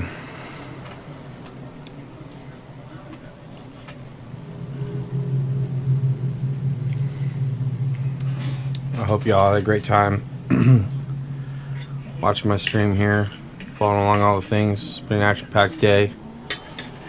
How long have we been at this? 10 hours we've been streaming. That's hardcore. And that's what we got here. Hardcore streaming. We are the hardest of the core. But with that, I bid you adieu. And we'll see you next time.